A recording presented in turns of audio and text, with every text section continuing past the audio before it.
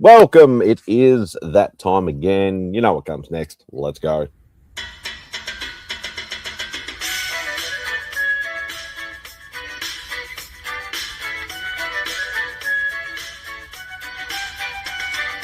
Said goodbye to Remy's place. Looking for my friends on a Saturday. Where's Fantastic Lady, Chip and Journey, Beckerman and Robbie Fatstacks?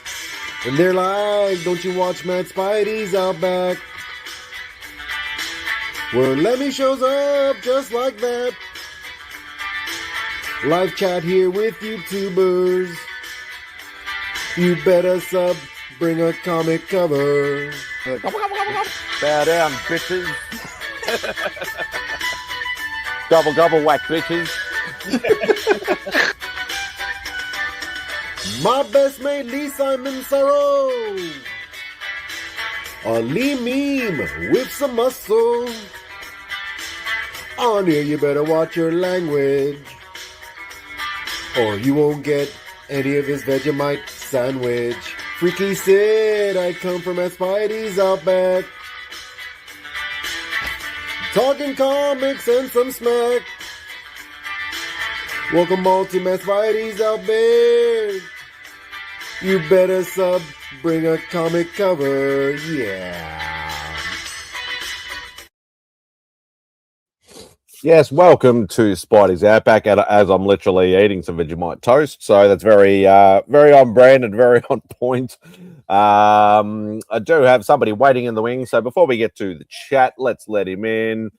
Mr. Jean Malot from the Great White North in the Hey, house. people. Thank you Hey. very much for joining.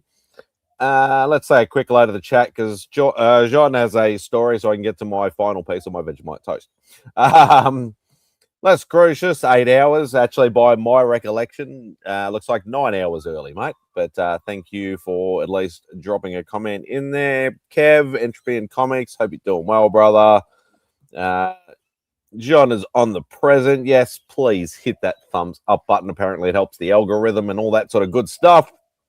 Ruby G in the house. Hope you're doing well, brother.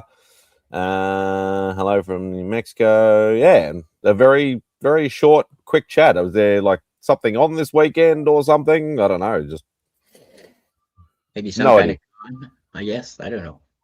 Oh yeah, I heard them say. I thought it was next weekend. Actually, I think next weekend is. Or I heard it on the Only Slabs this morning. Rob was saying something about like C2E2's on. MegaCon in Orlando was on. I think Toronto Fan Expo Toronto was on. I don't know. I don't think it's this weekend, and maybe next week. I don't know. Anyway. Oh, and there's Tate. Hey, Tate, hope you're doing well, brother. Not fairy bread. Don't be rude. Yeah, no Only Slabs next week, so I get to sleep in. Woohoo!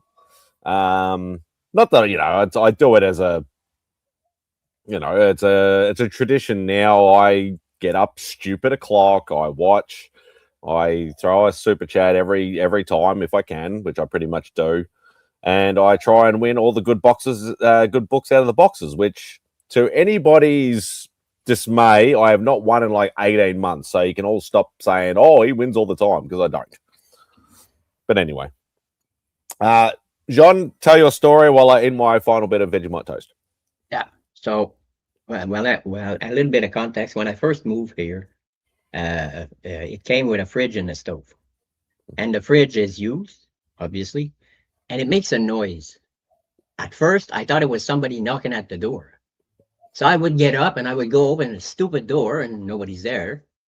And I think I was doing the dishes after maybe 2 months that I've been here. And I hear that knocking sound, but it's not coming from the left-hand side where the door is. It's coming from the right-hand side. So I realized it's the damn fridge. So I got used to the stupid knocking at the door. And I suffer from insomnia, so I have a hard time sleeping. And last night was the same thing as usual.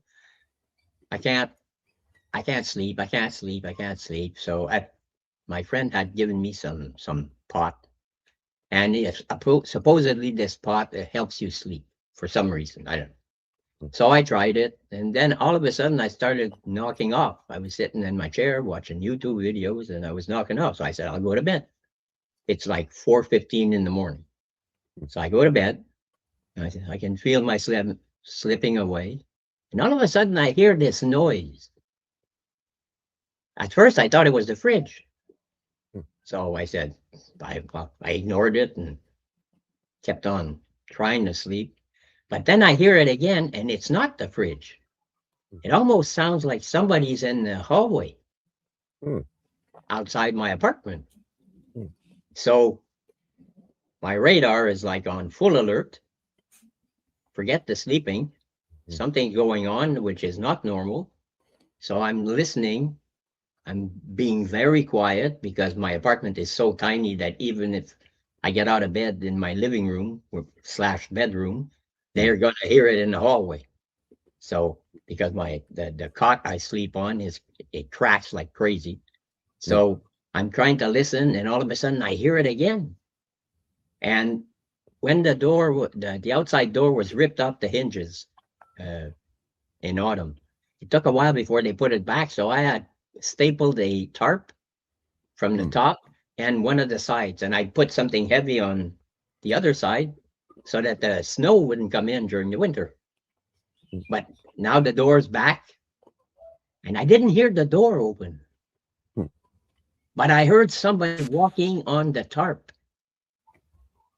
Or I thought I heard somebody walking on the tarp, and I'm full awake. But I have no weapons. I don't have a baseball bat. I have a BB gun, but I can't find the CO2 cartridges or the BBs. And unless you're like point blank and you're aiming for the eye, you're not really going to do any damage. Maybe destroy the bastard. I have a broom, but if the guy's got a gun, the broom's no use. I mean, so I'm in the living room. I finally get up. I sit in my chair. I'm trying to listen. So for 2 hours, I'm just sitting there, not making any noise, but no, there's nothing going on. So I'm scared shitless there. I don't want to go open the door and face to face with because there's homeless people around here, and there are a lot of drug dealers around. So I don't want to be face to face with one of those guys. So I stayed and I waited, and I'm thirsty as hell. I want a stupid coffee. So I waited an extra hour. So I made some coffee, and I forgot to look in the hallway to see if he came from outside. There's snow outside, so there'd be snow on the carpet outside my apartment. But I didn't look, and I waited and I waited and I waited till way noon today. And when I checked, well, there's no trace. Even if it would have melted, it would have dried up by now. So I don't know what the hell happened. It's one of those weird stories there. But my God, my fucking radars were really up when I heard that tarp rustle around there. Whoa, wait, it's in the corner. It's not even hanging anymore. So what the hell is going on?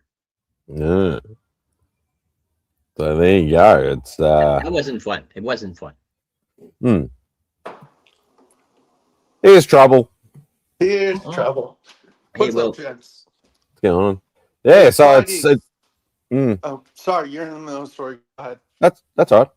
No, go on. I know you don't collect new comics, but you want to hear something cool is the new X-Men storyline. I don't remember when it comes out. I'm not really reading it. Guess where it takes place in the Outback. It's going to Antarctica. No, just yeah, exactly. They're all gonna freeze their asses off. They're all gonna die. Yeah, let's say Wolverine's healing ability help him in the Outback. Not gonna happen. Hate Prime being funny. Yeah, just French just ghost the cassowary just eats him. French ghost. What do you mean? See, I don't give a damn. I'm a Frenchman, and I'm not scared of them. So. Yeah, and you're also Pepe Le Pew's cousin. Yeah, I'm pretty sure. It's Pepe Le Frenchie. Pepe Le Frenchie. Dude, Yeah, so John that's and I actually that's were on a interesting. stream watching Pepe Le Pew once. We were like, "Oh, we're gonna get dinged so hard for this, dude." We never got shut down. Remember that, John? It was like No, a you don't. You won't get shut video. down. You'll cop it afterwards. Oh, but They I generally. remember one night, I can't remember which channel I was on. We were talking, and all of a sudden, poof, everything went dark. I think I was there He was too. like Yeah.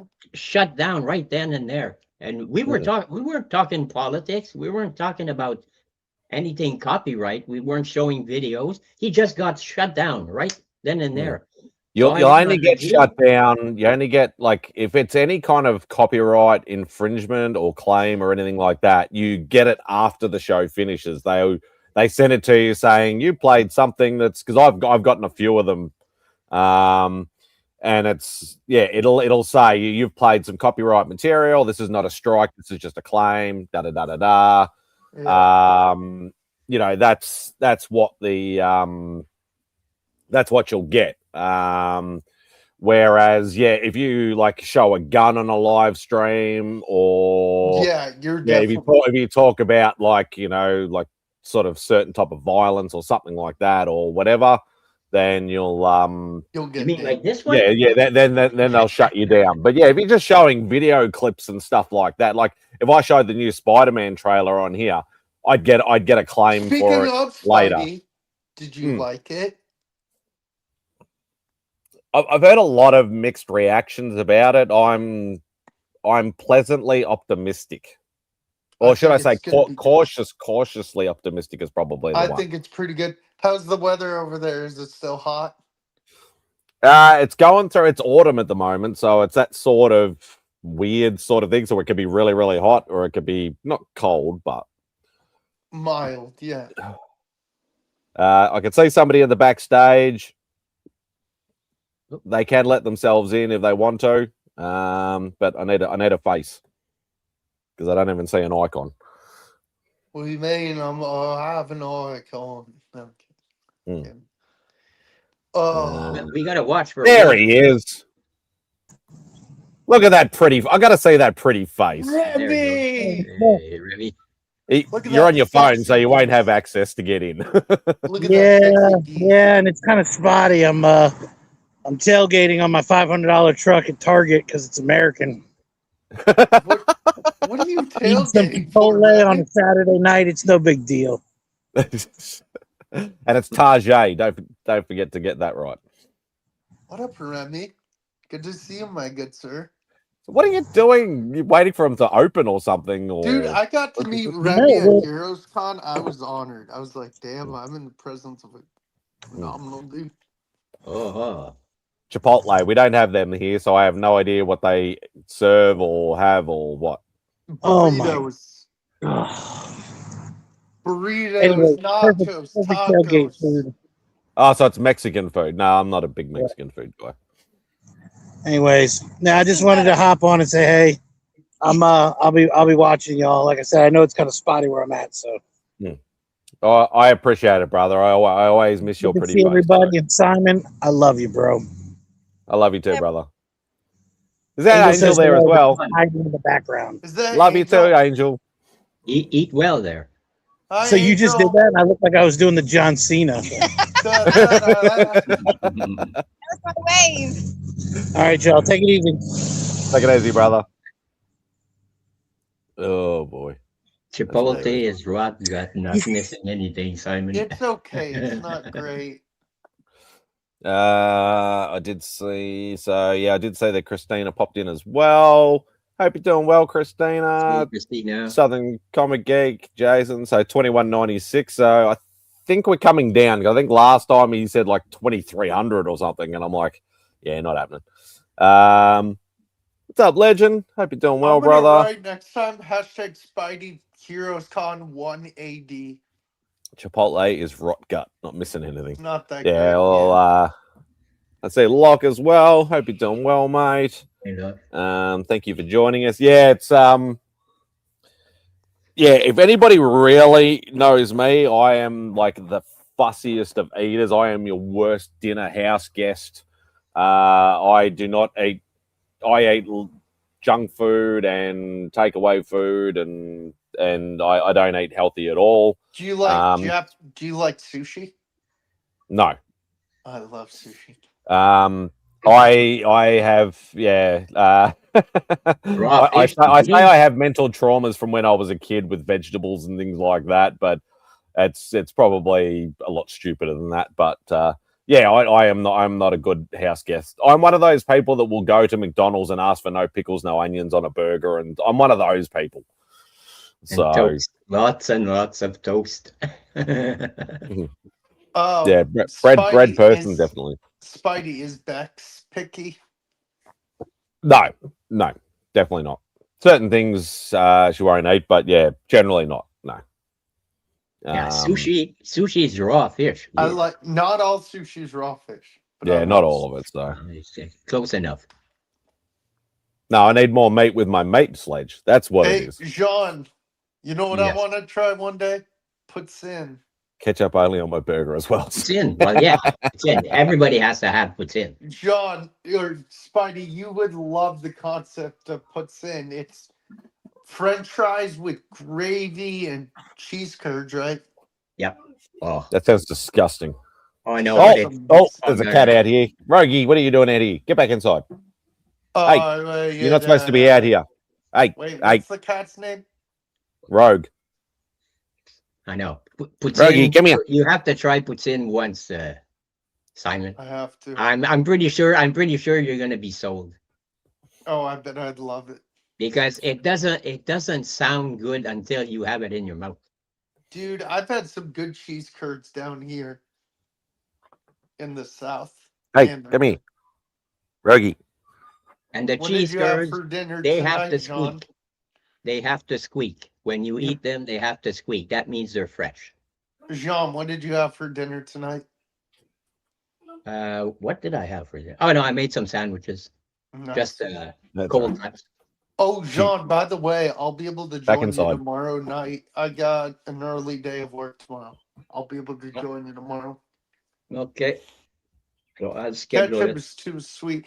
Yeah, I don't really do ketchup on burgers anymore. I just do pickles or nothing. Give me a we have what we call tomato sauce over here. Like we have ketchup as well, but it's mainly tomato sauce because we're actually like brought up on tomato sauce. It's like a big Australian thing or whatever over here. It's not as sweet as ketchup. It's more of an actual tomato sauce, not an actual like sugar and preservative type thing like ketchup is.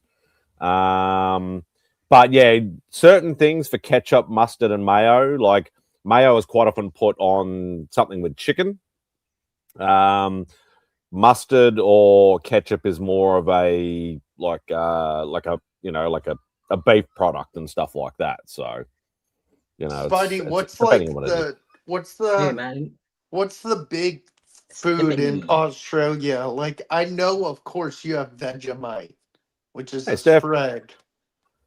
Yeah, and that's the thing. Like we're a country of, as Taylor Winder would say, convicts. I am vegetarian and do veggie burgers, but only do mayo, sometimes mustard. Okay. Yeah, we have a few things that are obviously only ours, but we don't really have like a cuisine as such that is purely Australian. Like we have certain things, like obviously, Vegemite and Tim Tams and Buddy, I want some Tim Tams.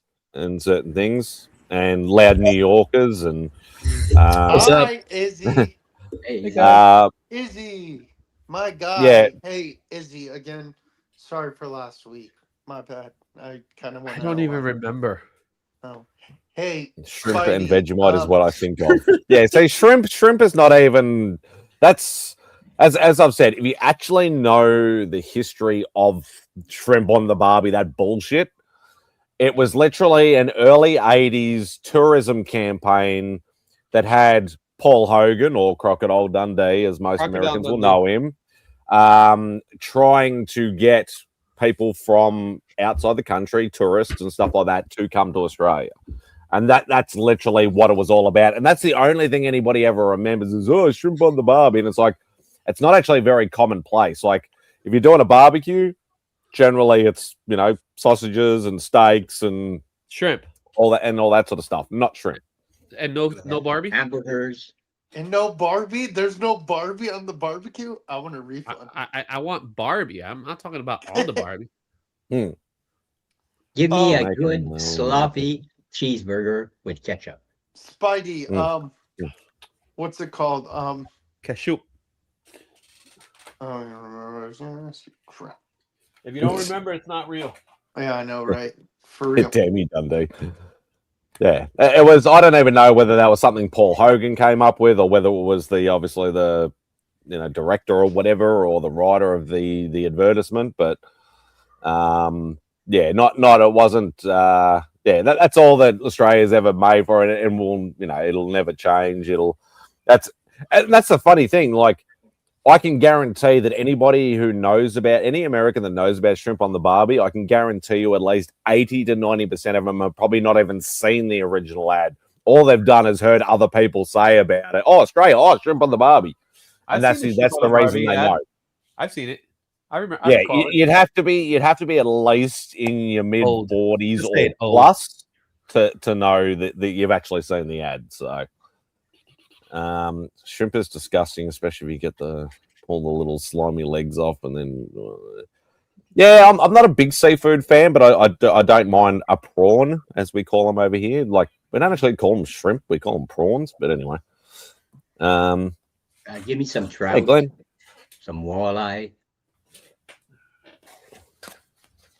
That's the kind of seafood that I like. I have a dilemma. I was making a burger now and spilled tomato sauce on my ASM 129. Should I pour ketchup on it to even it out, or should I give the book the wide berth? I would probably throw it in the bin because it's fucked now. Call it the bloody edition. Yeah, you have the girlfriend edition. Obviously not in that book, but a different Spider-Man book. You can call it the bloody edition. Shrimp are sea roaches. No prawn, it's bigger. We generalize everything over here, Steph. Anyone ever mentions shrimp on the Barbie or Foster's again? Block them. you know where my mind was going, Glenn. Ugh. And there is a poll in the chat. If you haven't already clicked on your preference, there is only one right answer. So choose wisely. What's the poll? Continuing on with, once again, it gets brought up in Only Slabs, the X-Men 1 GSX 1 debate. We all know what the correct answer is. So, yeah, choose wisely. All right, I'm going to look at the poll. Yeah, exactly. Tate knows what I'm talking about. Hashtag Chris is wrong. I already know the answer. Yeah. Morton Baby. You seem to know a lot about Australian stuff, Immortal Sticky Shack. This is are you secretly an Australian? Is this a persona of another Australian YouTube content creator? Who knows? Because you secretly know a lot. You say a lot of things that I'm like, you sound like you're Australian. Or Aussie. Aussie. As in, like, comic Aussie? Just say Aussie like that. Don't say Aussie. Let's not talk about that guy. What's wrong with comic Aussie? The fellow Canadian. He's a top bloke. No, I love comic Aussie. He's a good guy. Yeah. That's the thing I hate about polls is you can't see it in StreamYard. I have to go in and open up another screen with YouTube. That's what I ended up doing. I ended up going to mate, I just Fosh and Chops. Well, Fosh and Chops, saying Fosh and Chops like that is New Zealand. And you all know my origin, just don't tell big. Well, obviously you're a New Zealander then, not an Australian. But being a Kiwi, you know quite a bit about Australia and vice versa.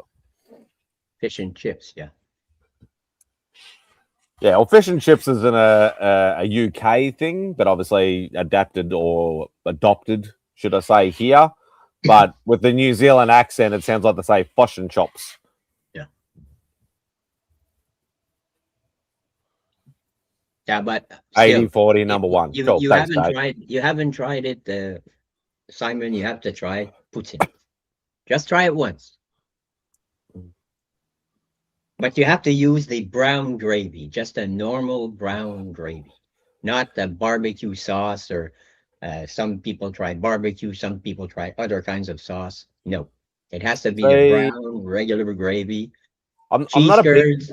big gravy person, but gravy over here is more of a side, or if you have like a really nice sort of steak at Christmas time, quite often gravy is done. Like you might just put a small smearing over the top of the steak or something like that. It's not really. I know the Gravy and Americans are mashed big with, potatoes. I know gravy and was it gravy and biscuits or something, which I think is those little small dinner roll things or something, is huge in America. We don't have that sort of thing here. No, gravy and mashed potatoes. Yeah, gravy and mashed potatoes is another thing over here as well. Yeah. Okay, but that gravy. what's the and, third thing you cheese said? curds and the French fries. Cheese turds or curds? Curds. Okay, that sort of, I like cheese, but the curd part sort of turns me off a little bit. Just try it. Just try it once, and try it with your girlfriend, and you might be a converted person when you're done. Poutine seems like a heart attack, but if I go to Canada, I will definitely try. I think my daughter took my erasers. What's up, Bobby? There you go, cheese turds. Exactly what I said. Poutine is like a last meal request. As in, like, if that was the only meal before you die, that's all you could have, or it's like that is like that's what you want. It's like your favorite meal that you'd want as your last meal before you die, like that sort of request. Yeah, but it's good. It's really good.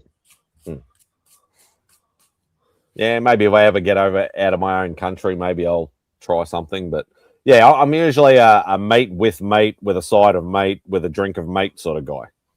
Ah, okay. Yeah, I'm not. I don't eat vegetables. I don't eat fruit. I'm pretty much just mate. You don't eat vegetables. You don't eat fruit. You're a meaty guy. You're carnivore. I'm a carnivore. You're a carnivore. Yep. Okay, I could respect that. Vegetarian. The best Canadian dish is the Montreal shawarma. I haven't tried that. We have a shawarma joint here in my hometown. So I'm gonna have to try that at one point. My brother Paul says it's like heaven on earth. So yeah, I get you. Like my brother Paul's crazy. So poutine is just dressed up fries. We cook them right here. No need to hide them. It's not dressed up fries. It's fries with cheese curds and gravy.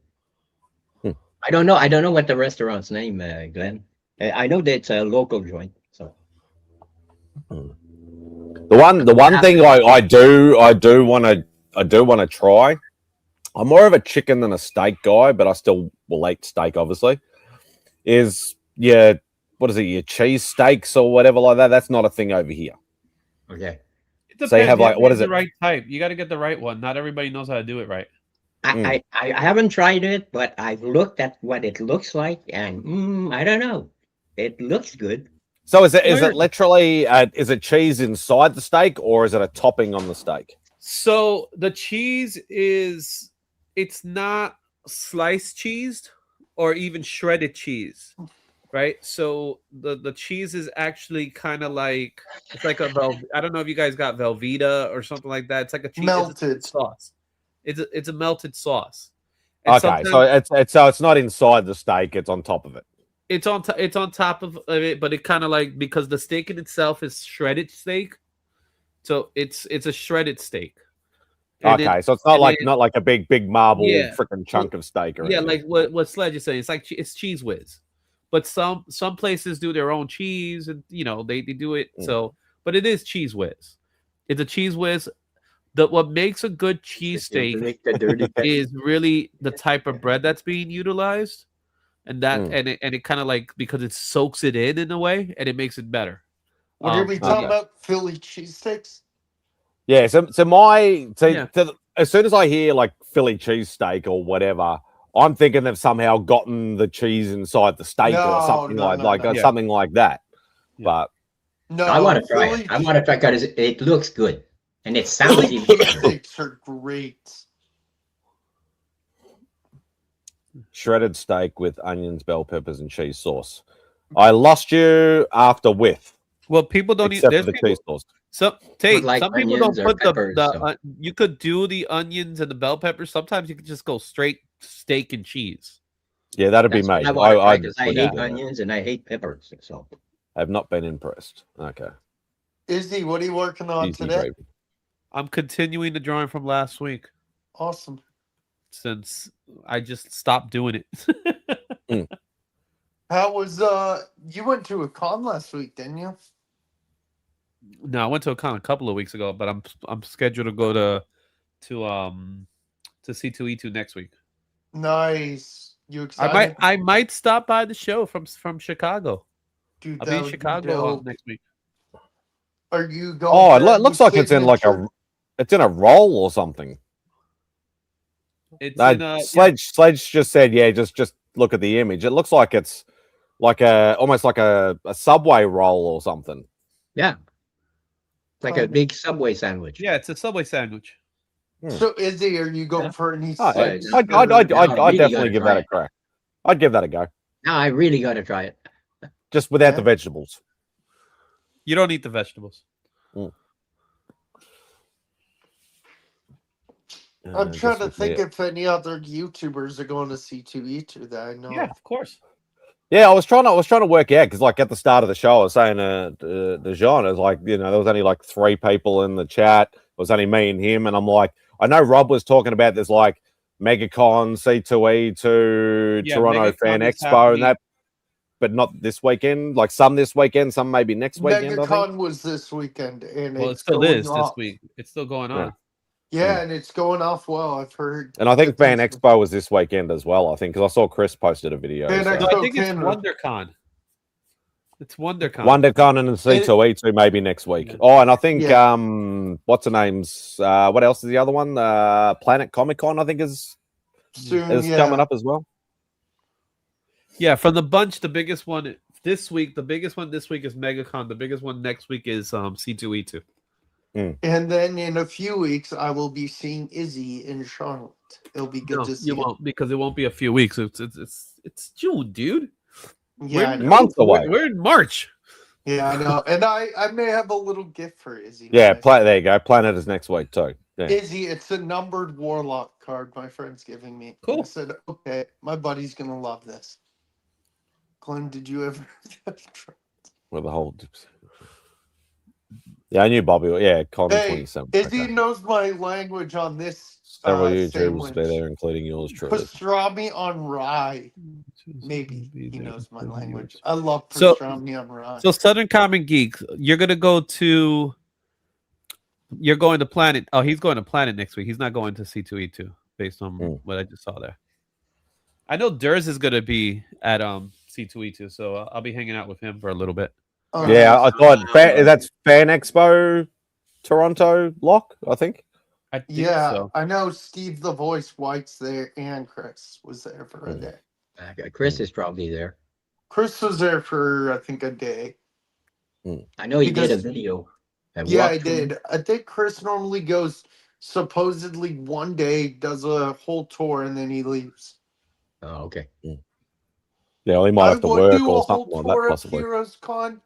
Oh, but Fan I don't have Expo the is patience. August. Okay, so it's just Toronto Comic Con then.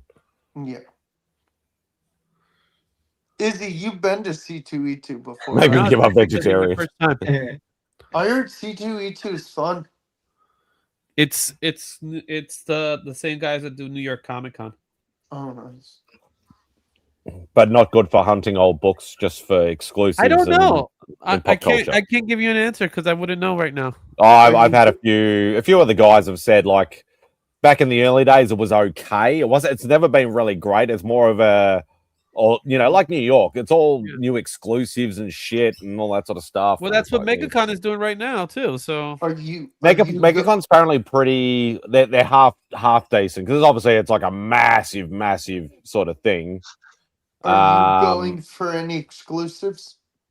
nope, not right now because they haven't really announced anything like that. There will be some now. There's some here and there, but nothing is standing out yet. But I think the exclusive game is kind of like starting to die out a little bit. What Yeah. I'm starting to notice is because the vendors are actually selling their exclusives online, it defeats the purpose. Mm. You know what I mean? Yep. Yeah, because you don't know. Because obviously, more people would target online because if they can't go to the show, Exactly. they'll just wait for the timer to run out on the online sale or well, the online release, and then just go bang. I've got it. I don't even need to leave my room. Exactly. Mhm. Like most nerds. But Ooh.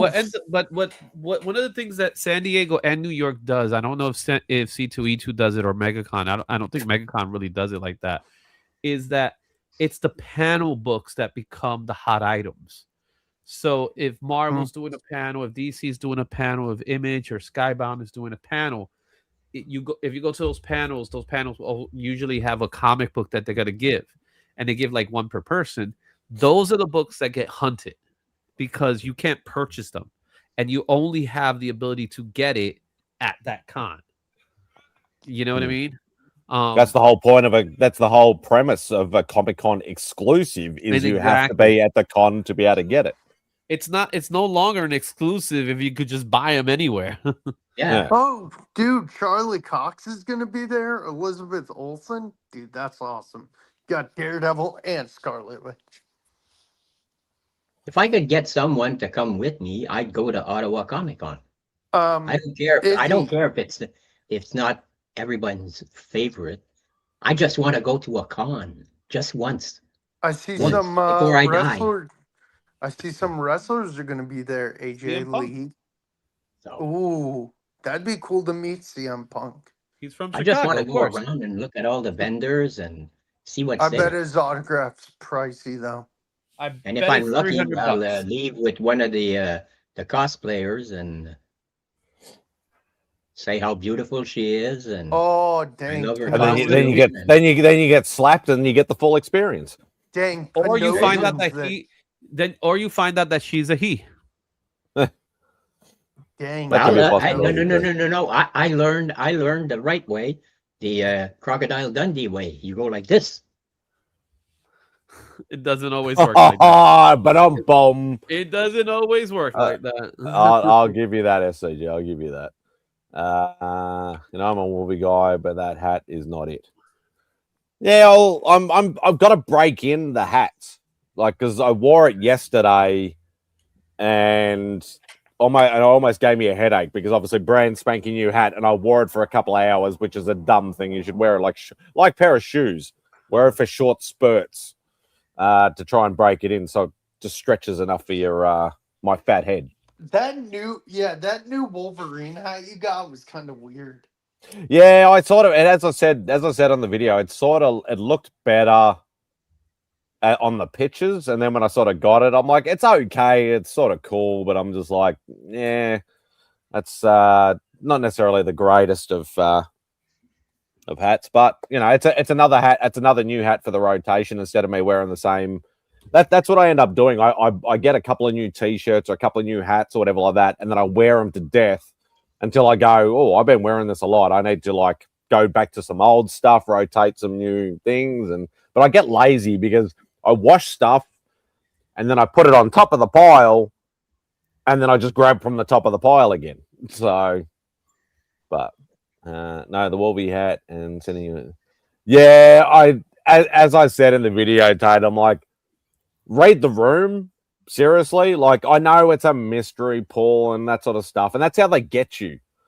I bought all these Marvel hats, and I'm like, get to the checkout, and it's like, oh, you can just do a mystery t-shirt, just give us your size, and you get it for like $10 extra. And I'm like, fuck it, $10 for a t-shirt, hell yeah, I'll just do that. And obviously, all they've done is they've gone, okay, we've sold the least of these. Yep, that's how. Or we have the most of these left. Let's give you that one. But it's like, read the room. Like, I bought all Marvel stuff, and you give me a freaking DC t-shirt. Yeah, and no, I found that part really funny, actually. Yeah, yeah. Simon gets a fucking Superman t-shirt. Yeah. Simon's Hey, like, Steve. And it's not even blue with the the red and yellow logo. It's like black. So Yeah, all they trolled me literally. Yeah, well, it's like the death of Superman when he comes back. He's got the black, yeah. with the silver S or whatever like that. So, what's going on, Jim? Hey, Jim. Jim. So yeah, I'll probably just give it a simple Simon or something like that. What's a simple Simon? A Simon that is simple or simpler than me. Did I told Simple Simon there's like a brand of firewood at work called Simple Simon. He's like, damn, I knew I should have copyrighted my name. Oh, you'd have to go way back to copyright Simple Simon because that's something from freaking God knows how long. Anybody who's been named Simon has been called Simple Simon or something at some point. Yep. Oh, kookaburras are out. I just had kookaburra wings from what are Outback. they called? Hey, They wouldn't really kookaburra wings because they'd be way too small to eat. Well, I actually had kookaburra rings. I'm just telling you now. Bruce is in the house, so. Oh, I didn't say thank you. Bruce. Oh, What's up, Bruce? Hope you're doing well, brother. Bruce. Yeah, you're getting better, Vogsy. I'll give you that. You're getting better. Look, more calm. Wait, I think it's. How do you spell that? Kookaburra. It's cook, as in you're cooking a meal. Cook-a-burra. Not kook. Oh, it's those cook. things are small. Yeah, that's why if they say it's like when you eat like buffalo wings. Well, they're not actually buffalo wings. Yes, they buffaloes are. don't have They're wings. not actually Yes, they made are. from buffaloes either. Yeah, exactly. Like even I know that. Is that what's that? Our cassowaries Australian? Hey, ABZ, haven't seen you for a while. Hope you're doing well, mate. It's Spidey or cassowaries local to your area? Hell no, thank Christ for that. Dude, those things are creepy. No, those things are freaking. They are one of the most dangerous birds on the planet Earth. They are extremely territorial, extremely aggressive, and they are You don't want to go near them. You do not want to go near them They're if you're near the outback, aren't they? Like they're actually more desert. of a coastal bird.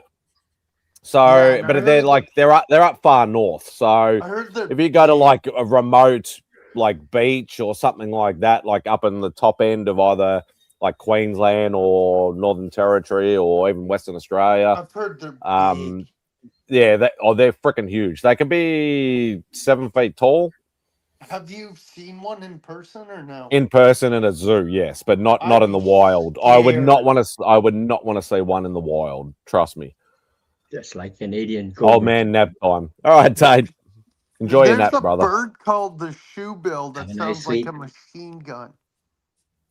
Yeah, they are literally, they have been around. I don't know whether they've been around since prehistoric time, but I know they're extremely old. Cassowaries. Early morning. It's only 11:43 p.m. though. Yeah, I wouldn't want to. Well, it's only 10:43 a.m. here. So, just like Canadian cobra chicken, that sounds like a made up bullshit. Larry Bird is the most dangerous bird on earth. Have you ever seen a Tasmanian? Only on the basketball court. He's probably the tallest. So, Spidey, have you ever seen a Tasmanian devil? Yeah, I've patted a Tasmanian devil. yeah, but we've seen that on Bugs Bunny, haven't we? Yeah. Yeah, a little bit of a the hyperactivity of Tassie Devil on the Looney Tunes is probably pretty correct, but they do not stand on two legs and they're not brown and things like that. But it's obviously they had to try and change as much as possible with still being able to use the name, obviously, to not get sued or something like that. They wouldn't have gotten sued. It's Warner Brothers. And I think copyright laws were different. I don't think he's that keen on rabbits. So, but yeah, Tassie Devils are Yeah, they're a fierce little creature. You wouldn't want to get bitten by one of them, even though they're kind of smallish. But they could probably break your bone if they got a hold of your finger or something like that. They would snap your finger straight clean off. Do you have capybaras? No, capybara is African, I think. I think capybaras are Africans. They're the world's biggest rodent. Yeah, they're like. They're huge, but they're a herbivore. They're a Tate Prime. They only eat vegetables and stuff. The world's biggest rodents are New York sewer rats. Ah, I mean, those things that you can walk those with a leash, man. Yeah, Hey, and roadrunners aren't 4 foot Izzy, tall either, and Izzy, purple. you They're know only what like else 1 foot they're tall. known for? Sorry, John. You know what else they're known for? Training a bunch of turtles. Yeah. But That's make no sense whatsoever, and I What never makes want to see no anything. sense? He didn't get the joke. Yes, I did. TNMNT or whatever that stupid show was. TNT. Oh, Wow. oh, no. You're not a fan of the turtles? Nope. Wow. Come on, mutant turtles, I'm a fan of the original ninjas, trained by a rat. original cartoon series and that the live in a sewer. Come on. I Hey. love it, man. Did Well, that's good for you. Spidey, you see Bobby said no, the most dangerous bird on earth is Larry Bird. yeah, I did say that. Yeah. I love But if I was to go up against Larry Bird on a basketball court and a cassowary, I'd rather go up against Larry Bird any day of the week. Yeah, cassowaries have that like rock thing on their head. It's literally cartilage that is as strong as a bone. It Yeah, is it's like literally a it is stone, literally it's like like a rock on their head. But Yeah, it's look at like their this. feet. Their feet, their talons are like 3-4 inches long each. Oh, that's scary. Dude. And they can still, with their beak as well, can still peck your peck some damage onto you. They have nice colors though. Well, I mean, from the neck up. No, they're Yeah, ugly, they're not a bad looking bird. They're just a very scary bird and can do They a look hell like of a an lot of damage. ostrich. John, you should go Yeah. fight one. They look like an ostrich. Yeah, a fucking. Yeah, Yeah, they're not as They're tall. They're not exactly friendly either. I mean, Spidey, do you have? I'd rather go up peacocks? against an ostrich than a cassowary. yeah, Trust me. probably me too. But I mean, they're still big birds. Yeah. If they decide that they're running after you, you have no chance of running away. Oh, forget it. Spidey, do you have peacocks? Yeah, we have peacocks. Yeah, they're fun and weird. They make some weird ass noises. Peacocks suck. Really? They suck, man. No, They're childhood nice. trauma here. He got scared by the eyes on the tails as a kid. Maybe stealing your sandwiches. Oh Pe- god. No, that's seagulls, dude. Seagulls are the sandwich seats. Well, peacocks too. They suck too. Nah, Big Bird's all right. Let No, Big Big Bird Bird alone. is great, dude, man. He's good people. He's good people. Yeah, good people. He's from New York. He's good people. He is from New York. I'm from Connecticut, but I have family in New York. But, Yeah, we got wild turkeys here, Oh and they're god. starting to encroach. So you can actually spot some in your backyard if you. Jean, do you have French speaking skunks? Oh god. I've never actually asked them. You wouldn't want to go near him because you wouldn't want to get sprayed. Because when you see a skunk on the sidewalk, you back You away. know it. You back away You very know slowly, it. and don't startle them, because if they turn around and lift that tail up, You're fucked. oh yeah, big time. Well, Yes, I'm they glad. just like- I'm glad that's one animal we do not have here, and that's skunks. Jean, So I then you thought have to they would- get like tons and tons of tomato juice and in the bathtub and come on and wash and repeat John, I'm and wash surprised and you rinse didn't and go repeat. up to one and say, "Hey, baby." Yeah. That feels you. You know, if I see a skunk, I make sure that I'm far, far away and really quick. Yep. Yeah, no, glad we haven't got them. They suck, dude. I wish we had chipmunks over here because they're really cute. They are cute. We They are- we have some over here. We have some. I used to have one when I used to live on Main Street, way at the They're end. good singers. I from had what I one, heard. and it would come up on me and eat some peanuts, and I would give him peanuts, and I could pet him. Hmm. And I found out it wasn't a he, it was a she, but I called him little guy, and actually it was a little girl. So It's all coming back to us from earlier on with the cosplayer, now with the chipmunks. It's going full circle. Full circle. yeah, the little chipmunk, and we got squirrels. We got gray squirrels. We got black squirrels. Yeah, we don't have squirrels either. What? Yeah, but our possums are a lot cuter than your possums. Your possums look No, fucking possums are scary. disgusting. Possums, Yeah, they look scary. possums are assholes. Hey, Will, please tell me we're not going to the bathroom with you. No, we're going back Okay. to the Okay. room. Hell no. Hey, what's going on, Dale? Well, you're dragging Yeah, toilet yeah. paper Well, in your brother. hand. I mean, hey, What's up? Dale. No, we're just going back to the The room. female, male, and chipmunk nuts. Yeah, peanuts.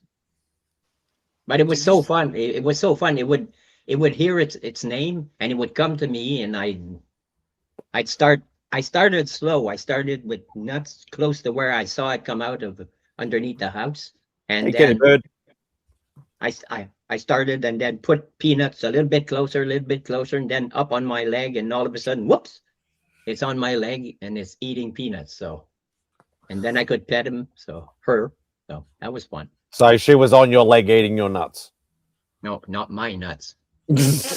Ah, She was eating nuts that I supplied to her. You walked into it. Yeah. Mhm.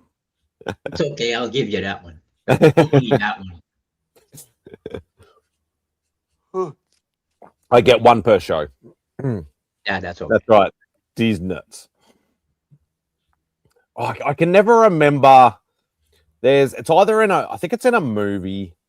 They're on a plane, and there's a lady sitting next to a guy. The guy's got a weird accent of some kind, and he keeps saying, "Would you like my penis?" And it sounds like he says penis every single time, but he's saying and he's peanuts. saying happiness. Okay. No, he's saying peanuts because you get the Yeah. little bag of peanuts sort of We thing. don't, But I we can't don't get remember what those. movie We don't it's get from. those kinds of movies the way you do. It's like an airplane movie or a planes, trains, and automobiles style sort of movie, like one of those sort of movies. Like it's a gag movie or a spoof movie sort of thing. Yeah. I can't remember what it is though. There's a parody where a guy's like, "Life is about happiness," and they're like, "Did you say a penis? No, happiness." And they're like, "No, penis? No." No, it wasn't. I don't think it was. I can't watch Borat. I don't like Sacha Baron Cohen, so it may be Borat, but I don't think it is. But I'm not 100% sure. But yeah, I'd love to be able to remember what that movie is because I remember just seeing that scene, even if it was Borat, and thought that was quite funny because I'm a 5-year-old child. I didn't Sounds like get a to John watch it. Turturro I need to line, watch yeah. the replay. How was the Only Slab say, Simon? Yeah, it was good. Yeah, it was good. He had some banger books. Who He won? had some new books, old books, mainly Marvel, which was good. I think I flipped through it. I'm gonna have to watch it though. Space Case and Silver Eagle, I think. Yeah, they won. Okay. I kept saying into the chat to Chris, like where you're saving all the good old books for me when I finally win again. I want to win eventually. You still haven't won one, Vogsy? Nope. I've won a okay. few times. I won. I Yeah. think 2 months you ago. won, I won Izzy? twice in the same month. So Oh yeah. Oh, was it Cannonball Run 3? I love the Cannonball Run movies. I've won. Are you talking about the movie Speed Zone? That's the thing that I don't know what movie it's from. I know it's on a plane, obviously, because you get the little bags of peanuts and stuff like that. But It's I'm not. Cannonball Run. It's not a. It's not a. It's not a. It's not in a. Yeah, plane. that's a car thing. So that's why I'm thinking, unless it's yes, Cannonball Run 3. Okay, let's have a look. Rob would know if it's Cannonball Run. Cannonball Run 3. Peanuts skit.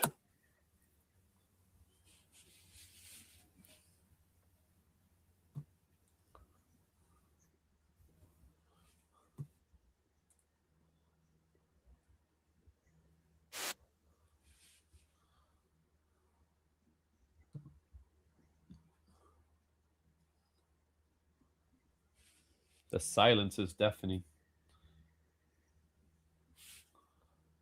Yep.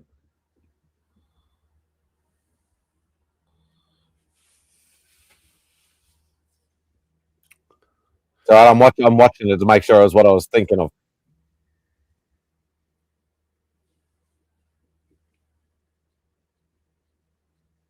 Airplane person says peanuts, but sounds like penis. And the funny thing is, he's a Frenchman who says the "Would you like my peanuts?" So yeah, that was the same. Thank you. So Cannonball Run 3. Yeah, It it is says Cannonball Cannonball Run 3, and then it says like in brackets Speed Zone. So yeah. Beat Street 2 Electric Boogaloo. Airplane person. Yeah. Oh, I just googled Cannonball Run, but yeah, thank you, Christina. House Party 2. Bobby's bringing out all the classics. Yeah, and I'm only 10 away from 250 guys, so come on. Cool. I need 10 more subscribers. So if anybody's not subscribed, I know Christina probably would have dropped the link earlier. Yeah, she did. Unless it's because I know obviously earlier things for I can look at the whole chat, but obviously, yeah, for the viewers, it can disappear after a bit of time. So, but yeah, there you go.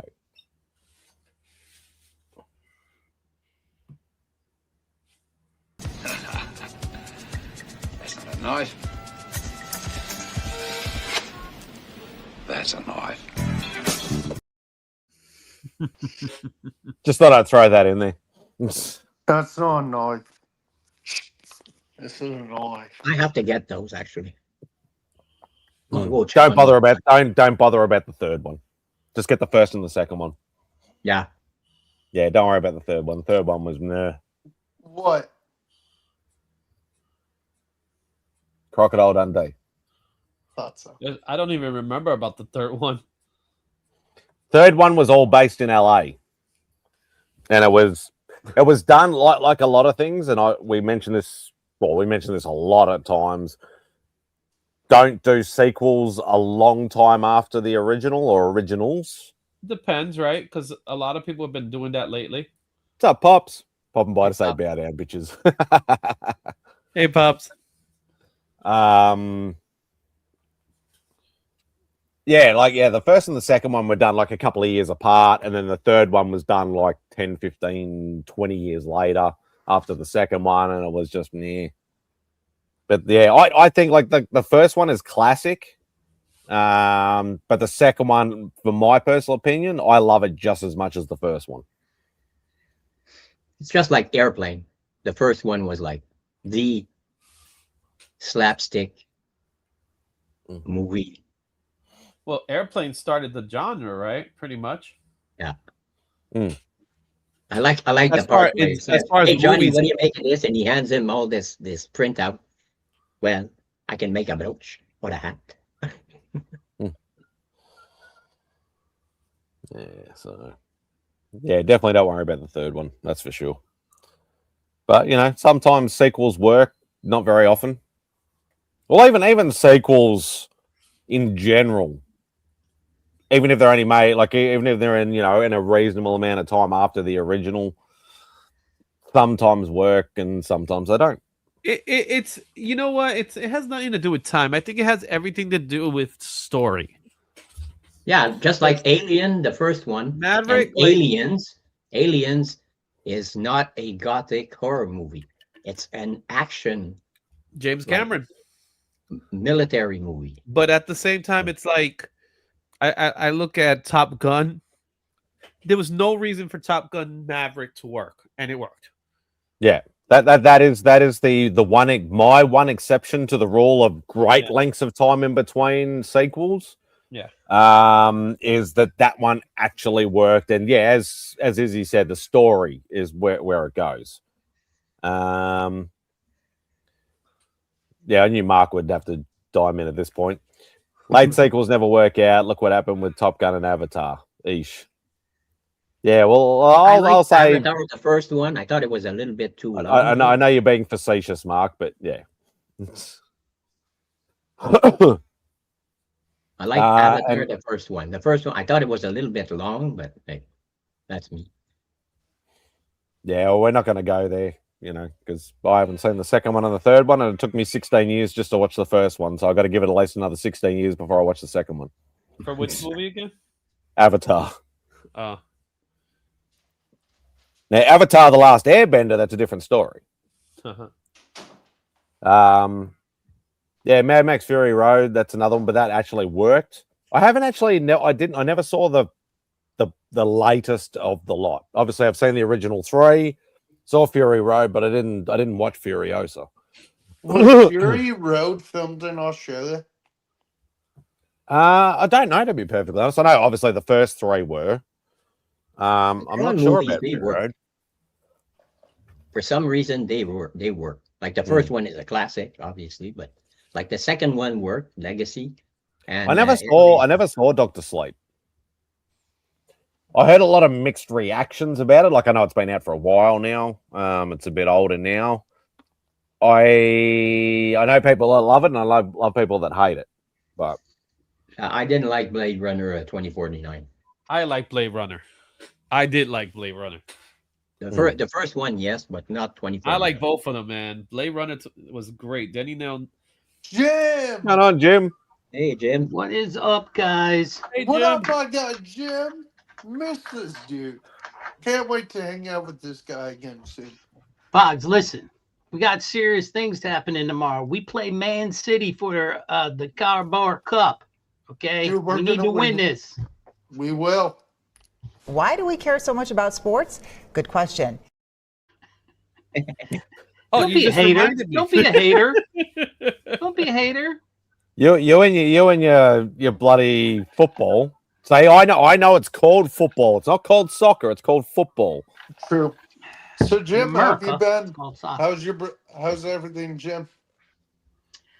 It's good. I went out digging today, found me 2 1957 quarters.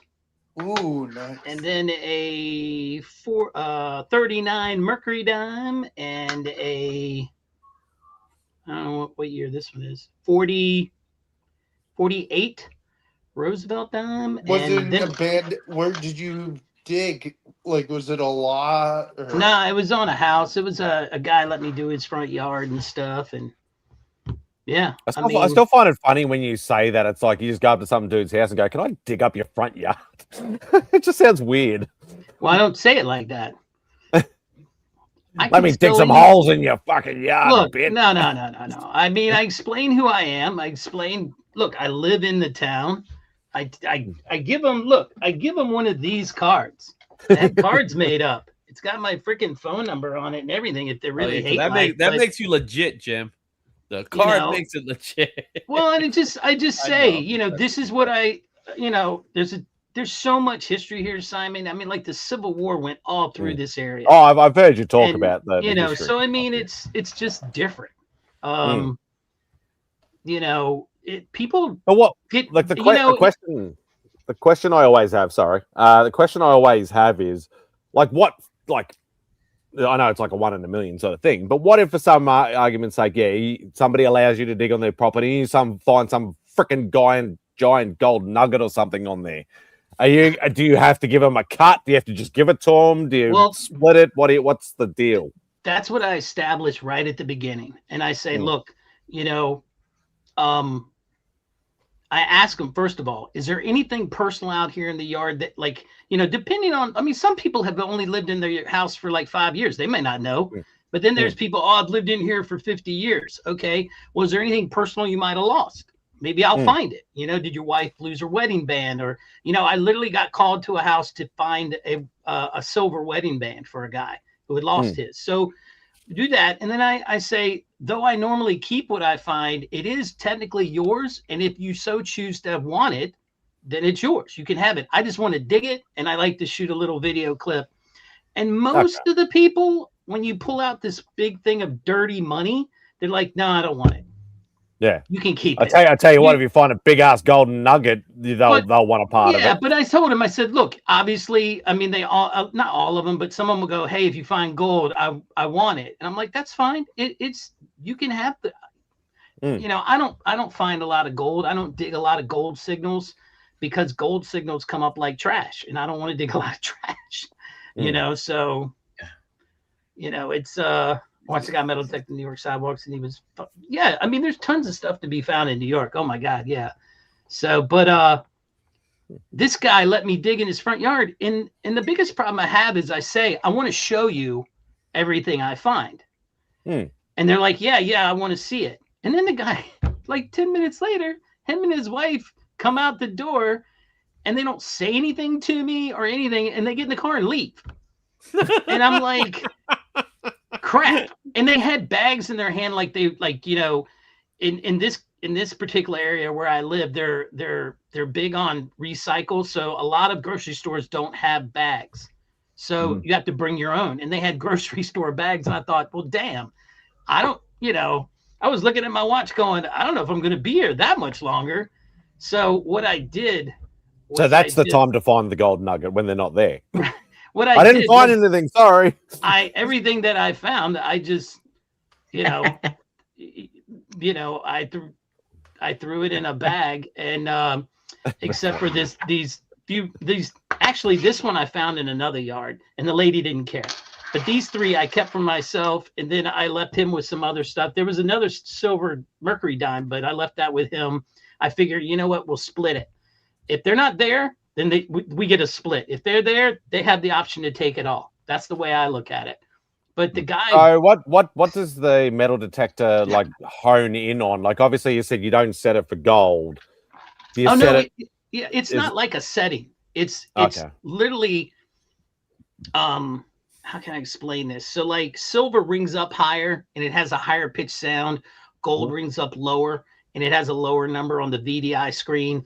And like I haven't found any gold with this new machine I bought. So I needed to borrow my wife's 14K band and wave it underneath of it. So I know what I'm hearing and what I'm looking for.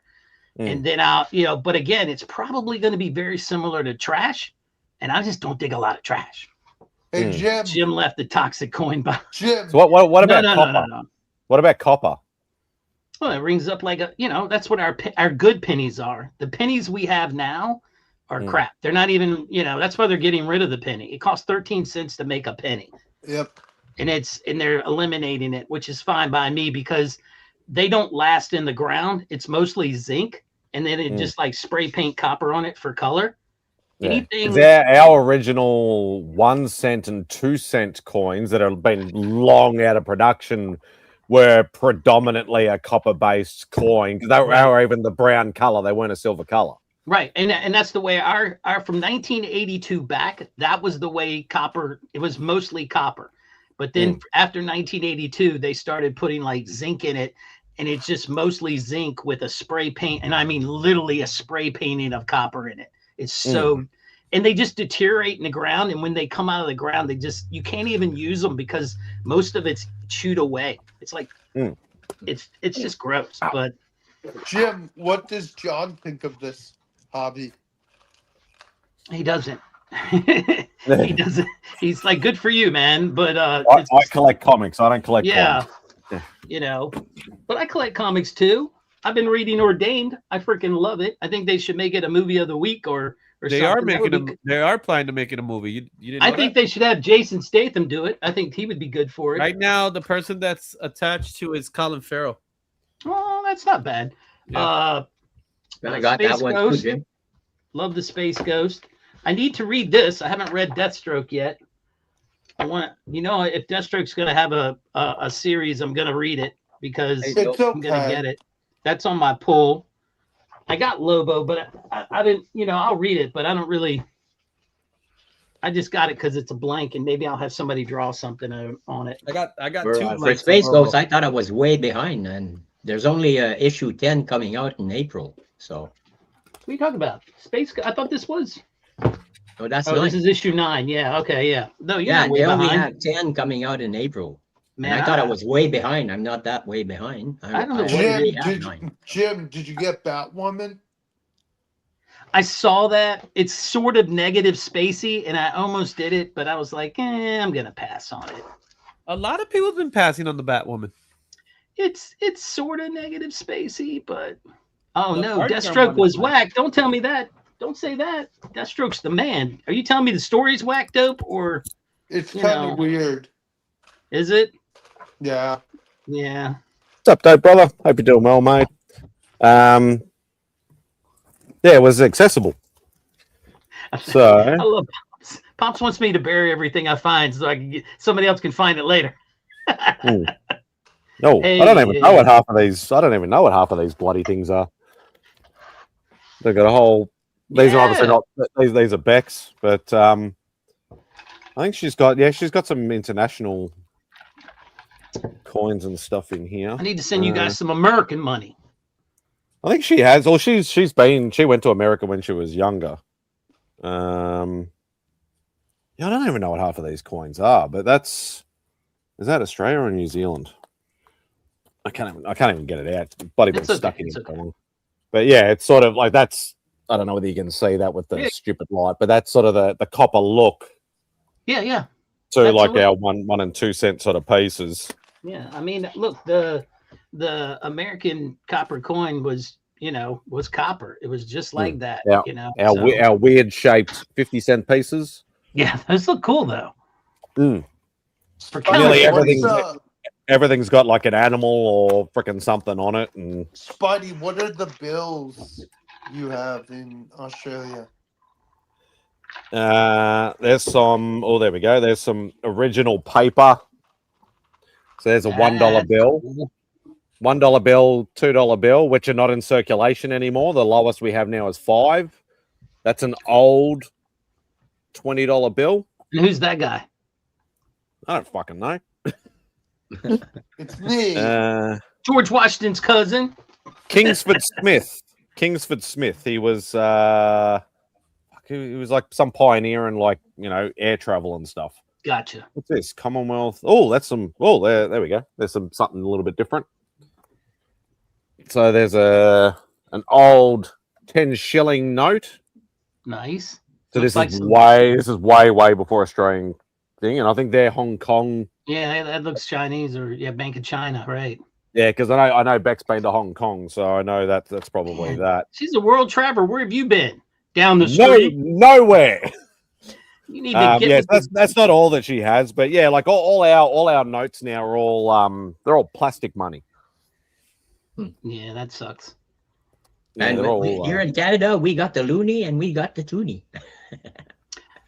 Jean, Which are I found weapons if you throw them at somebody. So I found a 1919 Canadian quarter. Oh, that was pretty old. That's like 925 silver, man. And then I found out the other day, I was talking to my buddy that Canada didn't have a mint. So what they did was they had a private company mint their coins. That's why it has an H on the bottom of certain coins from a certain period, like from 1901 to I don't know how far. But I didn't know that. That was kind of remember cool. the silver quarters. I remember those. Yeah, all right. We originally had like UK money before, obviously the Australian denomination came out and things like that. So it was all, pence and shillings and all that, and pounds and all that sort of stuff. So I'll have to send your woman some American money. She could put in American. the book. I think, as I said, I know she's got multiple folders, so I think she might have some. I don't know what she has, but even I have some $1 bills at home, like not the ones that have Spider-Man and Wolverine and stuff on it, but I somehow bought something off when I used to buy a lot of stuff off eBay, especially from the US and Canada. Yeah. I remember buying multiple items off a guy, and when he combined shipping, there was like $7 difference or something. He sent me 7 $1 bills. Okay. And I'm like, what the fuck am I going to do with 7 $1 bills of American money in Australia? Seriously. Might be worth more than your money. There's one ratio. American dollar bill that most I'd of the like time to it get in is. that spot. Yeah, I was gonna say, what's the ratio? I mean, you know, it might. It's funny when you look it up online and you're like, okay, let's see how much a South Korean won takes to make $1, and you know, and you're like, what?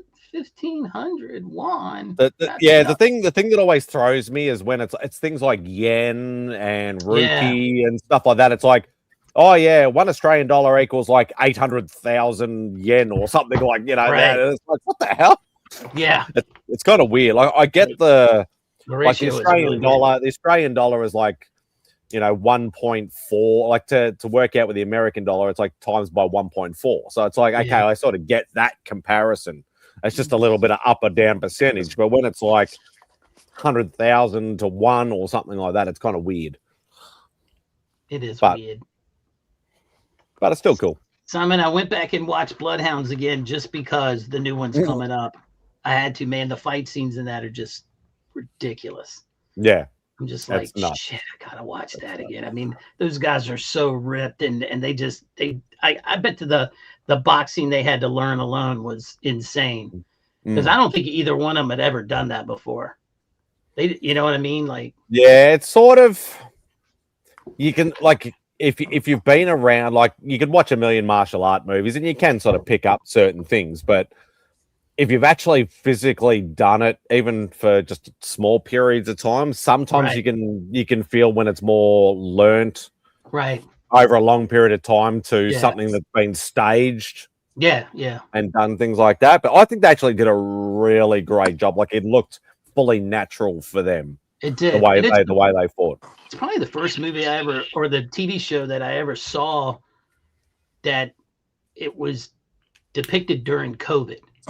You know, like the storyline ran out during COVID. They'd be like, hey, we should go get something to eat. Oh, damn, it's late and they've shut down because of COVID. Yeah. You know, they kept bringing that up. And I was just like, oh, man, they kept bringing up. And you'd see him walk around with mask. And, you know, there's a scene where he throws a guy off the bus because he doesn't have a mask on and he's coughing up a lung in front of everybody. So I was just like, one of my favorite Korean movies, and obviously, like, when I watch, you know, Asian movies, generally there's some kind of martial art or ninja or action or something like that.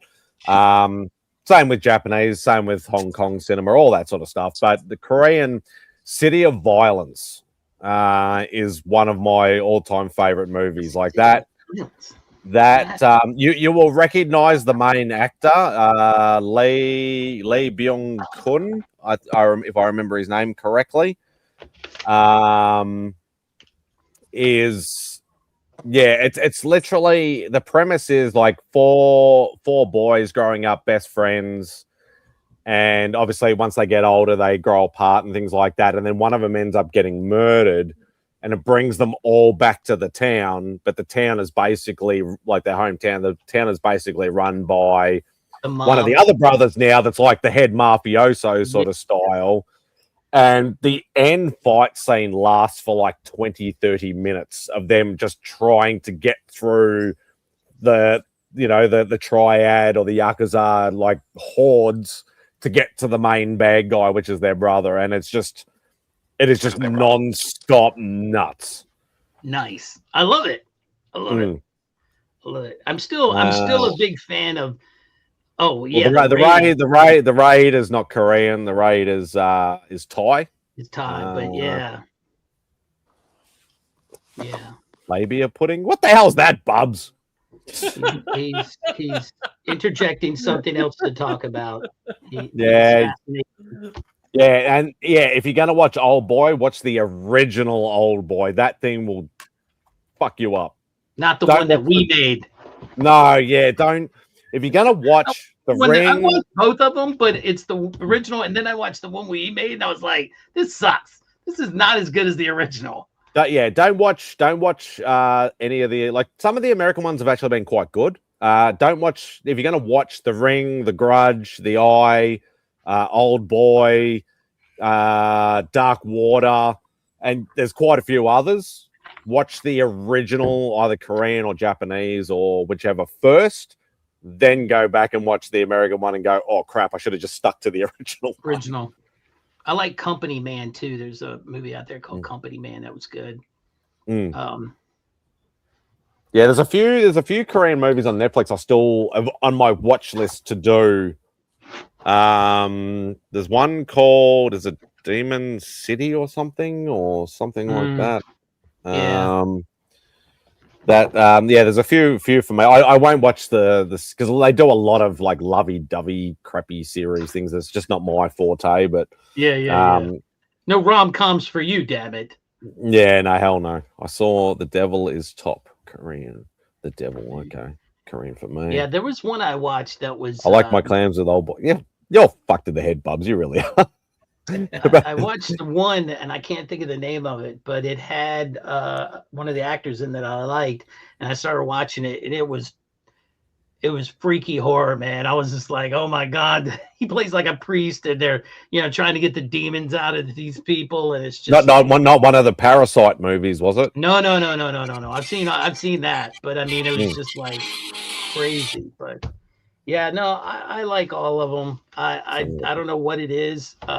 Sometimes I just get in the mood and I need to watch those. But lately I've been trying to break away from them because Netflix, honest to God, thinks I'm Korean. I mean, they don't. I mean, I have to find out from other people shit that dropped into Netflix. I'm like, what? What's up? What's up, Biggie? So. Chilling. Yeah, and that's the thing. Like, I started with Hong Kong cinema. Yeah, and then went to Japanese cinema, and then I literally graduated from there and just started checking out like Thai, Malay, right, Korean, things like that. And there's so much good stuff out there that just people don't know about because they don't deep dive enough. Right. All they do is they're like, oh, this has got Jackie Chan or Jet Li in it, so this might, or Bruce Lee or whatever like that. I'll just watch that. No, because there's so much more. Yeah, and they got good stories too. Stuff. I mean, like the storyline. There was one Korean one that came out not too long ago where the guy's like, he literally gets set up for a murder. Like they set him up. This guy, his whole thing is about taking personal stuff and I don't even know how to explain it. They set this guy up. They take physical evidence and put it where the murder scene is. And he pretty much gets set up to go to jail. And he was a patsy for somebody that was rich that had killed this girl. And they said, well, we have this guy in line. We have all this physical stuff. We're going to take it and put it in the room. And you won't be, they'll find it and they'll peg it on him. And that's what they did. And the whole movie is him trying to, it's like break out of jail, figure out how they did it. It's very much like The Fugitive, sort of, in a way. Like he knows he's innocent, but he has to prove it. So, yes, he has, Mark. But he's on the phone taking a call. Your mind always goes to the dirty stuff, Bubs. Hey, Biggie. What's up, Biggie? What's up, guys? Just chilling. How about that fucking Spider-Man trailer, man? That put a whooping on GTA 6, didn't it? I was waiting for someone to say something about it. Holy smoly. It was like a whole montage of Spider-Man stuff. Who knew there was that many Spider-Man fucking fans? I didn't think it was going to take over YouTube clicks and shit. Holy shit. Spider-Man's huge, bro. I mean, the biggest YouTube, is it the biggest trailer ever at this point? I don't know. I don't know if it is. It's got to be up there, though. It's definitely up there. I don't know if it surpassed I think it's Deadpool and Wolverine was pretty big. I'd have to Google it. I don't know, but Tom Holland looks like he's been working out a little bit. Yeah, He looked a lot beefier. Like he's older like too. That's he's part been of lifting. He's an older person now too, so I guess you could see that in his age. It felt like dark or gritty Spider-Man too. It Yeah. felt like there was something bad looming. You know, Yeah. like So my curiosity is, since it's a PG-13 movie, do you think we're gonna get Man Spider? I don't see the fucking angles for that. I kind of want. Oh, he's turning into Man Spider. I mean, that's what people are saying. Yeah, but when I watch a trailer, I just didn't fucking click for me. But what I'm hoping is Man like, Spider, is that the guy with the 6 arms? It's technically the Fly. It's like the Fly. Oh, see, I don't even want to. I want to fucking go the route of like, keep Scorpion, keep whatever the fuck else, but go with fucking Lizard and Doppelganger. That's what I want. I don't know this Man Spider fucker Fly guy, but I know Doppelganger pretty good. Well, yeah, well, Doppelganger hit in Infinity War. Yeah, so or in the comic book Infinity War. We started at first Morbius. Way I see Well, it. Morbius is where Man Spider comes from. That's but Doppelganger was done in the They're not '90s the in the same fucking Infinity thing. War. They're both like 6-arm fuckers, ain't they? No, like I know Izzy would know up, the thing bro? because he's a Warlock guy. But Infinity War in the '90s, they did doppelgangers of like every single hero, and that's where it came from. Yeah, so the story was pretty much because Infinity War in the comic book is not the same as the movie. So the movie's more Infinity Gauntlet. Yeah. But the comic book Infinity War was that because when Adam Warlock got the gauntlet, it split his personality pretty much. Yeah, As a result, Magus or Magus, whatever you want to pronounce it. Yeah, Magus came out of it, and he created all these doppelgangers of everybody pretty much. So there was a doppelganger, and that's where the Spider-Man doppelganger comes from. But yeah, it's not going to be a doppelganger. It's not going to be it's Man Spider. Yeah, that's what it is. The question is, I'm just curious, in a PG-13 landscape, how far will they take Man Spider? Yeah, is it just going to be the 6-arm Spider-Man, or is it actually going to be full? Yeah, like full Spider. I don't think he's going to go full Spider. My personal thought is I don't think he's going to go full Spider. Yeah, I don't think they could do that. What I want to know is he going to get back with MJ? Yeah, you know they're going to do that, but I don't think they're going to do that in this movie. Yeah, there you go. That's not the first doppelganger, or is there one more? No, Doppelganger's in Infinity War. That's 6-arm Spider-Man, and then he eventually goes into Man Spider. But they're two totally different. Is that what that is? That's just him mutating. Yeah. Yeah. Yeah, well, totally different. I read the one before this. I read the one after it, but yeah, Doppelganger doesn't. The Doppelgangers don't hit till the '90s. Yeah, and Doppelgangers like the 1990s. 1990s. There's nothing really about Doppelganger. It's just he's just a mindless Spider-Man. Yeah, it's not Peter Parker or anything like that. It's literally just a clone sort of thing. I know that's very hard to say with Spider-Man, but it's an Infinity War thing. Yeah, so the 6-issue it's not even a miniseries. clone. I wouldn't even call it a clone. That's the issue. Yeah, I think you're reading too much into the PG-13. I think today's PG-13 is a lot. They do a lot more than they would have when they first came out with PG-13. But keep in mind, this is I would say it's a PG to PG-13. And it's still Disney, rather than a PG to rated R. Like, like those like the PG-13 horror movies that they're like gateway movies for kids to watch. They won't have blood and things like that. I'm just saying can they create a Man Spider in a PG-13 environment that's not too scary for the kids? Because the kids are going to go watch the movie. Yeah. You're going to have kids watch the movie. So you want to give them nightmares? Yeah, sure. Have fun. Well, I mean, they don't have no problem with that. That's my point. They want to make the money. That's your parents' responsibility to take your kid or not and get them a nightmare. Yeah, but it's Spider-Man. I was 5 years old and I watched the 1931 version of Frankenstein, and I didn't die. Yeah, I don't know. I think. Yeah, they did Lizard, but I think Man Spider's a totally different sort of thing. Because you could say like the Lizard, okay, he's a big dinosaur. Kids love dinosaurs, stuff like that. And so the Lizard's not scary looking. Man Spider's scary looking. I mean, they got the pieces there to do Hobgoblin. Are they going to fucking tease it, or are they going I to do don't it? know. You know? I don't think they're going. I don't think they're gonna do Hobgoblin. I think that's just. I don't think they're telling us everything in this trailer either. I think No, there's going to be some fucking surprises for sure. They're definitely not telling us everything. That's true. They killed his aunt for crying out loud in the last movie or whatever. So, you know, You could do that. You could kill somebody. It's okay. Well, they didn't. They That's didn't even PG. do a teaser. They didn't even do a teaser trailer, did they? Like this is literally a full blown trailer, and they didn't do any teasers at all. This is the teaser trailer. Yeah, 2.5-minute bloody teaser. No, what they did was that they released the movie in pieces throughout the day, like literally in 10-second clips, which is stupid. Well, last movie, all the Eric, that speculation day, people were having. Everybody was having all the speculation about shit on the last movie, and they fucked up quite a bit of shit. So, remember when everybody thought it was going to be Hydra Man, it ended up being Mysterio. So, yeah, it could be some fuckery. You know, this shit could look perfect to MadSpidey, and it could turn out to be some other bullshit. You know, true that. Very true.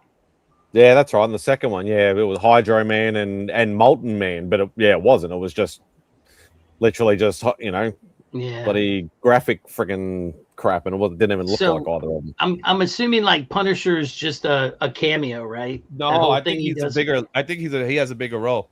You think so? It's a little bigger than a cameo, but he's gonna have a role. He's gonna have a bigger role. Man, I love the Punisher. I hope they don't do him dirty. Yeah, on it's that probably either. gonna be pretty good. It's probably gonna be pretty good, dude. Though I will say that last bit where from the last Daredevil where he goes into that room and I'm just like, what are you doing? The Punisher doesn't go in empty-handed and think he's just gonna whoop everybody's ass. And he doesn't get caught like that. I mean, I don't know what they're thinking with that, but What, from the Daredevil TV show? yeah. At least, but did you see when he got out? I'm just saying, that part was weird. Yeah, I saw, who was it? Was it Kimmel? I think it was Kimmel interviewing Charlie Cox. He's like, "Are you going to be in the new Spider-Man movie?" And he's like, "No." He is, and he's like, "Would you tell me if I was?" He's like, "No." Right. And he shouldn't. You know the scene with the hand. There's two scenes with the hand. There's one scene that they're in a prison cell. So chances are, so what the rumor is that they're in the prison cell because Daredevil's in the prison cell, and the hand is trying to go kill Daredevil. And then there's another scene where you know the scene where Spider-Man's like jumping and the hand's jumping towards him. Right. They're saying that there's something funny with that imagery, and they're saying that it's quite possible that there's other characters in there, or that they superimposed the hand.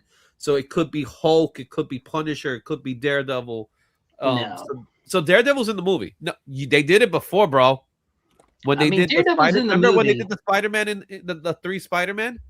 I get it. I just but he was just Matt Murdock. He wasn't Daredevil in that movie, right? I don't know. I don't have any. That's fine if Daredevil's in it.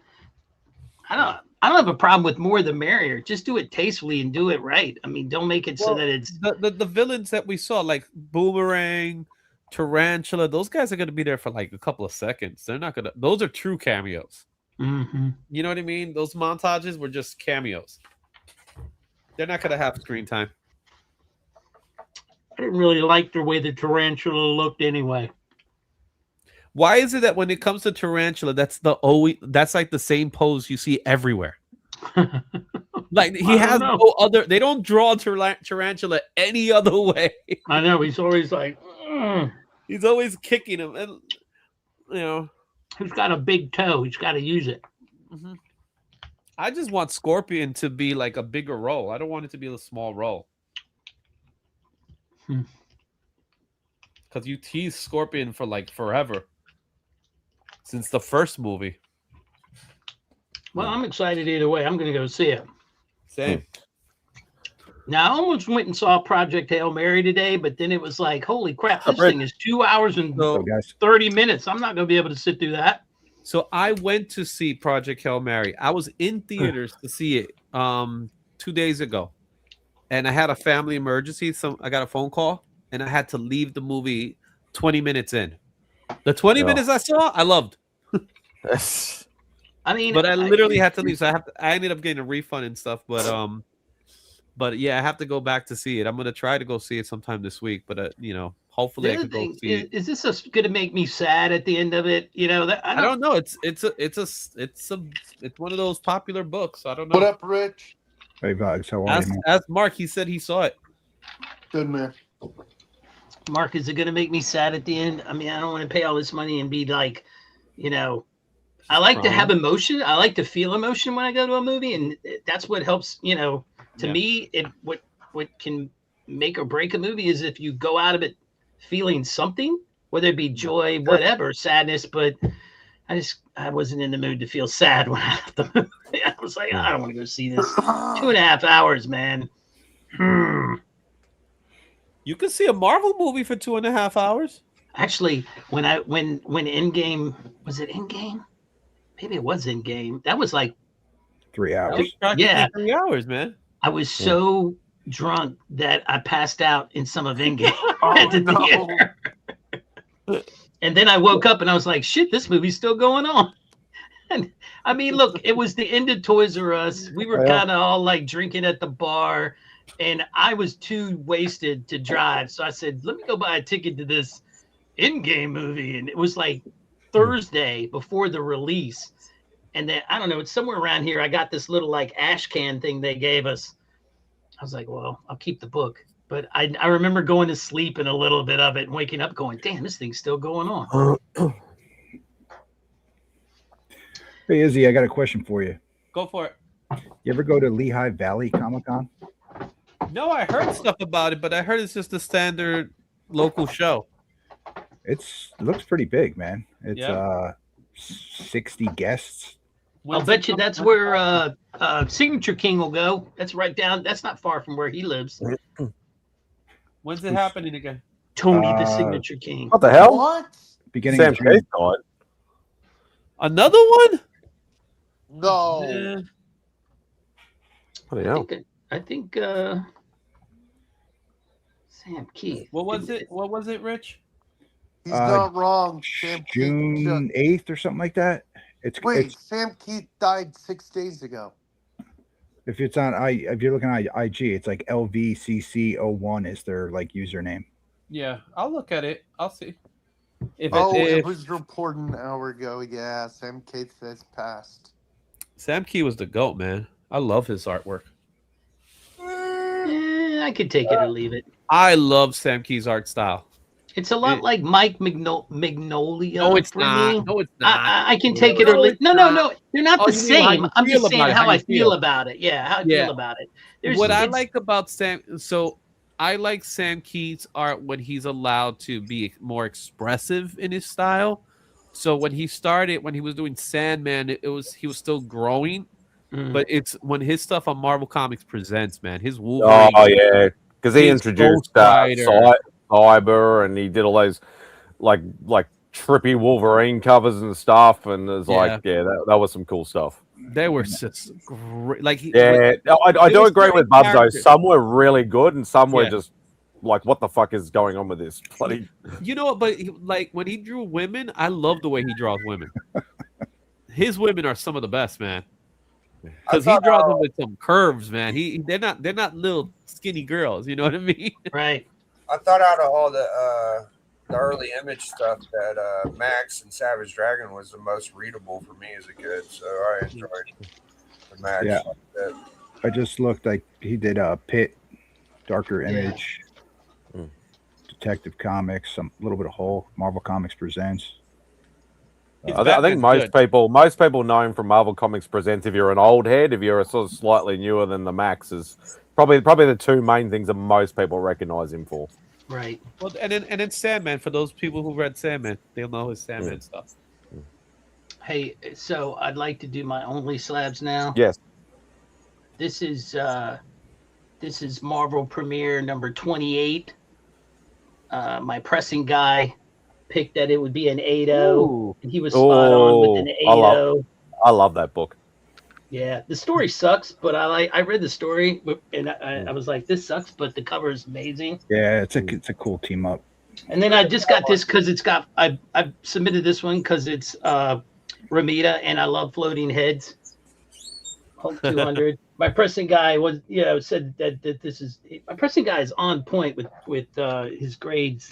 Let me tell you, I can't reveal who he is because I may use him again, and I don't want you guys pilfering from him. This is just one that I liked just because I think the cover's amazing. Nice. But you know what? I found I had another issue of this, and I swear to God, it was like all this was like super red, and like this guy was like beat red, and I said, I think this is like an error. I'm not submitting that, so I submitted this one. Is that Gil Kane, Digger? It is. Yeah, I love Gil Kane. Yeah, it's. Now this is the only one. Where'd it go? The only one my pressing guy didn't do. Actually, he did this one too. And I just wanted it because I like Man Thing. Yeah. Oh, you like Man Things? Man Thing number 1. That's volume 2, number 1.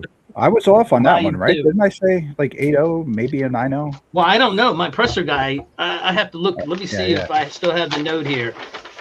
I don't know what you're talking about. My presser guy said 7.0 as high as a 9.0. So he was a little off on that one. Yeah. But he was 8.5 on the Hulk. So that was pretty close. Yeah, you suck, Rich. He must have been eating shrooms or something when he looked at that one. I don't know. The only one he didn't do that I bought for like $10 when I was down in Richmond, and after the guy saw the tag on there, he's like, I think this book costs more. And I was like, well, you got $10 on it. He's like, I'm gonna honor it, but damn it, I wish I'd have changed it.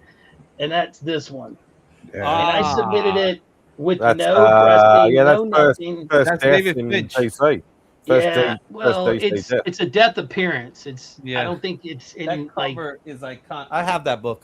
But yeah, and it got a 9.2. I was hoping for it to be a little bit better, but maybe there's something on it that I just don't see, because I swear to God, it looked clean. No spine ticks. Sometimes it's just like wear on the corners. That stuff knocks you down a bit.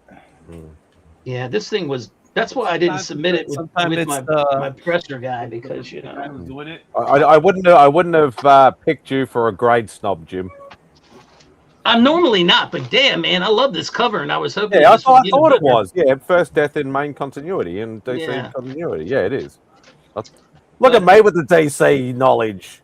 Yeah, it's a Finch cover, and I got it for a steal because I think this is probably like a $30 book. No, I think it's more.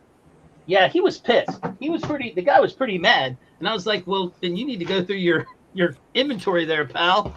It's not, I mean. But that's something that kind of irritates me about some dealers, that they look at a book and they have a price tag to it, and then at that moment they want to change that price tag.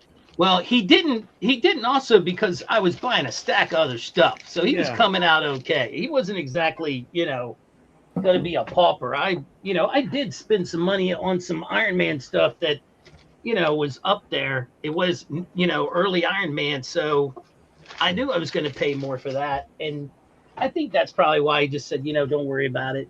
We'll take it. If it's on there, that's what it is. I think he was pissed at first, but then when he saw my stack, he was like, all right, this guy's going to buy some shit. Because at the end of the day, they just want to sell their product. That's it. They don't care. Yeah, I love the Premiere run. I'm trying to get a full run of the Premiere run. I think I'm only about 10 or 12 books away from completing it. Premiere has a lot of keys in it. Yeah, a lot of keys in it. Yeah, it does. Cool run.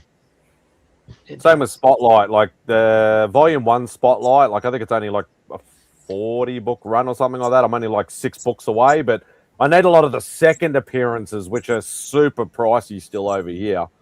I have all the big ones, but I still need like second Ghost Rider. I need that first Moon Knight book. I think it's 28 or whatever it is. I still need that. That's super pricey over here. I'm just somebody give me one for like $50 or something. I got that in a PGX. I was like the very first slab I ever bought. I was just like, all right, I'm gonna get this PGX one. I don't know what this is. And then people were like, oh, you shouldn't have gotten a PGX. I was like, I don't know. What grade is it? I don't know. It's down there somewhere. I got a super raw copy at the fucking peak of the hype, spent $150 on it. It's probably like a 4.0. If I'd buy it now, I could probably get one for $50. But Yeah, I need like that spotlight run. It's that I worked so hard to get all those big first appearances, like first bloody first Werewolf by Night, first Moon Knight, first Ghost Rider. I worked so hard to get all those and get those big boy books knocked out of the way, and now I'm getting stumped on the second appearances. Like I need second Werewolf by Night, I need second Ghost Rider, or I need the bloody Moon Knight thing, and I'm just like, it's just pissing me off. You can't get one of those on eBay for like $40. I've had a look, and I don't know what it is. They're just struggling. But I'll get it eventually. All right. As soon as you got here. Well, I'm gonna go eat. I'll see y'all later, man. Good seeing you, Mark. Hope you have a good brother. Bon appetit. Right on. 8.5, Mark. Oh, you did say my message. For episode 4. I gave it an 8, I think. So we're still about half a point either side of each other. Are we talking about Monarch? Yes, we are. Because if I don't see Godzilla soon, I'm gonna have a hissy fit. I gave it an 8 because this one did a lot to set up what I think will be like the major hits for our character development, but it didn't directly say it. You know what I mean? The letter passed around. Kurt Russell's about to be on Maury. All kinds of things, but we haven't got the confirmation. Hey, Aaron. Yeah, there's this whole weird dynamic between like they're all whores, Jim. Everyone. The mother and the son, man. I'm like, don't judge me. I got 2 wives, and then she's like, "Yeah, I kind of did have 2 men there for a while." She had 2 dudes. The son I'll be had 2 honest, I was wives. not a fan of that. The daughter has 2 girlfriends. Like they're all whores. Every one of them. The Randall family is the most whorish family that has ever existed. I actually wasn't a fan of that part. I was like, I wanted them to stay platonic throughout the whole thing, and it was like they had to just go there. You know what I mean? Episode 3 where she's all upset. She's where she's like, I released the Titan. Yeah, you did, bitch. Somebody should have told you. I mean, I wanted somebody to get in her face and go, "That's right, you did." And I think her brother did for like a minute. It's like, yeah, that shit's on you. You fucked up. Now let's try and fix it. Yeah. But I mean, it had to be done. I mean, that's the whole premise of releasing the Titans somehow. So, dude, I'm on her team. Release that shit. We need Kurt Russell. Like, I'm on her team. go get. We need Kurt Russell. So do you think go get Lee Shaw? Do you think the director's actually dead? Like in that first. Yeah. Yeah. The one from Monarch. She got back. Oh, the director. Dude, she's super dead. Yeah, I was saying. You think so? Something, dude. My dude. Not only is she super dead, they reinforce it by bringing up Dr. Sirasawa in this episode. Yeah, like not only is she not the boss, we need to reference the boss now because she's super dead. but you know how it works when you don't see the body. When you don't see the body, we saw the body, it went splat, and it was gone. Like it got turned into liquid. It went this way and kept going. Yeah. I was like, when they did that, I was like, I guess they wrote her off. Well, she's not pivotal. I mean, she was a big part of the story. Madam said I'm shame whoring. I'm horse shaming. It's different. It's totally different. Horse shaming. Potato. Listen, am I going to cry if I go see Project Hail Mary? I already answered that question by telling y'all answer that question in 2 hours and 36 minutes. Oh, don't do that. I want to go see it. I was like, I really want to go see this, but I just don't know if I have the strength to go and sit down there and then cry. I'm going to end up leaving the movie theater, and I'm going to have tears in my eyes. About getting a full-length movie you have to pay money to see. I can't do that. No, I don't whine about that. I don't care about the price. It's too long. I got to overpay for these ticket prices. And no. It's not that. Is if I sit there for 2.5 hours and then I'm bawling, then I'm like, I'd be more inclined to want to be happy with overpaying if it is a longer movie. Well, you go in there and it's like an hour and 10 minutes. I'm like, I got ripped off. for today, if he's going to do that, he needs a guarantee that certain emotions are off the table when That's walking right. out of the theater. That's right. He's only willing to deal with a certain catheter. emotions today. And what is And- your and- definition of Hey, you crying? know- Are you crying because you're sad? Are you crying because it's Oh, such a cool. beautiful movie? You know? I would be sad. Like Jim, if- I'm not going to tell you one way or another because like you'll understand a lot more when you see it because the way the movie is. There's, some movies are like mystery plot driven. Some movies are just pure action movies. So what this movie has going for it, its specific angle, is wondering how you're going to feel walking out of the movie theater. Okay. That is like it's got such tunnel vision in a good way that I'm going to tell you, go see it for sure. Right. I But I don't absolutely want to say love. anything about it because it'll take away from when you watch it. It just will. I absolutely love The Martian, and it's written by the same guy. And hey, that's looking good. Oh, It's that's coming cool, together. man. No, look better. That's fantastic. That's one of your better ones. You cut it off too short. Does she or does she not have a camel toe, Izzy? That's for you to find out. It's on the inside. It cover. almost looked like Shelly It's on the inside cover. Yeah, you literally like, just buy the book to read it. You got to buy the book to see if there's a camel toe. It's on the inside. Yeah, 100% AR. The less you know about it, the better time you'll have. Like, legit. I'm super stoked. Like I said, I saw it for the. I don't think the so. first 20 minutes. Has Man. I'm somebody, not. has somebody bought that yet, Izzy? No, Give him $5. He'll send it to you, Bubs. Yeah, this one's gonna be more than 5, and it's gonna be more than the standard because it's 2 images. All right, give him $7. Well, He's I'm charging a purposely premium. not watching any of the trailer or anything. I don't want to see any of that, but I'm just worried that it's going to be sad. Bro, just see the movie. Yeah, I'm probably Like, going to go it- tomorrow it's- actually because because I got. I mean, really, you can't say anything about it. You'll understand when you see it. It's not one that you can like spoiler free discuss. You just need to All see right, it. hang on. It's fine. I've got something to add. I've got something to add to this. You've seen -1, Jim? Oh yeah, Have you seen it more than once? I've seen it at least 3 times. So we then got what the the fuck are you DVD, worried are you about kidding? then? I finally watched it and I freaking cried at the end. If you've watched that Yeah, movie but that's multiple Godzilla. times, He has a special place in my heart, man. He can Izzy, make how do much do you anything want he for that cover? Serious question. Bubs wants to It's a know. serious question. Yeah, Bubs wants to know. So since Just it's, say a number. it's 2 pieces, so it's gonna be Just- 100. It's come on. 100. Come on, Izzy. It's Okay, 100, bro. so- This is a come lot of on. work, man. Man, This was- let him have this it. Let was him have it multiple for days. 60. Let him have it for 60 plus shipping. it's going to $40. be Bubs, $40 check shipping. out. Bro, this it's not a set price. The man's sitting here drawing it in real time. Family discount. It's Bubs. Family discount. That's pretty nice, right? I'd be more inclined to He should charge have him given you a double. discount for sending you a 9.2. It's Bubs, so charge him double. That one came at 9.6, right? Yeah. Those look great. Can I get just the front cover? Can I get you? What was Oh, that? that's Yeah, that's but you're a good dirty idea. bastard, And I Bubs. You just want get the back front cover. cover. And then this one back over here is an Izzy as well. I have plenty of Izzy work. I need to. I've Jim. got something coming from Roscoe eventually. Jim, how much would it affect someone's first viewing of Godzilla -1 if they knew if the main characters lived or died?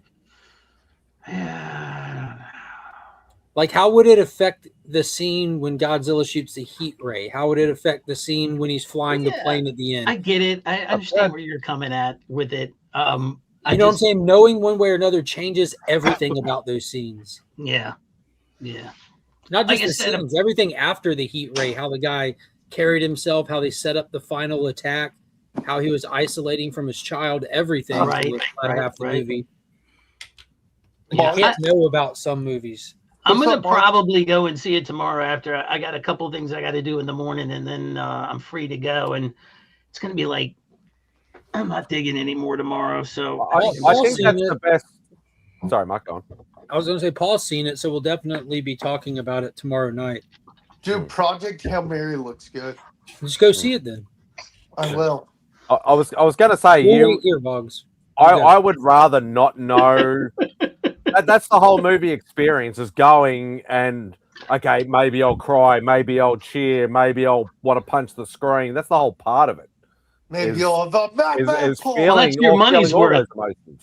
I know. I just wasn't in the mood to do that today. That's all. Look at Maybe Mi- you know. look at I'll Mike's I'll probably comment. be okay with it tomorrow.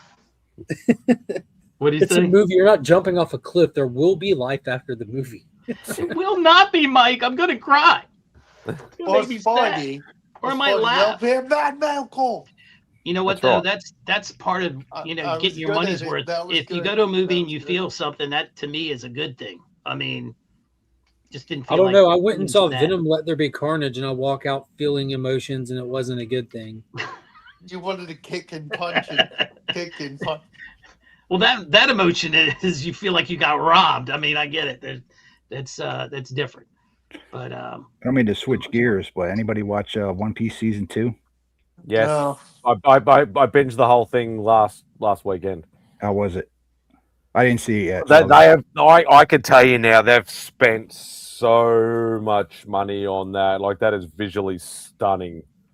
The amount of work that they've put into the CGI and the effects, and even a lot of the practical fight scenes and stuff like that are just absolutely next level. There is a fight scene in it that is almost like, if you know what the Raid is, or if you've heard of the Raid movie, it's cut like it's cut scene, but it feels like it could be one whole big continuous shot. But yeah, How long did it take you to binge it?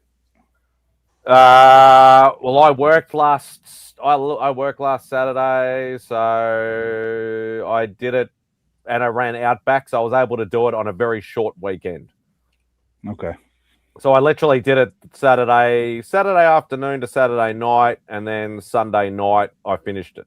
8 episodes. Okay, not bad. Yeah. So 8, yeah, some run for an hour, some run for like 40, 45 minutes. So yeah, it's about 8 hours roughly. okay, is this manga? It's live action, but yeah, it's based off of manga. Yeah.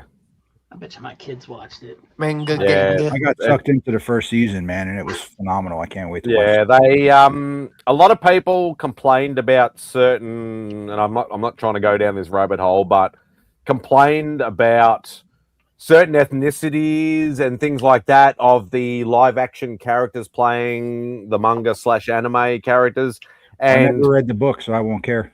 I think you need to unpack this some more, Simon. Can you go into more detail? no, be quiet, you. I'm curious. I'm not familiar. I don't manga. Can you? What are you talking about? Inquiring minds want to know. They right, and that's the thing. Like, they've had, like, the whole live action series has had the creator of the whole One Piece series as part of the story team, the production team. Like, he's literally signing off on everything. So he wanted more cultural correctness for a lot of these characters, which actually really works. Like, what culture? Somebody's not going to have white pirate. What was that? Sorry. What's the proper culture for anime pirate? I have no idea. Because again, I haven't read it, so I need to know what you know what I'm saying. Fill me in. Did you watch I don't know whether there is they're just called pirates. But isn't that what it's about? It's about anime pirates. Yeah. It's basically one of the longest ongoing manga and anime series. Like, they're up to ridiculously close to long. 1,200 episodes. Jesus. Yeah, Wow. And that's just the anime. The anime hasn't even caught up to the manga yet. The manga is like way further on. But there is an ending. The creator and owner of the property has said there is an ending. He's literally mapped out the whole entire thing. The live action is basically following to a certain extent. Obviously, they can't do a full 60 episodes in like 8 1-hour episodes. Oh, wow. So that they sort of take some liberties, cut some things out, but keep something main things. The one that I was really cool to see is that the main bad guy in the second season, which you won't fully, you catch a couple of glimpses of him, is actually played by Joe Manganiello. He looks really good as the main villain. So yeah, no, it's season 3 is going to be awesome. I'm hanging to see season 3 How many already. seasons are there going to be? Do they know? The rumor is Netflix, they've planned 12 seasons. Wow, that's crazy. That's the rumor anyway. It's been guaranteed for I think 4 or 5 like actual signed contract, but they're planning for 12. You know what? And I think they'll make it because it's a massive fan base. I heard that they're trying. Had a great long series, Supernatural. I heard that they're trying to get 100 to 120 animated episodes into a season, so that makes sense. Yeah, it's like you wouldn't have a porcelain white-skinned lady playing a character that lives in a desert country, and that's what one of the big kerfuffles was about. Was why is she Indian or black instead of white like in the anime? And it's like because they want to make it culturally correct, which I think was a fantastic idea. And yeah, as I said, the creator of the show has signed off, and that's the way he wanted it to go. Did you? Now, Rich, I'm going to go back to the Lee Valley thing you were talking about. I would go to that, but that's just too close to Heroes Con. Cutting into the Heroes Con budget, just can't do it. Did you see the list though? Some I did. It's got some good stuff. It's got the ElfQuest people. It's got Jim Blant, Yeah, I think so. the guy who did Catwoman. It's got some good people in there. Totally. If I wasn't going to Heroes Con, I'd be hitting that up. Katie Seagal was awesome, Sledge. What are you talking about? Mark, I rewatched DJ's video where you're like, the breakfast at the Westin is unmatched by any other God's breakfast. Still my favorite part of DJ's video. Yeah, I can't remember her name either, but Katie Seagal's in it as well for a brief thing, and she plays that part to a T. Apparently, it was actually originally, it was going to be, oh my God, the name escapes me. Halloween chick. Peggy Bundy. No, you idiot. Halloween Curtis. Jamie Lee Curtis. Thank you, Jim Newer. Yeah, she was originally approached to play Dr. Kureha, but because of scheduling conflicts, she couldn't do it, and they got Katie Seagal, and she plays the part really well. Yeah, I know the answer. The answer is MadSpidey. So I just watched Freakier Friday with Jamie Lee Curtis. Man, she's getting up there. Was that good or terrible? Yeah, she is. She's. I actually think I liked it better than the first one. Really? I didn't watch the second one. I thought it was all right. Well, I'm hungry, guys. I'm gonna go eat. Hi, hungry. I'm Vog. Watch out! Watch out for those! Watch out for the ghost, Gene. Oh yeah, shit yeah. My radar is gonna be really up and running tonight. Watch out for the cassowaries. I'm gonna go lock the outside door for sure. Watch out for the cassowaries. Take care. Bye. Say bye. Take it easy. DVH has got to bring up Grease 2. That's the worst freaking movie in the world, man. That's so bad. Dude, that's freaking DVH's favorite movie. Grease 2 was Grease? Grease was good. Grease 2 was bad. You was bad. Cool Rider. So last night we were oh no, I'm sorry, not last night. The night before last, I was on Gary's show and we were, had our guest on doing our thing. Oh, Gary, it's been a while since I've seen him. And so the NCAA tournament was going on and VCU was playing North Carolina. Oh, I was pissed. And they won. Well, my wife went to VCU. So she comes running upstairs, busts the door open, and is like, "Oh yeah, VCU won!" and left. And the whole panel's like, I was like, "Oh God!" And so they're like, "What was that?" And I was like, "I want to apologize. That was my very level-headed wife screaming because her team won." And so they gave me a bunch of crap about that. I would love to see that, Mike, because that is one of my favorite all-time series. I have watched that over and over quite a few times in both Japanese and in English. I'd love that. Absolutely love it. Yeah, saying that they want to try and give it the One Piece treatment and do a live action and spend money on it. That would be freaking awesome. See, now I may have to go and watch this One Piece. What's it on? Is it on Netflix? Yeah, Netflix. Netflix, yeah. Check it out. You're gonna get sucked in, man. You're gonna watch the first one, and you're Hey just gonna. Jim, you know Well, what I mean, you street can watch the first one, right? Is it on Netflix? Yep. Yeah, No, I'm saying you're gonna watch the first episode, and you're gonna get sucked right in. that's okay. Look, I balance. Currently I'm watching Paradise on Hulu, watching Monarch on Apple, Shrinking on Apple.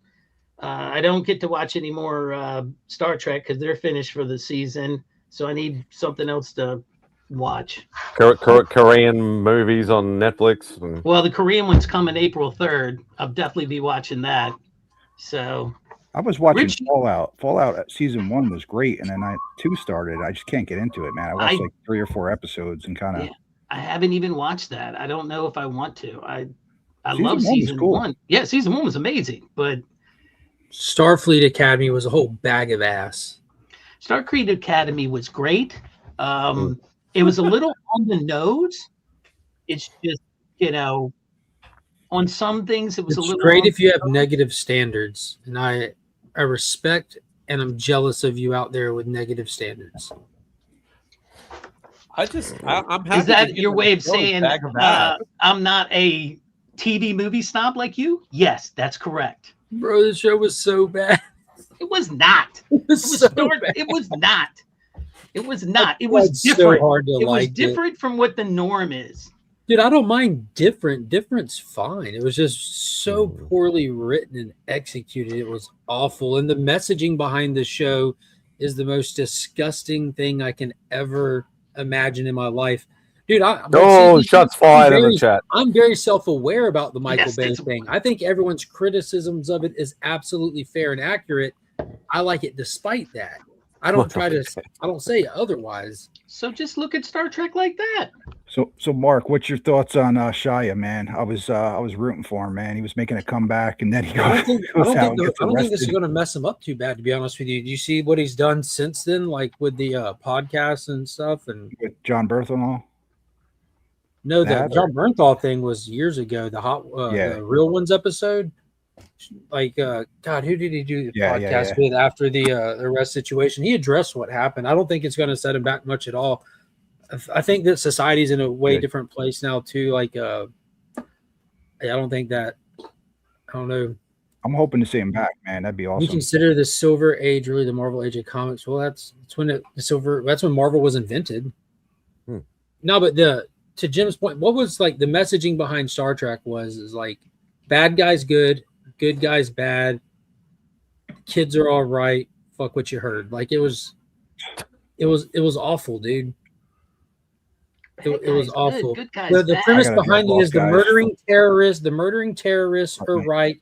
The good guys are wrong for punishing them, and we're all just going to live happily ever after in Starfleet Academy.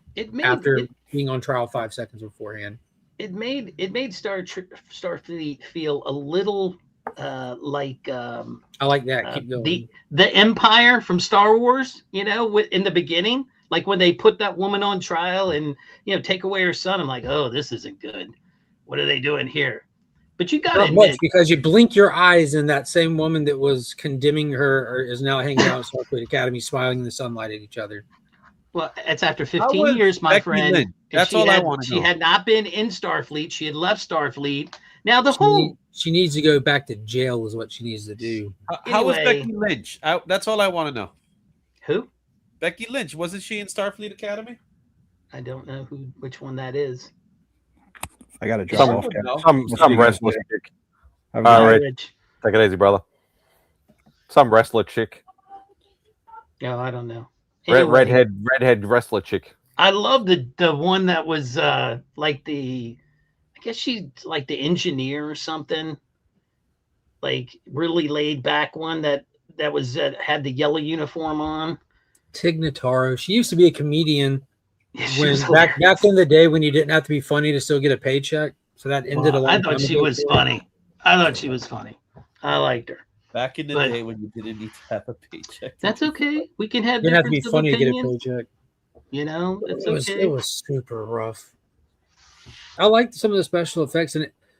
I like how they put a ring around Starfleet's area of space Yeah. And I'm like, oh man, they put mines around. I'm like, this is crazy. And then they showed us the picture of the mines. They showed us the map. I'm like, oh, never mind. Just fly up or down. I know direction's relative, but like they could have gone either way. They're just I'm like, dude, this is so poorly written. It's impossible to ignore. I like Paul Giamatti was really good. He made me want to hate him. So we just I don't think I go as deep as you into all the nuances of Mark analyzes movies. everything. But see, I just feel don't, like and that's fine. I mean, the thing is, I'm not trying to. That's the thing. When I'm sitting there watching something, and they say, "Oh, they put these mines around," I'm like, "Oh, that's crazy." And then they show us a picture. I'm like, I instantly, without effort, think that's dumb. They're not surrounded. Just go up or down. Go up and around. Like you're not surrounded. You just told me you're surrounded. Then you showed me you're not surrounded, showing me that your writers are lazy and your execution is poor. And then the messaging of the show, like you said, it's a little on the nose. And the messaging was so disgusting because I haven't really unpacked it. I'm not going to rant on it. The messaging for the show was so disgusting and immoral, and that's what they were beating you over the head with, which I think is super counterintuitive to pretty much any and all sci-fi in general, much less something like Star Trek. I mean, that seems crazy to me. Crazy to me. There were certain episodes that I thought where I'm like, oh my God, they're really just spitting it out there on the nose in front of people, and I'm like, I don't think they need to do all that. And then there was a couple that I really liked, but let's change the subject. I loved episode 2. I watched the premiere and I liked it. Then episode 2 I absolutely loved. Episode 3 I was kind of scratching my head, and then as it went on, it's like, man, what are we doing here? Yeah. And then I saw what they were doing, and it's literally propaganda. Like in the most like blatant form, like more than anything Disney's ever put out. It's absolute propaganda. And then I had to do a little bit, like the smallest amount of looking into the Kurtzman character that Sledge just mentioned, who's in charge of all this. And he's a disgusting piece of shit individual himself. And it makes perfect sense why the product comes out the way it does. Because he's not making Star Trek. He's very vocal on like all over the place, very vocal about what his intentions are with this franchise. And he says in his words, his goal isn't to make Star Trek.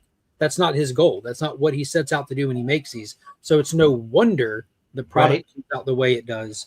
He says, my goal is to use this space to bring viewers to these real world, like, and he names certain like little groups and agencies and things that he's trying to specifically take viewers. I'm going to take the prestige of this IP to trick people to come over here so I can point them over here to bring money over here.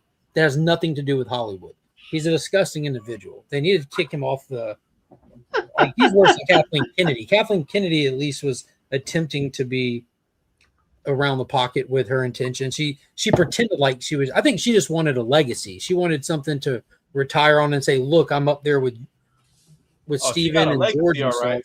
I see. But you know what I mean, Izzy? She wouldn't give up because she wanted that one big win. She I legitimately think that's what her goal was. Like, she did get some wins. And she tried too hard and failed. Yeah, she wanted to be up there with Steven and George. Those were her peers when she was coming up, like that's who she rubbed shoulders with. That's who she worked with. She wanted to be I can understand the self-pressure of trying to do that, but just do it. Just try to be creative on your own juices, not somebody else's. She could have done it had she just adapted like the pre-existing stuff. But I understand where she's coming from, kind of thing. With Kurtzman, just piece of shit. But that's just me. That's how I feel about these things. There was a couple episodes where I was like, okay, you guys, I get it. Can we go back to Star Trek now? I said that literally a couple of times, but then there were some episodes where I was like, all right, this was, I mean, I liked the episode where they get tricked by Giamatti's character. I think it was episode 5. And like, they're all thinking they're going to die. At the ship graveyard? Yeah. And I really enjoyed that. See, that was one that I enjoyed despite the bad writing. Like, I laughed at how bad the premise of the show was. Like, the bad guys plan. When the good guys come out here, something's going to go wrong, and they're going to think to call me, and they're going to have to search and find me wherever the fuck I am and bring me back here. And when they do, I'll double cross them. Like, the whole plan was contingent on them thinking to call the last person in the universe you'd call for back. So it was Right. it was harebrained writing, but it was a fun episode despite it. You know, It was kind of like fun the laser episode. tag episode. Right. I It was love that. fun. That was Yeah, great. it was fun despite like some moments, you know, but like the girl, the hologram girl. Hologram girl. Like you can shoot her 1 second, then not now, but now I'm scared. But not now, but now I'm scared. No, I teleport. Like there's no consistency in the show. Well, I think she was also, I mean, they needed a programmer, and she never, you know, they went through that whole thing where they send her back and she has to grow up, and she grows up in like 15 minutes. I thought that was kind of weird. Yeah. But Weird but show. overall, I didn't hate it. I'm just not as deep as you into it. Now, let's Sector talk liked about- it. So like, yeah, Sector liked it. And even one week I had AR join Sunday night. I'm like, dude, I don't want to sit here and just hate on this show. It's like AR, hop on the panel and talk Star Trek with Paul. You know what I mean? Because I know he likes Star Trek. So He is the Star Trek guy. He didn't like it. Him and AR have seen literally every single episode and read every single book. And Whereas I've never been able to get into Star Trek at all. I've seen a couple of the movies, but I I've like never the watched J.J. it. Abrams stuff. I just can't get into it. It's not to say it's not good or bad or indifferent. I just can't get into it. That's Okay. just me.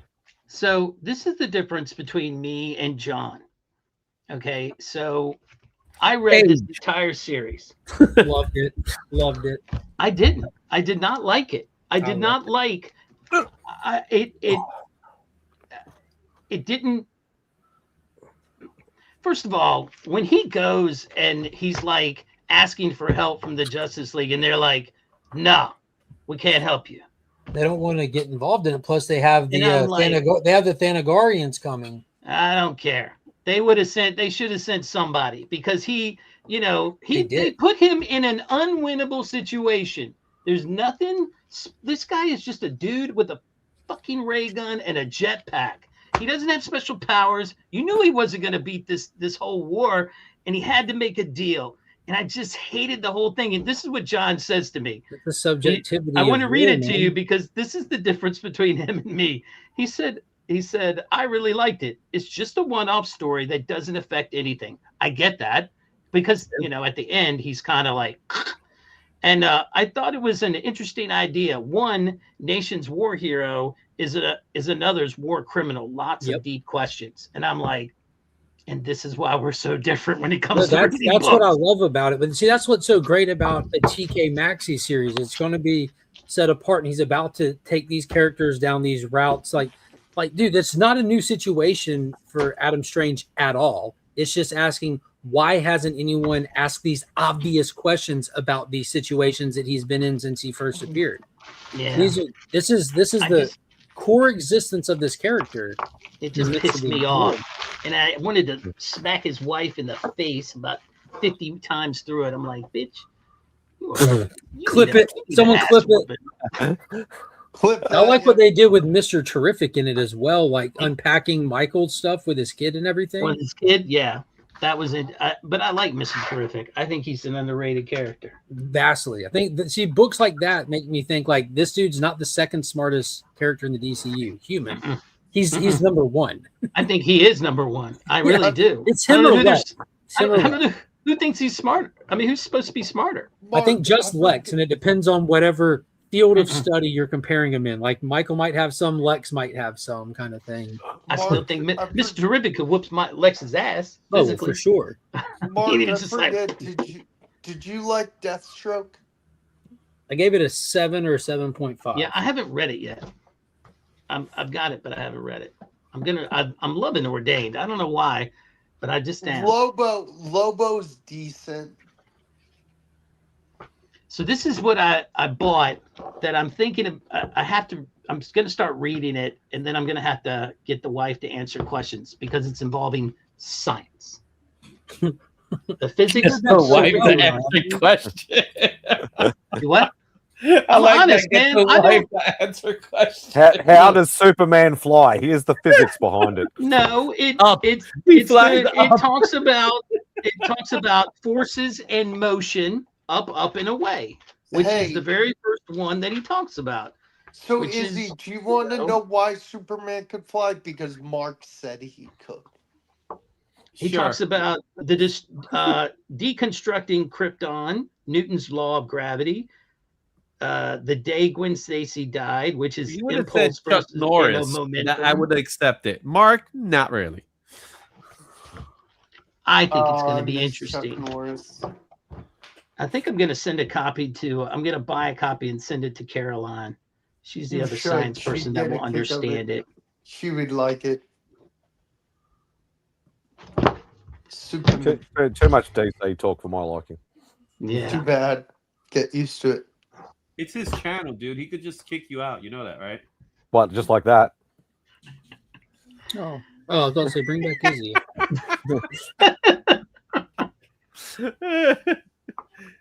You don't want a repeat from last week, bro. No, I don't. No, Vogsy knows the money just mucking around. Oh yeah. But Spidey, did you like when I said it was a man mount call? I can Come do on, it Mo pretty call. good. Man mount call. Yeah. So we had Chuck die. Nicholas Brandon died from Buffy. He had a And lot then of issues. freaking though. what's his Sam Keith died. Yeah, I just seen that in the group chat. Sam Keith. Yeah, it's I've been got- that's a lot of my childhood. Just in Chuck got Norris like, and even 15 Xander. copies of the first appearance of the Max in here. Right on. Well, I'll put one in the Legion loot this month. The God, I'm trying to remember what was the first. It might have been Missing in Action that I went to see in the theater. Hey, Cliffy. Yeah, I rewatched Sidekicks last night when I went to bed. I love that movie. That's a fun movie. Yeah, because I was like, when Chuck passed, I was sitting there thinking of all the Chuck movies, Delta Force and Missing in Action, Lone Wolf, and Octagon and everything. That's what it was. Lone Wolf McQuaid is what I think I saw in the movie. Yeah, and theater. thinking about it, I'm like, the one that I go back to more often than any of them that I watch the most, I guess my age has a lot to do with it as well, but was Sidekicks, because I took karate growing up, and Sidekicks came out when I was young, and me and my brother burned that VHS out.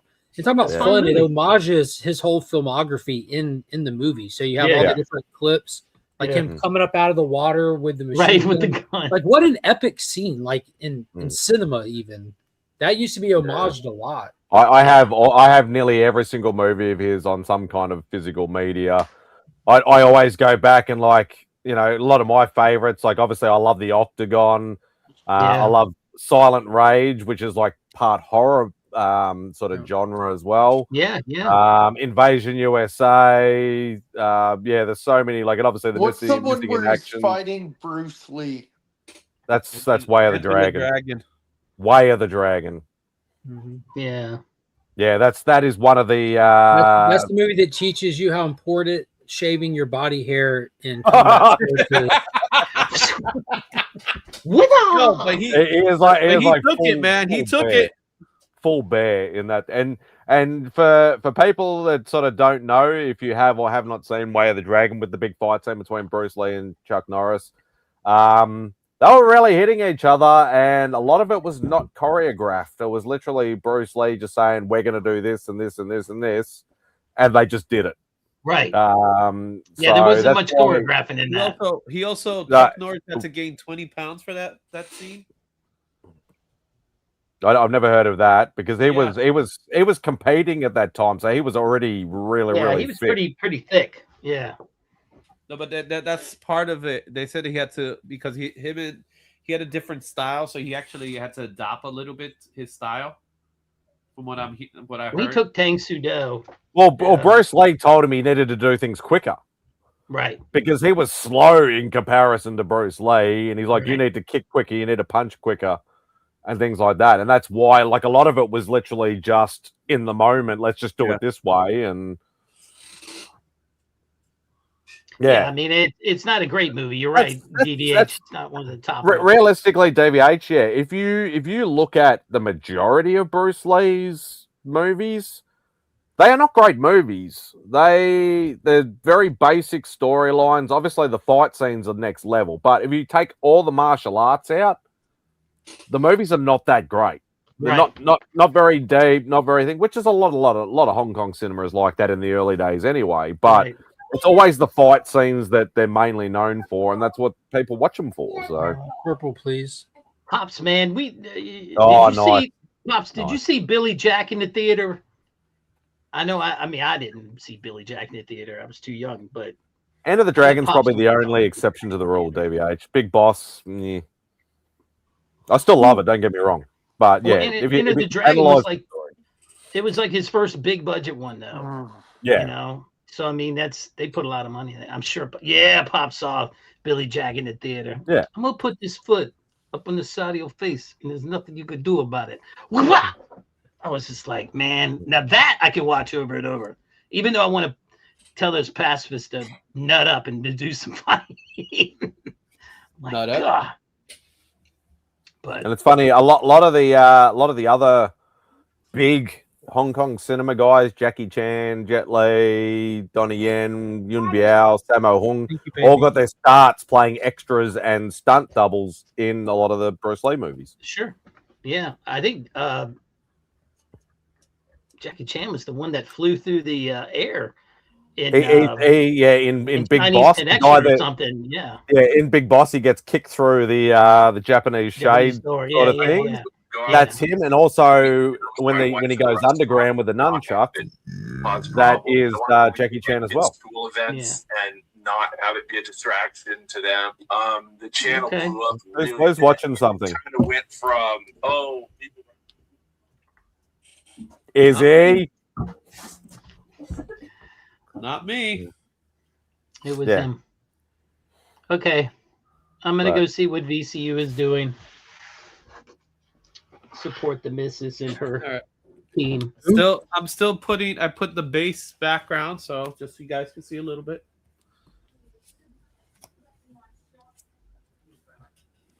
There you go. Where's the verses? Oh, we'll get there. We'll get there. Versus.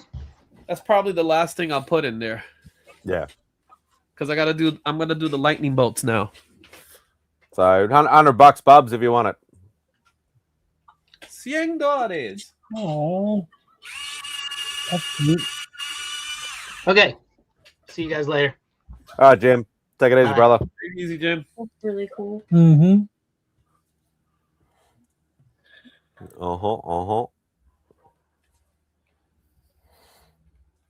Yeah, love me some old school Chuck Norris movies. That's for sure.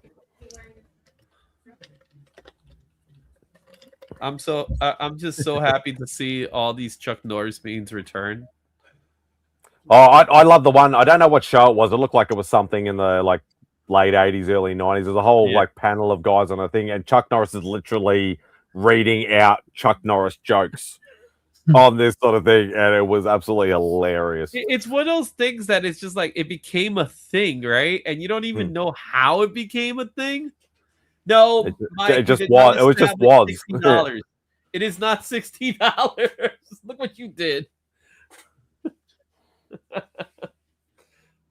Yeah, he did. He played along with the memes and stuff like that, which was the great part about it. It wasn't like, oh, stop talking bullshit about me or anything like that. He loved it. He loved that it was funny.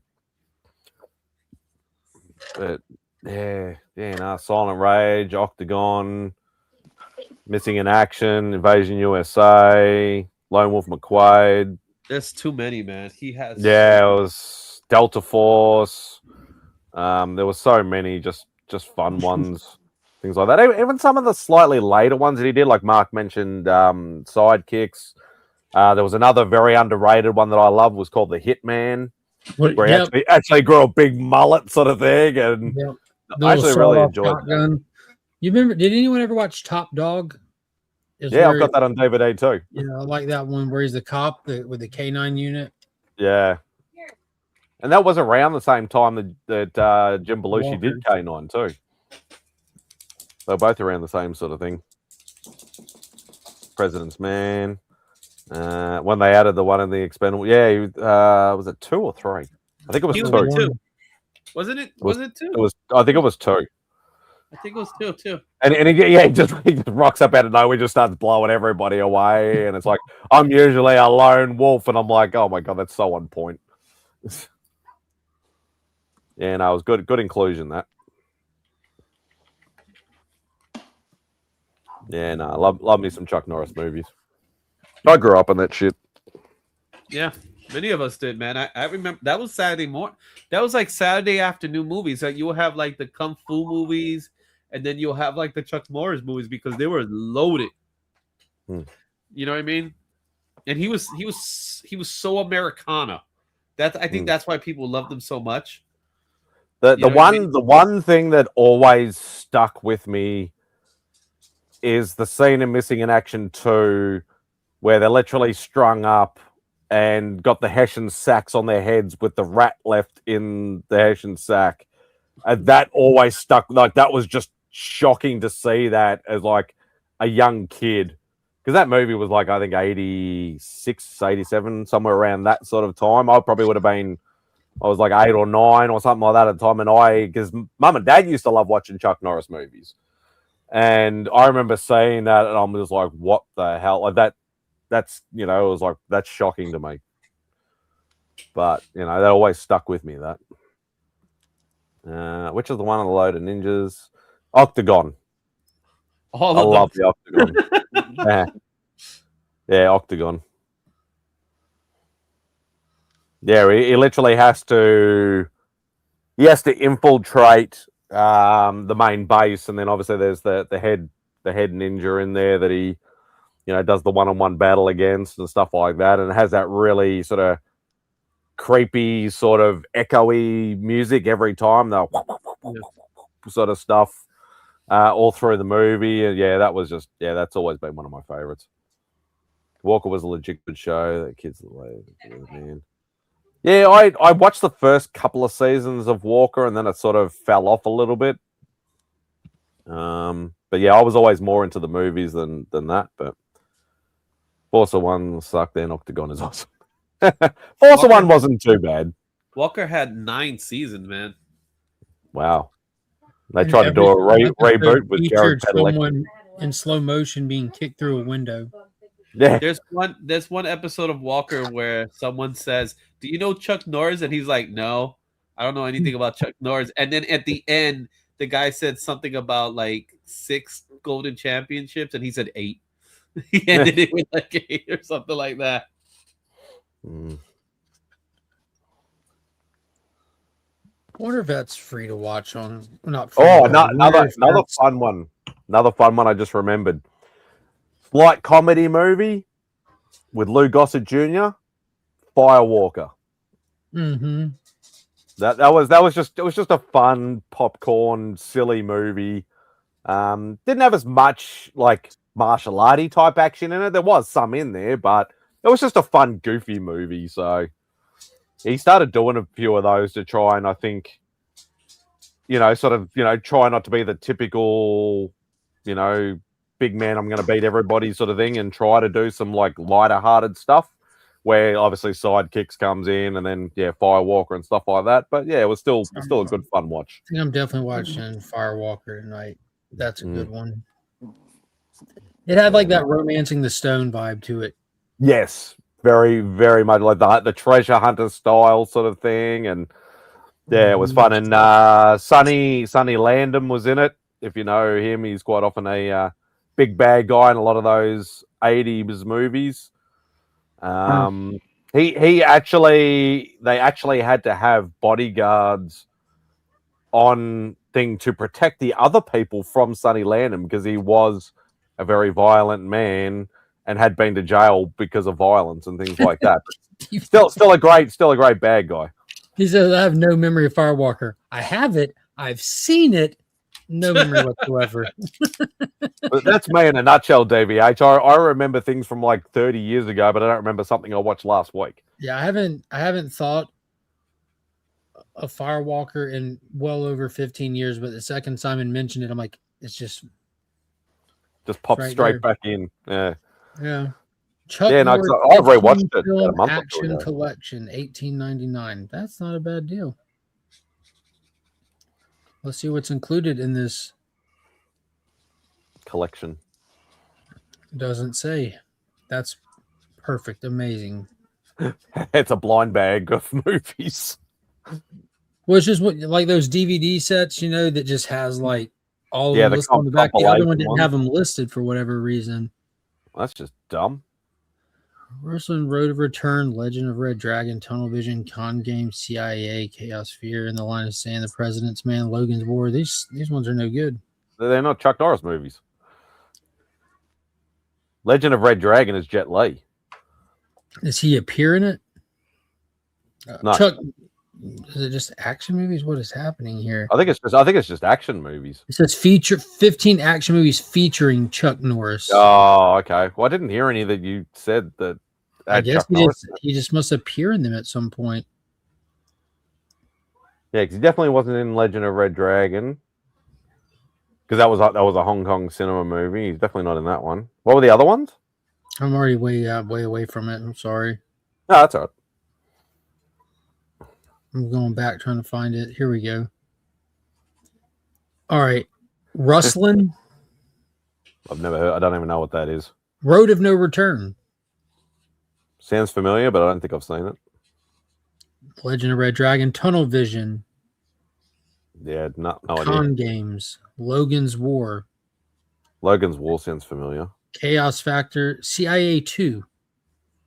CIA 2. The President's Man, A Line in the Sand. That's one film, the sequel to A President's Man. Hmm. I wonder if somebody just has cameos in or something. Possibly. Nothing rings a bell though. Yeah, Breaker. Well, that's a very, very low budget early movie of his. Karate Commandos. Well, that was the comic book, wasn't it? Karate Commandos. Karate Commandos, yeah. Didn't they do an animated series called Karate Commandos? Yeah, I think that's what that's based from.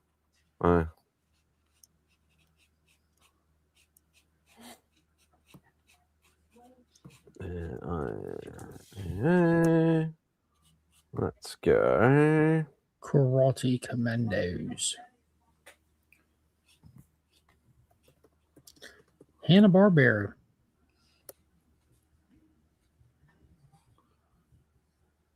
Let's go. Where is it?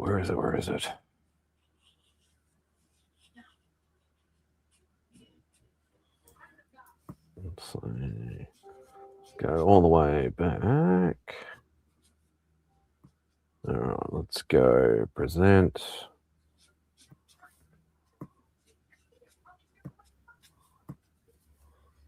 All right, so the koalas. Wrecking Crew. Obviously, it was uncredited. Oh, that was good. Room 222. So there's Way of the Dragon. Student Teachers. Never heard of that. Yellow-Faced Tiger. There's Breaker. Very early. Yeah, Good Guys Wear Black. Force of One. Octagon. Eye for an Eye as well. Yeah, that was cool. Silent Rage. Force Vengeance. Yep. Lone Wolf McQuaid. Missing in Action 2. Code of Silence. Nice. Invasion USA. Delta Force. Yeah, there's the Karate Commandos. Only 5 episodes. Unless they got somebody else to voice. I think there's Firewalker. Missing Action 3. Hero and the Terror. Yeah, that was another horror one. Another horror-based one. Delta Force 2. That guy that plays the bad guy in that always played bad guys in the 80s. Yeah, there's the Hitman. Sidekicks. TV movie. Hellbound. That was okay. Boxers Tetris Ranger 3. So that must have been a telly movie. There's Top Dog. Forest Warrior was Whoopsie. Didn't mean to. Hey, go back. Where is it? Forest Warrior, Logan's War, Sons of Thunder TV series, Martial Law. Don't forget, Emmy Award winning well, actually, it wasn't a winning performance, but what movie was it? Dodgeball. He was in Dodgeball. That's right. The cutter was okay. Yeah, there we go. Expendables 2. Goldberg's Hawaii 5-0. Oh, geez. Crime Boss. Agent Recon. One upcoming. Zombie Plane. Post-production, so it might still get released. So compared to a lot of other actors, like especially a lot of the 80s sort of superhero guy, like action stars and stuff like that, you know, just drowned like in doing a whole heap of B, C, D grade sort of action movies and just try to get, you know, like Van Damme, Wesley Snipes, you know, all those sort of guys that needed the money and just kept churning out average things. He actually didn't do that many movies. Yeah, but there was a time he was just that's all he had. He was like what, Canon? The company Yeah, Canon? Canon Group, yeah. They he was doing like every 6 months there was like another movie. Yeah, he was only in an episode or two, DVH. That was the Sammo Hung series. They had karate back to back with anime and a team. Great times. Yeah, no, I love it. Oh.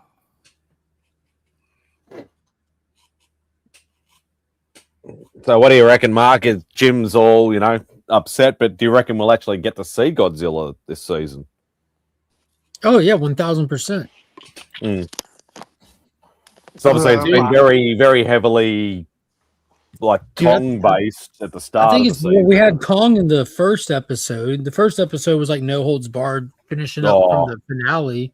Still that the first second scene. episode was great with the chase scene. The third episode we kind of carried that over, and then this one we had a big attack scene and the scarabs and stuff, plus all the Skull Island creatures that kind of bridges how Apex got all of the stuff that was in Godzilla versus Kong. We got tons of creatures. You got the Vine Wraith, you got the Needle Walkers, you got the Scarabs. Like I'm cool with like the universe, like getting more than I don't want to just see Godzilla every episode. It's the monster verse. You have all the lore from Kong. They have Access Monday in this show, and there's all kinds of stuff to do. So like when Godzilla shows up, it's kind of like a showstopper moment, is how I see it. Like when you get Kong, when you get Godzilla, those are your showstoppers. Everything else has to entertain us to tie together. Yeah, those are like the those are the WrestleMania moments. Like the big boss. Yeah, exactly. So I expect this thing is going to end up running into Godzilla, and that'll push it back to Skull Island. And I think Kong's going to be the one to. So I think it's going to see Kong again for sure. Yeah, I think this is a Kong season more than anything, more than Godzilla. But it's out. You have this creature out in the ocean, like following a migratory path. It's going to cross Godzilla. Like that's It might not know it is, and it might not want to, but that's what I think is going to happen. And obviously you notice whether you pick up on it or not, or whether it's just a reaction, but it looks like Kong knows the Titan because he chases him out and you can see the disappointment in him slapping the ocean and stuff like that, as if to say, you fucking let it out, you idiots. Bro, yeah, the way he turned back and looked at the helicopter. And it's like, you've just fucked up. Like, that's literally the look he gave you. So whether he's tussled with it before or not, we may or may not cross that bridge. I think it'd be cool if there is some kind of history. But even if it isn't, he still gave, as Mark said, that look back as if to say, yeah, you fucked up. You've let this thing out into the world. Shit's going to hit the fan. Yeah, everybody's been wanting people to fuss at Kate for letting it out. Kong already did it. On Apple. But yeah, that's even just that quick glimpse we got of it this latest episode of just the small Monarch boat, and it just a couple of tentacles and just like pretzel in about 1.3 seconds. Tore it up. Yeah, that was so I think there's going to be some kind of major showdown. I don't think it'll be a Kong and Zilla against the Titan. I think it'll be one or the other. They can't meet.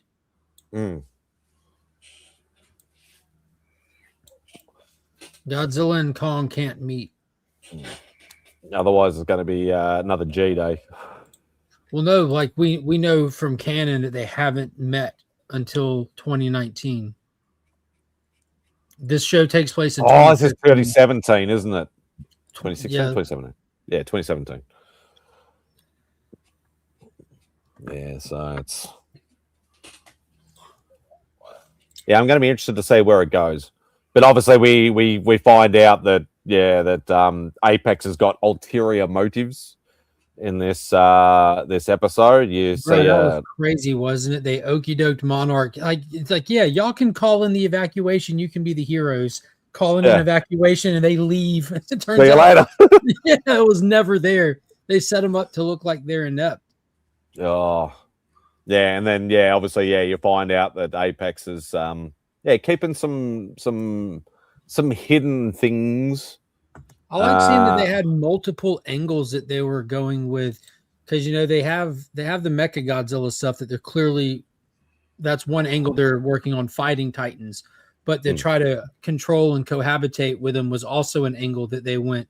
And you remember when they had Mecha Godzilla, they had the skull crawlers in their facility that they tested Mecha Godzilla out on. So they had been pulling stuff from Skull Island. So we got to see where they had already been doing that with the smaller creatures and stuff and everything. So it's doing so much to service the backstory and the unseen lore from the other movies. I'm absolutely loving it.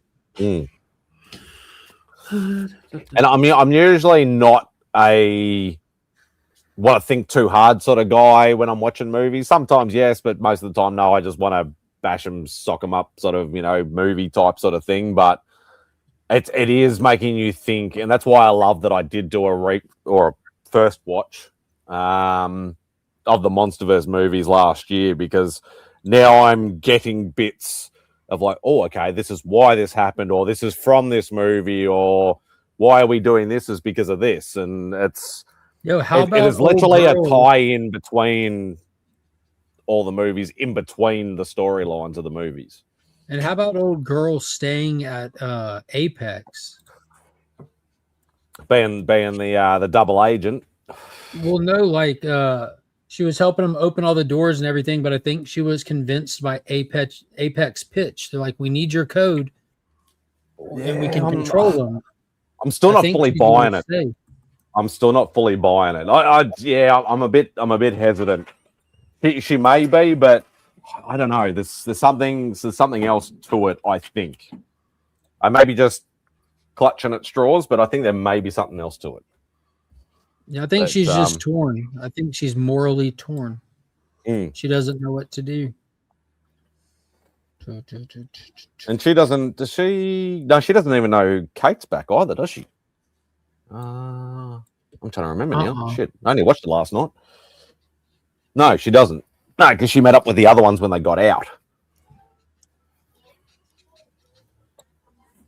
Yeah, I don't think she knows.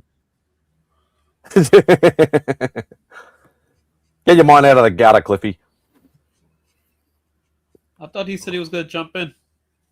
When he said when he can. He's at a con or something, isn't he? Oh. Yeah. We don't know his life like that. Get out of his business. Yeah, exactly. Yeah, is he? Although you're more in his life than what I am. I'm just here virtually. He doesn't tell me anything. Probably safer that way. Yeah. But yeah, no, it's going to be interesting to see where this season goes. That's for sure. Because it's a lot of sort of. No, I'm doing taxes. Oh, you poor bastard! I already did that. Same here. Oh, all right, he did that. Yeah, a lot of twists and turns and spanners in the works and all sorts of things this season. So it's going to be. It's a good season. It's going to be interesting. Yeah. Do you think that Kurt Russell is going to be Hero's father? That's where I've noticed that for a while, that I'm like, they keep not necessarily talking about it, but keep hinting to the letter and things like that. And I'm just like, and now they've found all of Billy's work in Apex, and I'm like, that's just another spanner in the works. And I'm like, what the hell's going on? Like, you can see them like you can literally just say the hand grabbing the letter box. too. but Do you think that that's where it's ultimately going with the letter? I think the night they spent out in the woods in that Colombian village or whatever like that, that's probably when it happened. Yeah, I don't think that Billy just ran off because he was upset that there was that unfaithful backstory. I think it's like further than that. I think that Hero might not be his. Mm.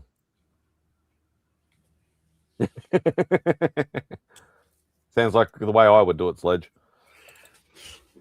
Highly likely, yeah. I've been thinking that for a little while, and I'm like maybe, and then now with the letter, with the love scene and all that sort of stuff, I'm just like, yeah, I got a feeling it might be right, but they might have just thrown that to throw you off course as well. Yeah, that could be a case too, because this show can do that. But who knows? Like, I want a DNA test now, bro. I'm telling y'all, this Randa family, Ish. They're all a bunch of root rats. Yeah. I like how she goes to the club and she's like, "I'm gonna party." It's like, yeah, and they're like, "There's an emergency." It's like, "I'm They're still like, gonna party." There's a giant Titan heading our way. It's fine. It's fine. Yeah, No, well, let's just party and do some stuff. I swore that I thought that was MJK. Oh, like, what MJK doing that show? Oh, but yeah, no, it's yeah, I know it's gonna be interesting. Have they said how many episodes? Eight episodes is like usual, or might be 9 or 10. It was a 10. I don't know. I think it may be 10. I don't know. Okay, let's get some Blanca. Some Blanca. Oh, you've started with the lightning. Very nice. This would not be an 8.0, I'll tell you that much. 9.8. Blue, it's blue back. It's blue background. Is Cammy going to be cold? Oh, you ruined it by making it 2 separate covers. No, there's going to be something going on. Remember, it's supposed to be like a battle scene, right? Well, it's not anymore. It's just 2 separate pictures side by side. Well, the idea is that this person versus that person. Oh, you want to put the verses between them? Yeah, I'm gonna put the verses. That's the idea. That's cool. Dude, you should go a step farther and just go draw the verses on a different sheet of paper, cut it out, and use a glue stick and glue stick it to it. Wouldn't that be something? To give it the 3D pop. 3D pop. That would be wild.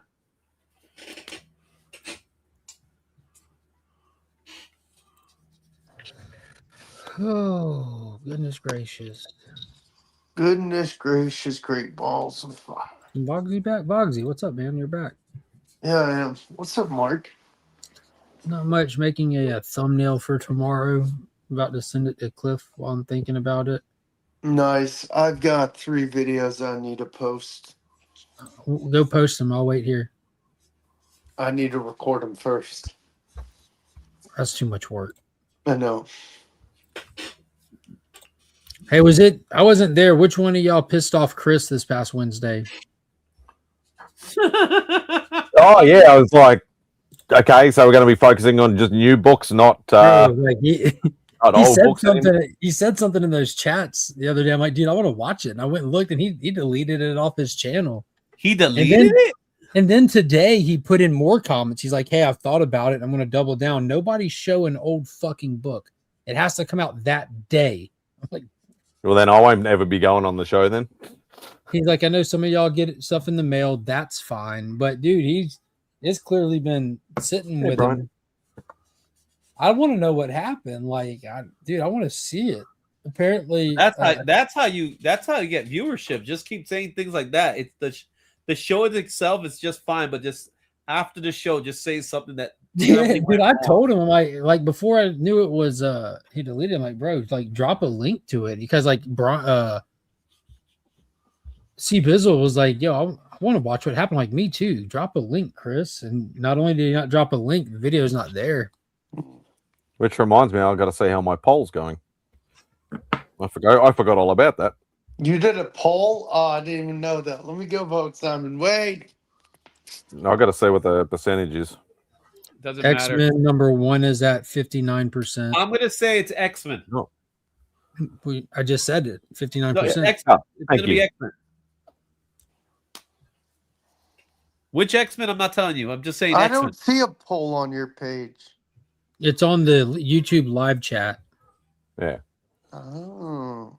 Yeah, so it's still half the people are wrong. Almost half people are wrong. So half of the people are right. His computer was giving him shit, otherwise it's a regular episode. Yeah, I don't know, man. Rob said that his computer was giving him lag, so it was causing people to Talk step over each on other. each other's sentences. I'm like, that's what all this show is very, every year. I'm very aware, Bryant. That's why I paused and said C-Bizzle as to not confuse you two. Well, I wasn't on the show, so Oh. wasn't me. Everybody's wrong on the poll.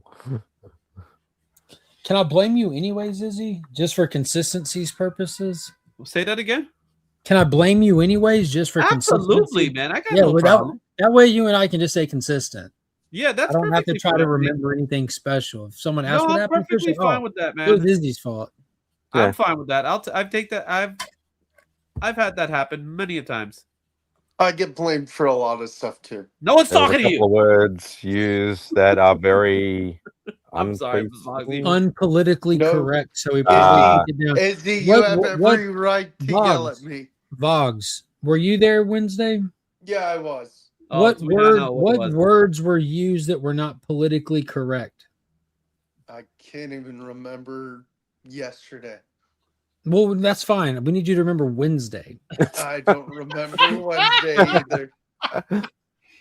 I love how Izzy's like, I'm sorry, Bugs. I'm like, no, Izzy, you have the right to yell. DVH, can you, in all capital letters, spell? Mark's just trying to get me shut down now too. You say cunt on here every single week. What are you talking about? You can't. Yeah, there's no word that would have been said on Chris's show that's more unpolitically correct than that. I don't remember what it was. Well, it is an Australian live stream, This so I is can't. an Australian stream, so you have different measurements over here. Dude, cunt is in there. Yeah, as long as it's nothing racist, like N words or anything like that, No. just please don't type any Thanks of for that. specifying, Simon. It wasn't. Arlen? Spidey.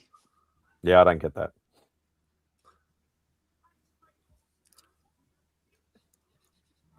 Oh, come on, Pops. I thought you would have been on my side. Ooh.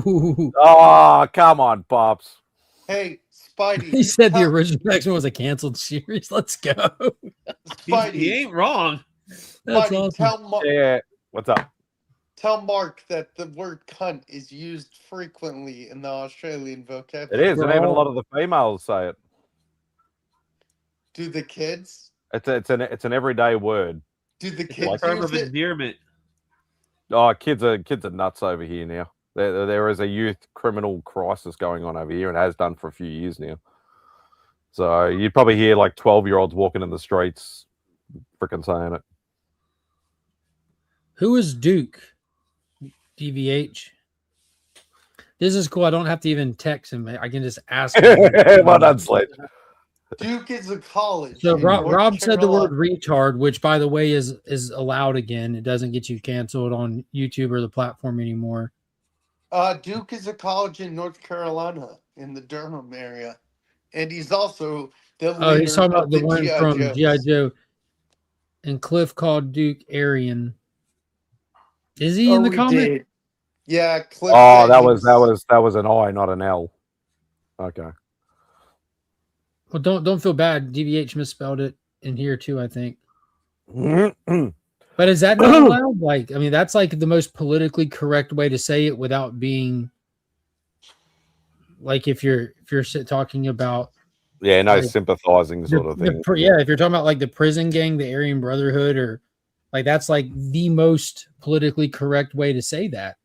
Man, dude, the not counting the past 14 months, the 5 years prior to that really messed people up. Like afraid to talk, walking on eggshells, not knowing what you're allowed to say anymore, not knowing what's even offensive anymore. That's crazy. That's fair. That's fair. I mean, he could be concerned about those, like because like I said, those terrible years we all had to suffer through, where everyone had to pretend like they were upset about everything and pretend like, oh, I can't say that. Well, keep in mind, DVH is going through it right now. He's in the UK. In the past year, over 12,000 people have been literally jailed for using terms on social media platforms.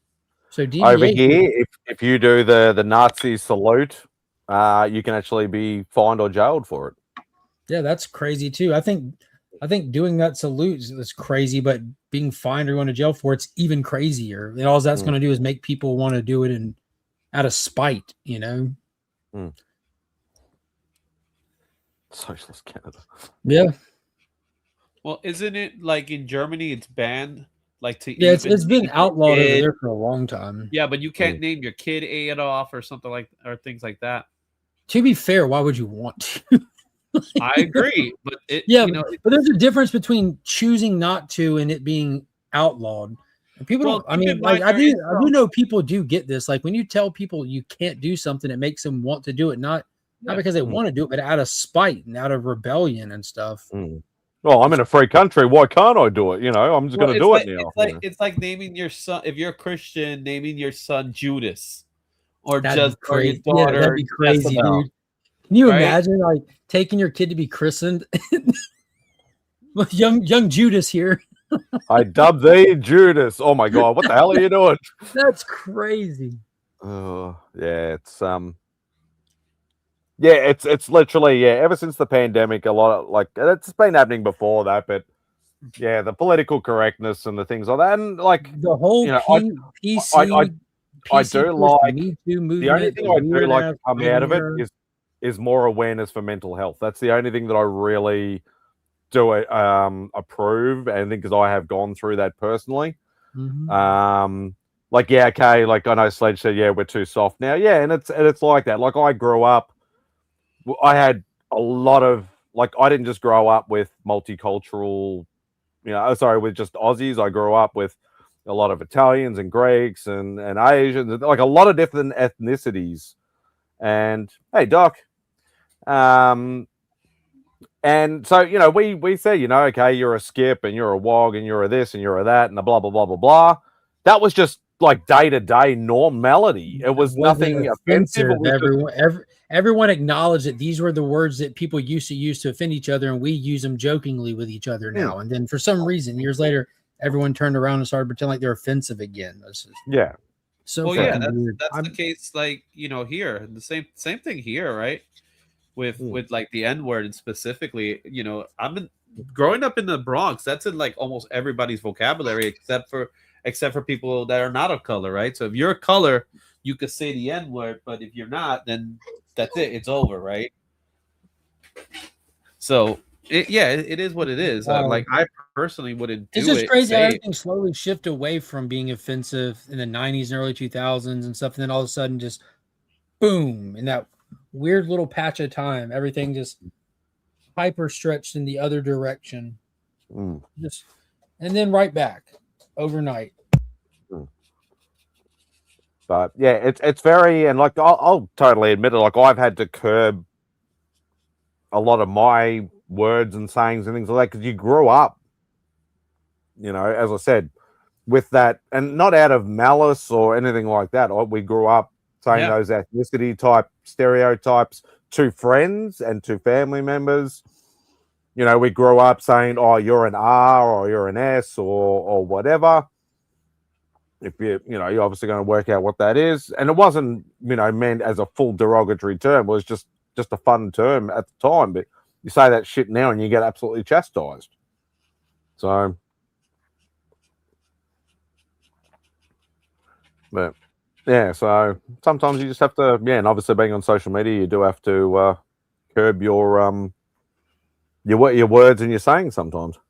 Well, you heard so Spidey, this is not a wrestling conversation, but it has to deal with a wrestler. So, Mark, did you hear what happened to Ricochet?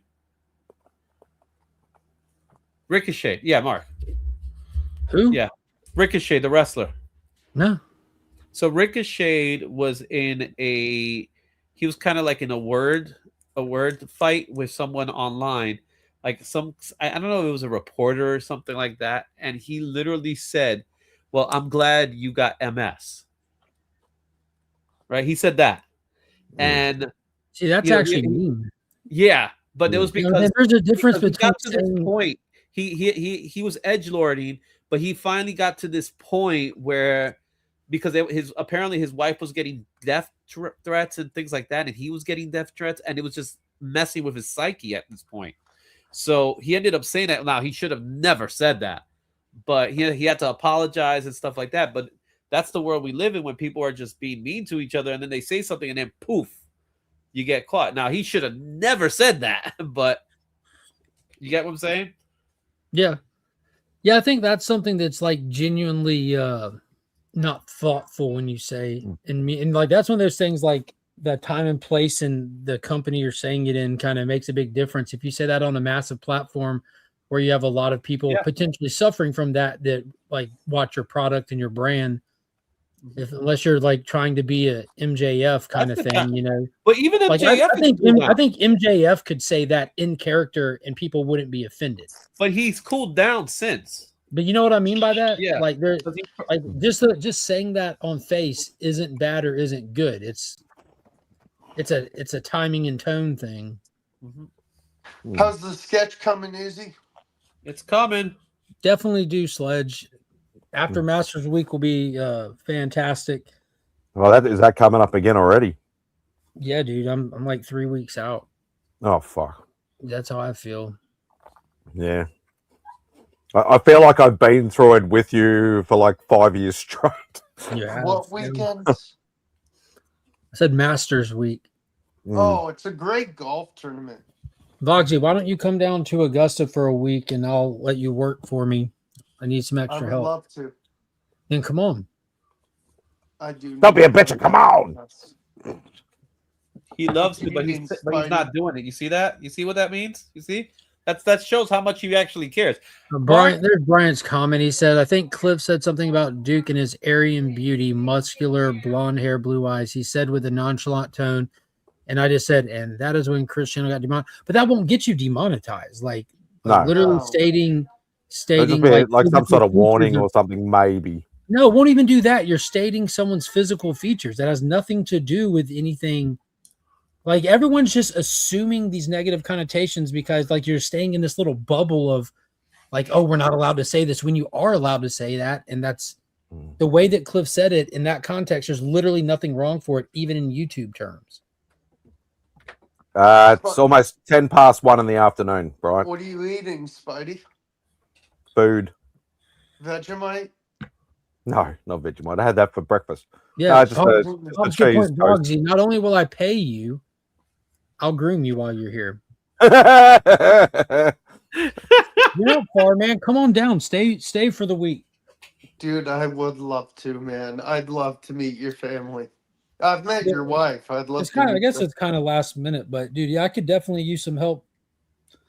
Typically, about a week or two out, I'm getting close. You always get like some people. I've had like 3 people come in to pick up applications and stuff, but ain't none of them come back yet. Hopefully, they don't wait too long. All of them are like the school age, either seniors in high school or college age. Are you busy? Oh, it's nuts. I bet you're booked during It's Masters nuts. Week. That's what I was saying, Vogsy. It feels like I've been through it with Mark for like 5 years because I have seen he has jumped on live streams from work and yeah, I'll be doing the same thing this year, dude. Last year on intake day, like because this year it's the 3rd through the 13th, so the Friday of the 3rd is when everyone drops off. They get out of town because Master stuff kicks off before the actual tournament. You have all the chip and wedge thing. You have the ladies do their tournament. You have the practice rounds in the tournament. So that Friday before Masters Week, I was sitting there at the kennel on my Friday morning live stream, and I called the winner. I told y'all. I couldn't do it because I'd be too busy playing with all the animals instead of actually working. That's fine though, because you can integrate those things in there really easy. Pop said, "What WTF? Will, what am I invisible? Because you said you want to meet the family." I've met you, Pops. You already offended the family, man. Dude, definitely, Sledge, definitely. Mark, the third through the 13th is Masters week for Mark, us. You're on the same schedule. Mark, do you get tour players pets or no? PGA Not Tour? really. No. They don't really travel with their dogs. We get plenty of patrons. Most of it, Boggs, is locals that are leaving or renting to because that's a big thing in Augusta, because people that come into town rent houses from locals. Yeah, I was going to say to be a big tourism boost for the town. We've got we're not as big, of course, as the Masters, of course not, but we've got a pretty big tournament in Charlotte too. That's in May. Yeah, I want him to share that stream, man. I think I want to see that Wednesday show. Everyone that I have heard talk about it said they had their favorite time, it was their favorite episode. In a while, and I wish. And I then Chris remembered it. is so upset with it. I don't get Izzy, it. can we see an update? You're in the chats, Fogs? No, I meant on. No, he's talking about the Pacey's drawing. Oh, I'm sorry. No. No. Because I'm busy working it. Let me work it, bro. Let me work it. I'm working here. I'm working here. I'm working here. What's going? I know Cliff said he was gonna, Patience. I know. I know Cliff said he was going to jump on later, so maybe we'll hear Cliff's side. Oh. Maybe it won't end up getting that far. I knew a guy that rents his house out during the Indy 500. Dude, you can make so much money Dude, renting houses for. They do. At Talladega one time. Hey, see, Bizzle. And there's no houses near that one. We don't exactly know fully, but yeah, apparently some. Dude, yeah, Brian, dude, me and you, I think we're the only two that said, "Yo, I want to watch it now." Share the. Yeah, I did, because obviously I'm working when it's on, even though it's on a lot later now. It's usually about 3 o'clock, 4 o'clock in the afternoon, which for me seems really late to see a live show on that late. I didn't see it either, so I was sleeping. LF was in the chat for that show. That's what I do during that show. Yeah, LF may have said a few things, but I can't remember. Nope. Oh, watch out. Watch out. Uh-oh. Here's Cliffy. Oh, there's my Vogs. We're in the same jumper as he was last week. What's up, Cliff? I'm here defending your right to love Aryan people. Don't worry. Hello, Clifford. I only love them for sex, Mark. You should know this. Hello, Clifford. You look A very function's a function, ravishing this evening. Oh, I could use a ravishing. Or more like a ravaging. Hello, handsome. Vogs just likes to keep flirting with danger. I do. I mean, a very erotic danger that I don't think is that dangerous, but still. Oh, how are you, Cliff? Teach him how to role play. Oh, I would so teach him how to role play. I love a moldable figure. I love somebody who wants to try new things. It's so great. Oh, it's like we're gonna go do it on the washing machine. We are. I'm like, oh yeah, we are. Are you Cliff, sure? I forget. Cliff, how was your 1 a.m. interview? When was that? Don't you have one coming up, with the 1 a.m. show coming up? Oh my god, I hope not. Let me go look. Atlanta is going to World Cup. I'm putting my life savings into hot Atlanta hats to sell outside the stadium. Yeah, and it's the same here. Like when we have one of the the Grand Prix on in our main city, a lot of people do the same thing. They will literally go on holidays and they will rent out their houses and that, especially if they're right near the track. They get ridiculous amounts of money for renting out like a Airbnb style sort of, you know, apartments and houses and stuff. It's just absolutely nuts. Sorry, Cliff, I forgot. It was 1 a.m. for maybe Carlos or whoever you were. No, it's 11 a.m. for me. No, I did the Carlos one, and that was 10 a.m. for me. Thank God. And then, of course, tomorrow morning it'll be 11 a.m. for me, 10 a.m. for him. It'll all work out.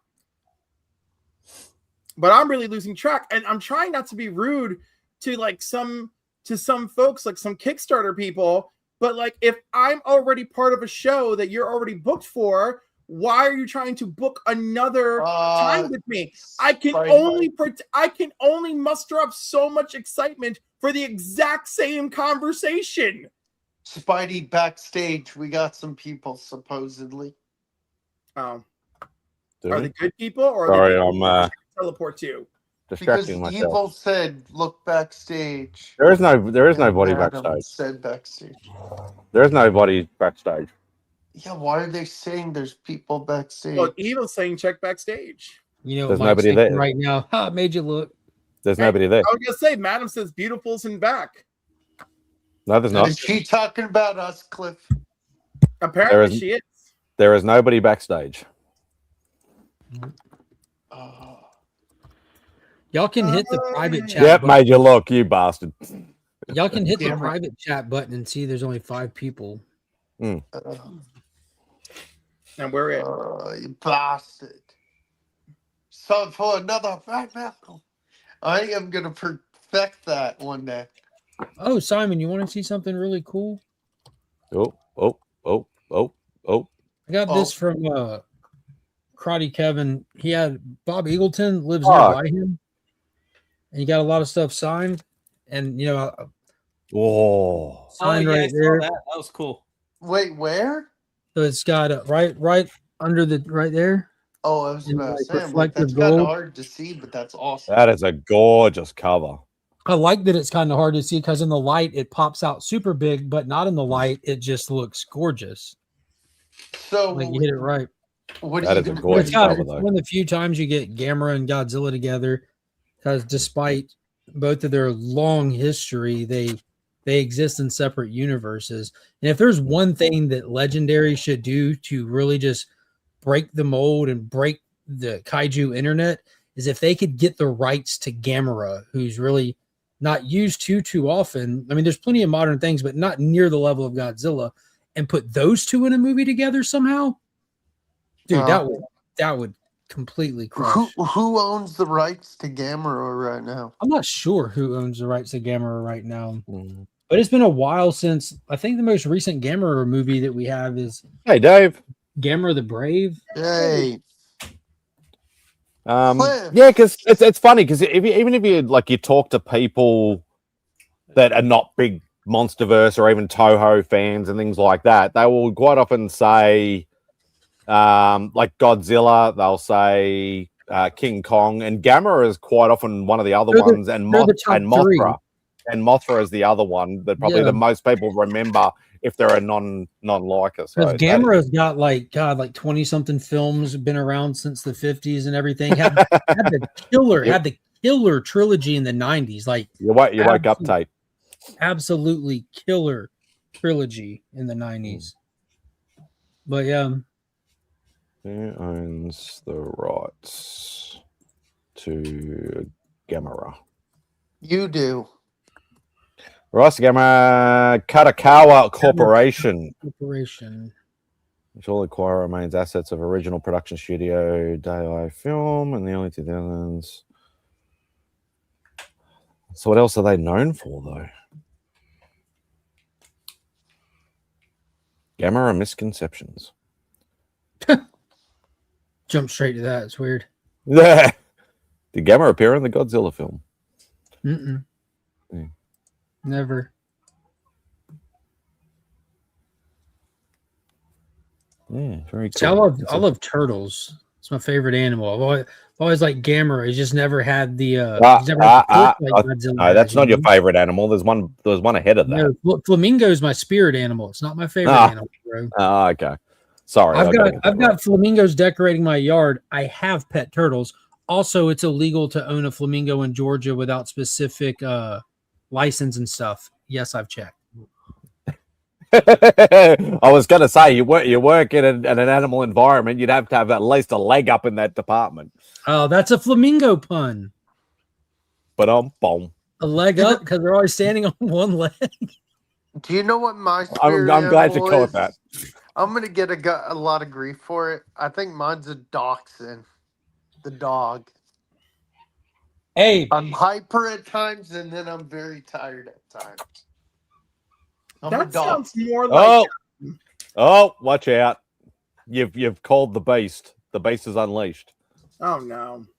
Oh, that's not so bad. Oh no! Whatever happened on Wednesday, Chris, I'm sorry. I didn't mean for it to happen. Well, Mark's just blaming Izzy for everything, so that's just the way it is. So, And Chris, whatever happened on Wednesday, I accept zero responsibility. Oh, Hey, Abe. That's Abe. He's joined a gang since the last time y'all seen him. Monkey jumped him in. What's up, Chris? Chris, will you please share the link to Wednesday's stream? A lot of us want to see it because it's just like a myth now. It's a legend. I'd rather just have conspiracy theories float around. We've already done that part. Okay. Something about the Aryan Brotherhood. Something about like the retard word. Like all kinds of stuff is flying around. Yeah. I mean, I'm not thrilled about the R word flying around, but contextually, I don't like that word either. Contextually, I understood, but also I'm not going to sit there and repeat it. Mark, what's the dog's name? Hold on, Cliff Thanks, was Mark. talking. It's Abe. It's a cute puppy. I thought we were discussing why GSX is more important than X-Men 1. We were talking about Gamera. You were entering the misguided when multiverse. you walked through this portal, sir. You must not have been in the live part of the stream. Yeah. Then I'm here to screw shit up. This GSX, I poked the bear and the bear arrives. GSX is more. GSX, I can't say. GSX is more important to the franchise because it is what reinvigorated and made the X-Men a vital part of Marvel Comics, right? Pop said X-Men was just an old canceled series that GSX is better. I appreciate the good sergeant and speaking up. I'm a firm believer, and I'm going to let everyone know that X-Men was nothing but a bi-monthly reprinting of former issues for a period. It's not like 1 or 2 months, a considerable period of time. That's it.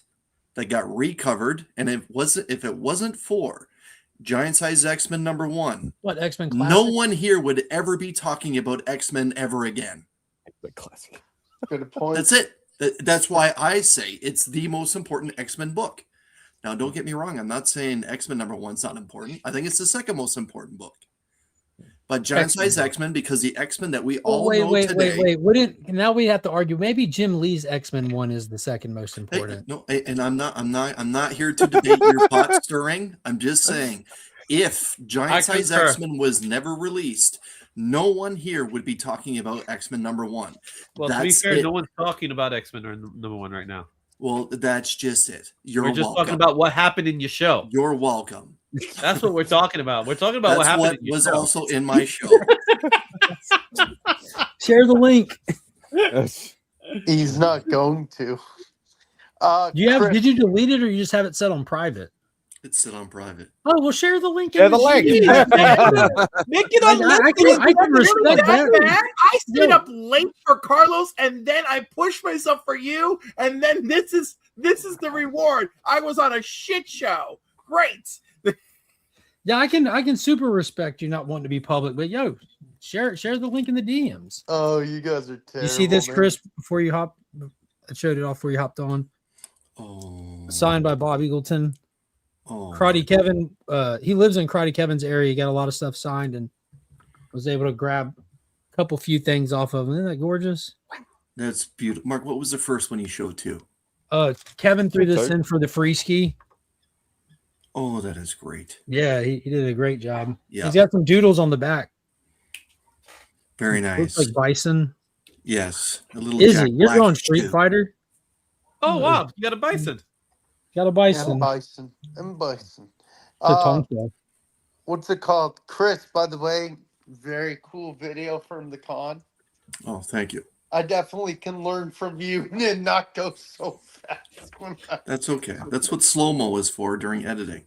But again, I see I have comic issues, but there would be a GSX one if not for X-Men. Look, I'm not saying that X-Men one's not important. More importantly, Chris, the second most important. Chris, more importantly, look 2 comments up from Bryant's.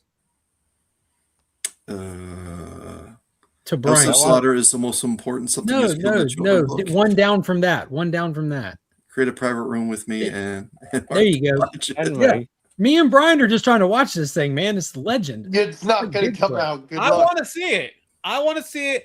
Put it on listed. Izzy, weren't you there? Weren't you there? Guys, where was I? Chris, I knew I blamed you for a reason, Izzy. No, Cliff, he wasn't. All I'm hearing on this subject is I was there.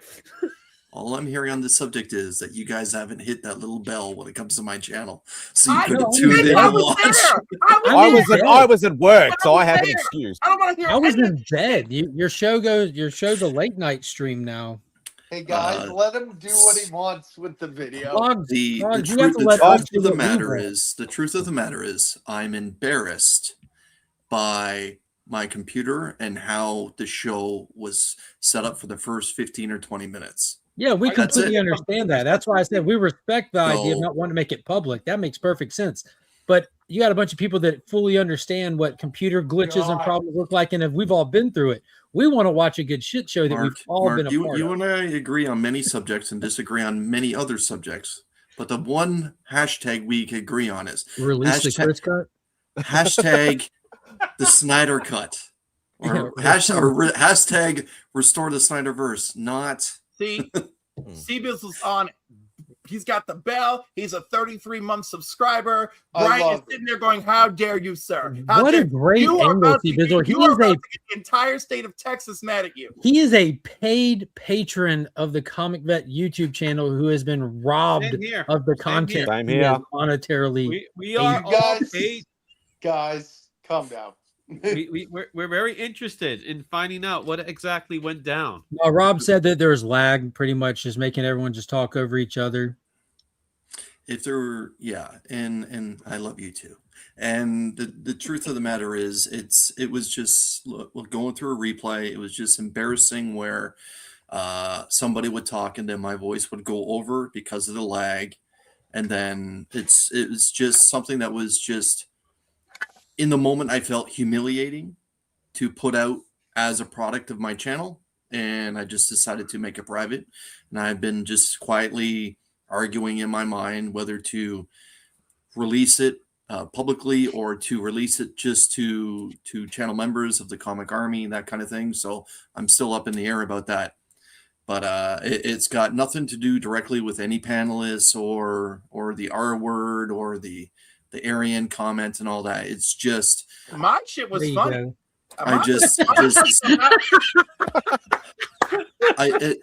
To tug on Mark's heartstrings.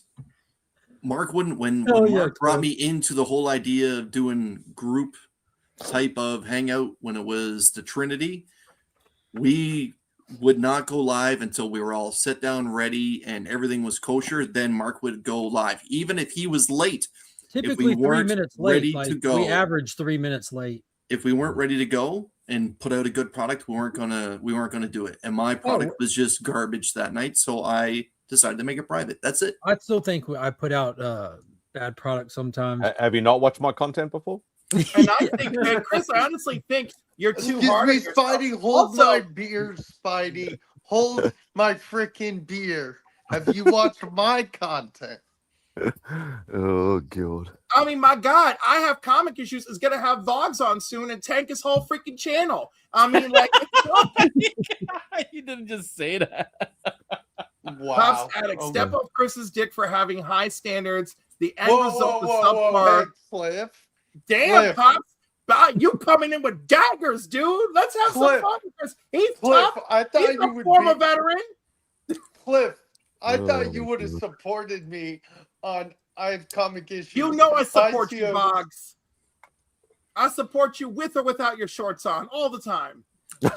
And the other part where what I said in private chats and then again today was I just been revisiting a lot of other episodes that I put out over the last 3 or 4 years. That's unhealthy. And I come to realize like it swerved a lot of different ways and it's grown organically. And I just kind of thought, okay, since it's now at a different time and I put in a lot of hours at night and a long drive home, I'm kind of, without condensing it, this is how I thought I could condense it. Try to take it back to its original thing and just try and make it just strictly about New Comic Book Day. People who have pull lists. So I know, Mark, as you know, there's a lot of people on YouTube that receive their pull lists from different comic shops. ABX come to mind. Yeah, I mentioned that on here when I said you were going back to this new books, and Simon said I'm out. I said no. He said the people that get them mailed and stuff. That's the Yeah, same. prejudicial to the old book collectors. I feel very personally hurt and attacked. How many times have you been on my show? Once. Hey, Spidey. I love you, Morgs. Hey, Spidey, small. That's only because everybody knows I work when you guys all do your live streams. So And here I was thinking about going. No, but you know what? I'm gonna still be prejudicial towards No, me. never mind. Forget it. No, Chris, I support you either way. 100%. Tape Prime, I love you too, and I'm willing to have, as Mark likes to say, a debate about GSX versus X-Men 1. Wait, Would you like to have a comic book fight? What did Immortal say? Just a debate. My argument is again, the X-Men that we all know today is because of Giant Size X-Men 1. The main characters that you know today wouldn't exist if it wasn't for Giant Size X-Men 1. Wolverine would not be where he is today.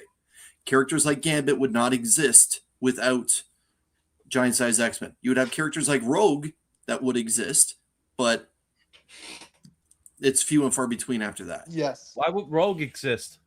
Because Rogue debuted in the Avengers. Yes. By Chris Claremont. I can't seem to see it. I don't know Hey, why. Cliff. It's on my phone. Written Did by you Chris see Claremont. what the Immortal said? I got it, and I'm That's pasting- hilarious. I'm pasting the word for word translation. So the second line of that song, if you exaggerate it colloquially, it's like, oh my god, it's a lion, you know, like. Anyhow, I don't know. I don't have the strength to go into colloquialisms, but like, yeah, you know. Yes, you Also, do. oh my god, like you want to talk about? There's so much bad stuff. I shamed Kickstarter hard a few weeks ago on somebody else's channel, and I'm like, I swear, I have a nice side too.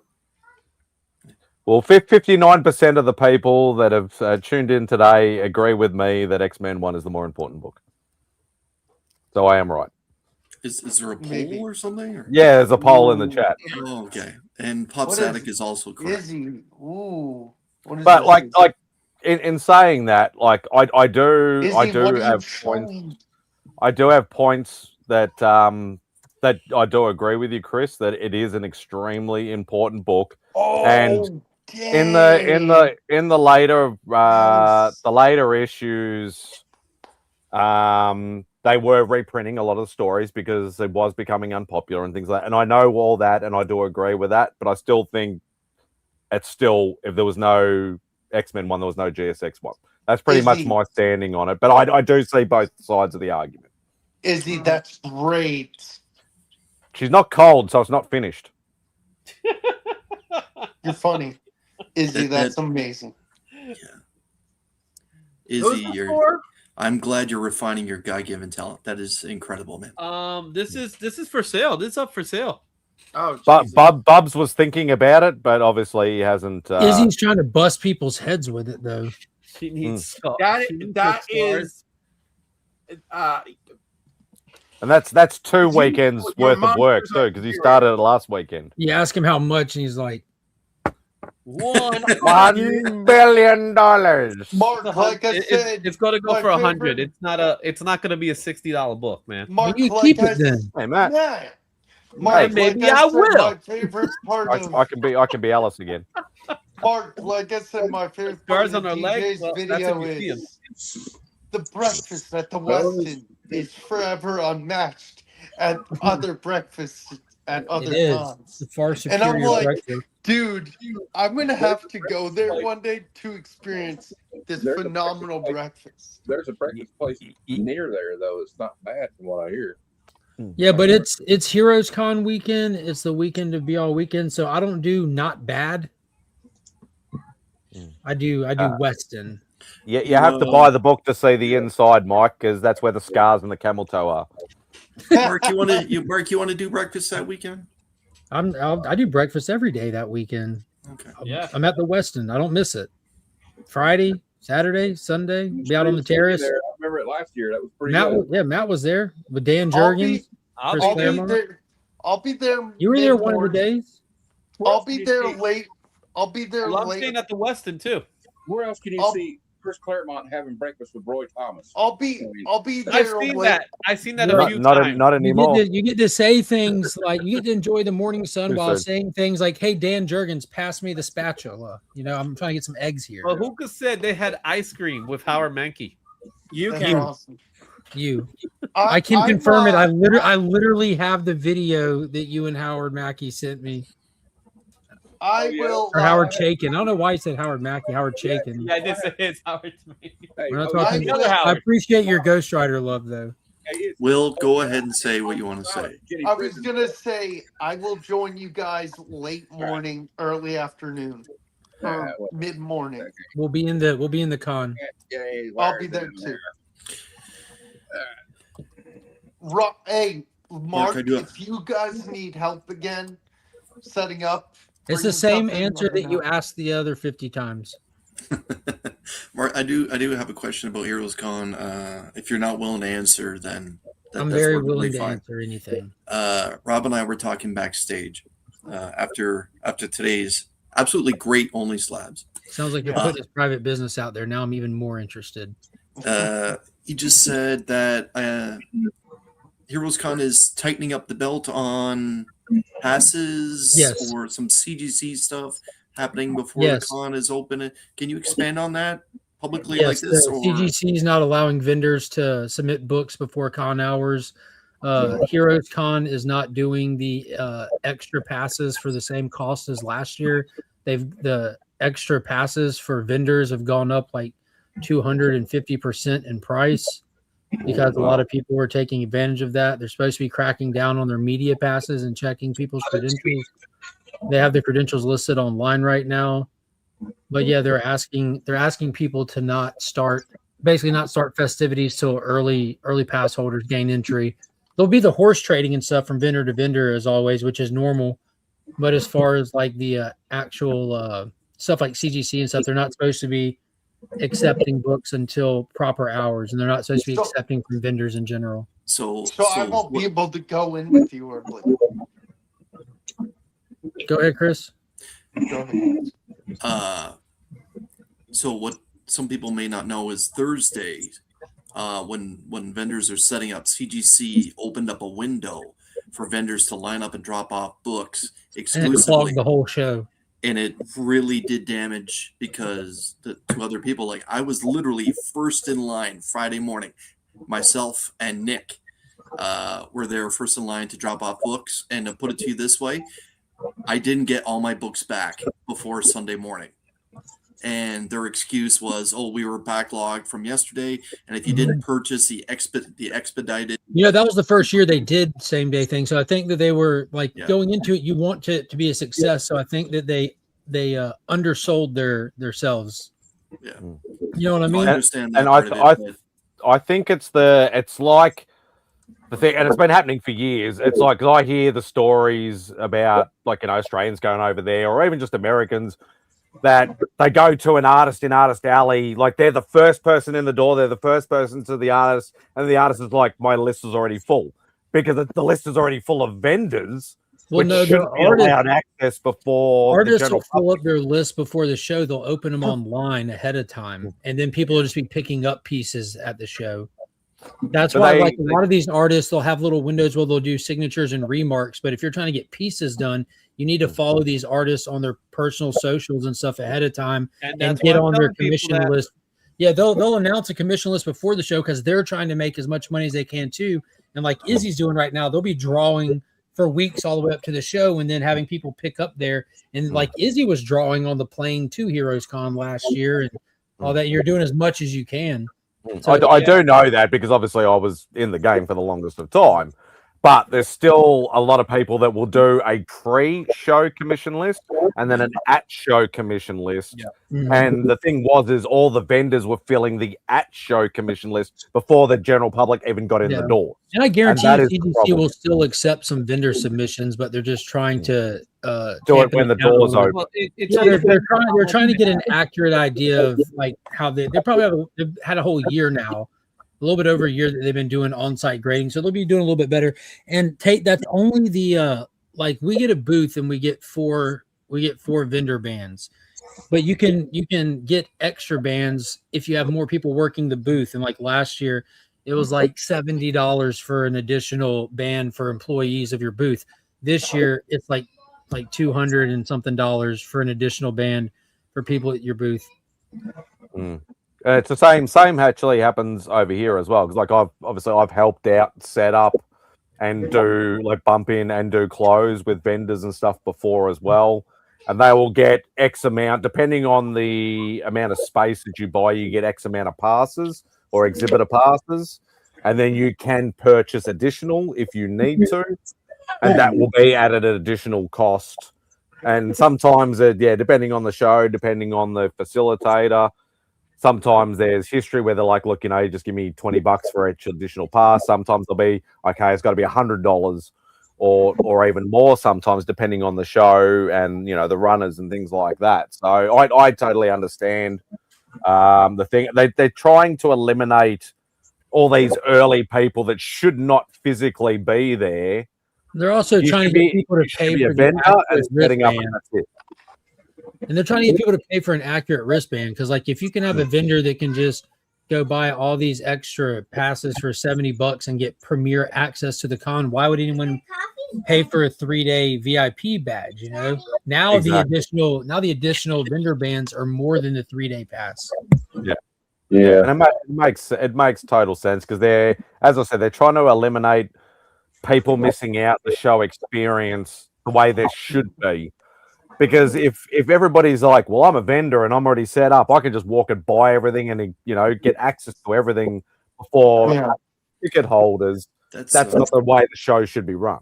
Let's be honest here, boys. That is every con everywhere in the world. Yeah, exactly. It's not exclusive to Heroes Con by any way, shape, or form. It's every con. Doesn't matter if it's one in a high school gym or one that's in a massive convention center. It's all the same things. Vendors are going to hit other tables while they're setting up. And that's why they have multiple people help set up. Partners, buddies, brothers, family. Same thing, Patrick. Yes, exactly. The MegaCon as well. Even up in Javits. I've heard stories about Javits. Exclusive, then they jack the price up. The vendors buy everybody out. And to be perfectly honest, I would say the greater percentage of most regular con goers, if they can exploit an early entry pass, they have done. I would. I'm guilty of it. I've done it. I've had exhibitor passes many a times. I have been first at line at artist tables. I have bought stuff and things like that before the show floor even opened. Don't even give a shit about having a pass. He just picks up folded chairs and wanders in. What? No. Like Triple H, he's just swinging at people. He literally did that because I handed him the chair. Actually, all he did was just follow me. Izzy just did his thing, and I said, "Yeah, we're with them. Come on, Boggs." I'm like, "Okay, go to that table." That was it. My big ass just strolled in. I'll take one of those boxes for you and just walk in. What's funny with Vogsy? He's such a sweet fellow. I'm over here trying to finesse him in. He's legitimately helping us.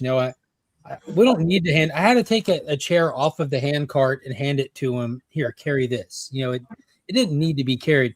And when we go to walk in, I've got my band on. The security lady who I flirt with every time I walk in and out of the building, period. We're walking, and I make sure to put myself on her side where Vogs over here. So I'm in my mind, I tell Vogs, dude, just walk straight to the booth. Don't say shit. Just walk to the booth. I stopped to flirt with the security guard who's now not looking at Vogs's band. And I'm talking to her, and I turn and look, and Vogs had stopped with me. I'm like, table's that way, buddy. Like, go. 1388, Boggs. 1388. Go, man. You know the way we do it. The way we do it Hey, over Mark, here we're is going to do it again this year, right? Hogsy. I'm sorry, mate. I'm talking. The way you do it over here, because I don't know whether you do it over there, but when you actually set up, you got to actually wear high vis. So literally, I have seen people with a high vis vest on in setup, and all they do is they just walk straight through. I just pictured your penal colony country having everyone in high vis orange and white stripes setting up a con. Literally, Mark, that's exactly Mark, because we're there's gonna forklifts going in and out. You need Mark, it. we're going to do You it definitely again, don't want to right? grade this. This would come out of the low grade. And Mark, we're going to have to do it again, but I carry 2 chairs this time. Yeah, 2 chairs. Now, Izzy, this would be great for the I art already label bought- from CBCS. That came out great. Oh, there's the verses now. Izzy, Now I see it. let's do one of those fun little auctions where we start at 100 and we go down every 30 seconds so someone no listen we start at 100 and we go down every 30 seconds so someone says claim. And it's one of those things like you get nervous because you know someone's going to claim it, but you don't want to be the first. You want to get it for the cheapest possible, but you know someone's going to pay it. 15 minutes, so if anybody wants to pick this up, you let me know. What are those called? Reverse auctions or whatever? Yes. All right, this is starting at $100. We're starting with goblins in the regular pass lineups. I actually bought my Heroes Con pass. That is one of your better ones, Izzy. I imagine her with a moose knuckle, though. It looks like it's poking out for some reason. I got the press someone's pass. claim. I'm down to get my press pass this year because I noticed they were like, "Oh, you got to have like 4,000 followers." I said, "Oh, I don't know why I'm even applying now." I already bought my pass. It was $80 flat for 3 days. I'm gonna pay for mine. See, there you go. I put the scarf. Yeah, it for looks you. like they put in new parameters for the media pass. So, like, if you run a Facebook page, you're not media. No, it's a reverse. It's a reverse No auction. dollar starts. Immortal Sticky Shack. Yeah, I'm with Sticky Shack here. Let's start at $1 and let's just run this thing. Nah, I'm not gonna Let's start do this at it. $1. This is way I too much work. thought we were just doing a free giveaway. What are you talking about? You know, I it's like one Matt's thing- idea even more. This is one of those situations. But if anybody's interested, let me know. Because if anything, it will be at Heroes Con. Like You should have done Mortal $100 Kombat reduce. characters. all Spidey these books wants that it I'm for- working on, all these books that I'm working on right now is the preparation for Heroes Con, or if anything. But if somebody wants it now, then you let me know. But Jeff's thinking about it. You should definitely do a Mortal Kombat one in the same style with the movie coming out and yeah, its I'm popularity. trying to see if there's a blank. So T-dubs. What's up, nerds? Nice. Taylor, I wore this to go see Project Hail Mary. Hey, I just got back from it. Oh, what'd you think? No I liked spoilers it a lot. at all. Yeah, I liked it a lot. Yeah, you really can't say nothing about it without it taking away from spoiler for it. I'm wearing Valspar. I am so jealous of you guys, man, because I was sitting there watching that movie, enjoying the first 20 minutes, and then I had to leave, man. Dude, then just know this: the first 20 minutes is the weakest 20 minutes of the whole movie. Why So is you have it that to so look forward good, to. right? The first 20 minutes are really good because it just Yeah, hits the whole on thing's really story. good. It's a really good movie. It's a good movie. Izzy, why did you No, have to no, leave? you're so DVH. I'm still working on your piece, and next week I'm actually going to take it to get graded. So, Izzy, no worries. DVH ain't trying to hear excuses, man. I got like 4 books of his, man. Yeah, I do need to get my Izzy. Every time DVH, every time I'm about to ship DVH box, he's like, "Can you do this?" And I was like, "Okay, so you want me to hold on to this?" Because it is an expensive shipping cost. I do need to get my book for. It's probably cheaper than Australia, though. Did DVH get any Sting drawings done? I have a concept. So So a little while back, we were talking a little bit about the AEW book, the AEW versus it's a Simon. the AEW versus DC. I think I gave Lobo an 8. I'm gonna do a Luchasaurus versus Godzilla. That's cool. I think Deathstroke was better than Lobo this week between the two You know, new DC titles. I'm on the opposite there. I'd be interested to have this conversation. I'll just give you my review. I think Lobo is zany and weird, so it's going to be a preference thing. That aside, I think they delivered a very true to Lobo book in tone, style, feel, and everything. Jorge Corona's art was exceptionally fit for that book. And I think there's a reason why Lobo hasn't had an ongoing in a long time. He's like, a lot of people are going to pick this up excited for Lobo, and they're going to drop it because they're going to realize they're not into Lobo stuff. Like, he's good as a supporting character and stuff, but zany, weird, wild Lobo stuff is going to be hit or miss for a lot of folks. But quality-wise, structure-wise, pacing-wise, it really hit all the notes. Deathstroke, he had one ongoing. Yeah, Deathstroke for me, it wasn't Slade. Like, it was fast-paced, it was hard-hitting, it was 100. A bunch of action, but that wasn't Slade that Tony Fleece was writing. He hasn't found Slade's voice yet, but that's okay. It's just issue 1. Like, for me, like, Slade is forever ingrained as that 90 percentile brain badass from Identity Crisis who walks out and bodies the Justice League without flinching kind of thing. Like, he's that Titans Terminator. This Slade just kind of felt too young almost, but we're just getting started. Plus or including shipping, Izzy? Chris. Plus or including shipping? It's included shipping for US. If it's, what do you think, Chris? If you're in the US, put it in the chat, Izzy. Yeah. What do you think, Chris? Oh, that's a beautiful offer. Oh wow. Beautiful offer. That's very generous. If it's in the US, it'll be 100. If it's outside the US, you got to pay the you got to help me pay the shipping. You really nickel and dime people, Izzy. Dude, man, shipping outside of US, you know better than anybody. Shipping outside of US is expensive. I don't do it unless it's a Legion League. Or Izzy or panelists I've been caught with that one before. Izzy or panelists allowed to Chris, I'm going to get back to you, Chris. Don't worry, I'm not forgetting. What'd you say, Spidey? You can't hear what you're talking, Vogs. Okay. Love you, buddy. Hey, what's up, T-Dubs? Chris, did you read Hold on, Dog. He's been sitting there waiting to tell you about Lobo and Deathstroke. Oh, yes. Sorry. Go ahead. He's just waiting quietly. Sorry. So I enjoyed Deathstroke. I enjoyed Deathstroke because I enjoyed the fast pace. I thought the artwork was better slightly inside Deathstroke for me. Now, I don't have that connection to Deathstroke like you do, so my experience was different that way. And this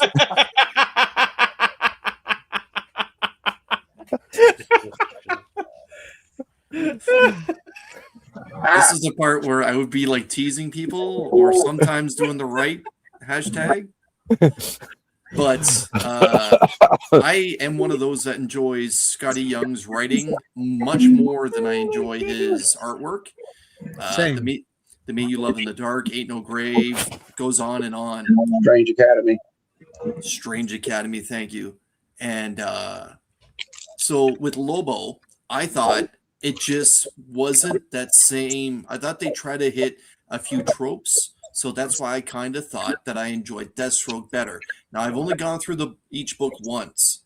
I kind of thought, okay, I'm going to go through it one more time and then decide how far along I'm going to commit to each book. Like, am I going to commit 4 issues for each and then make a decision after that? And that's why I'm kind of thinking where I am with it.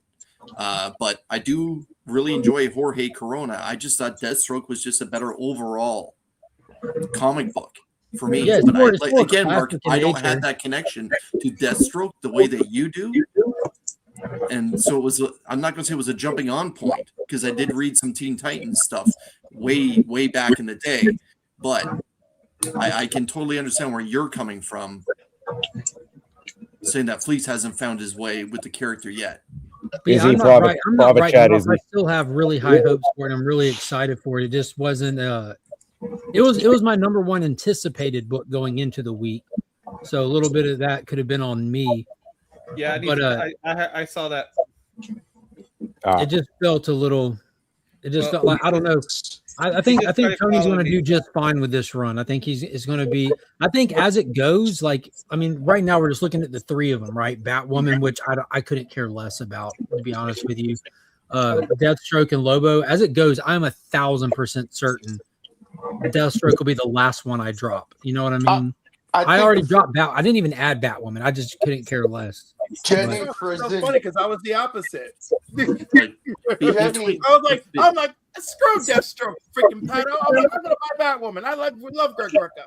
Jenny Prison's releasing a really nice Batwoman for issue 2. Chris is holding his comics up only for us not to see them. I can see them. Between the two of them, this is better. Yeah, I got. Oh, dude, Wonder Woman was my book of the week.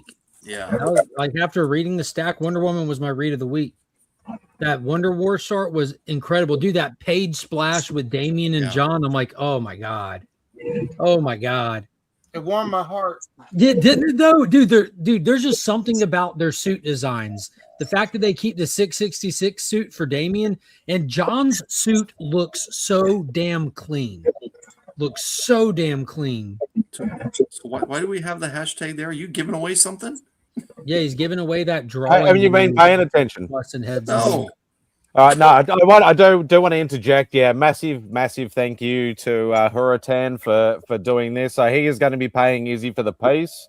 And if you put the hashtag into the chat, you will be winning that. It will be free shipping if you are in the US.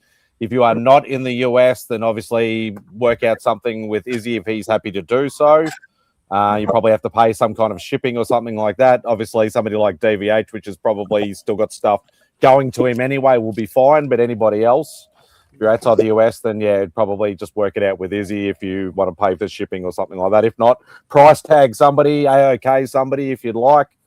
But yeah, thank you very much. That is very, very gracious and very generous of you, and I highly appreciate that. I like Chris's hashtag. Okay. Now, if I win, can I trade it in for the $100 cash voucher? No. Like you can just keep the book and forward the $100 to my PayPal. How about this? You take the book and you do whatever you want with it. No, that's okay. I'd rather save you the shipping. Just forward me the 100. I'll tell you what, 50-50. Keep the book, give me 50.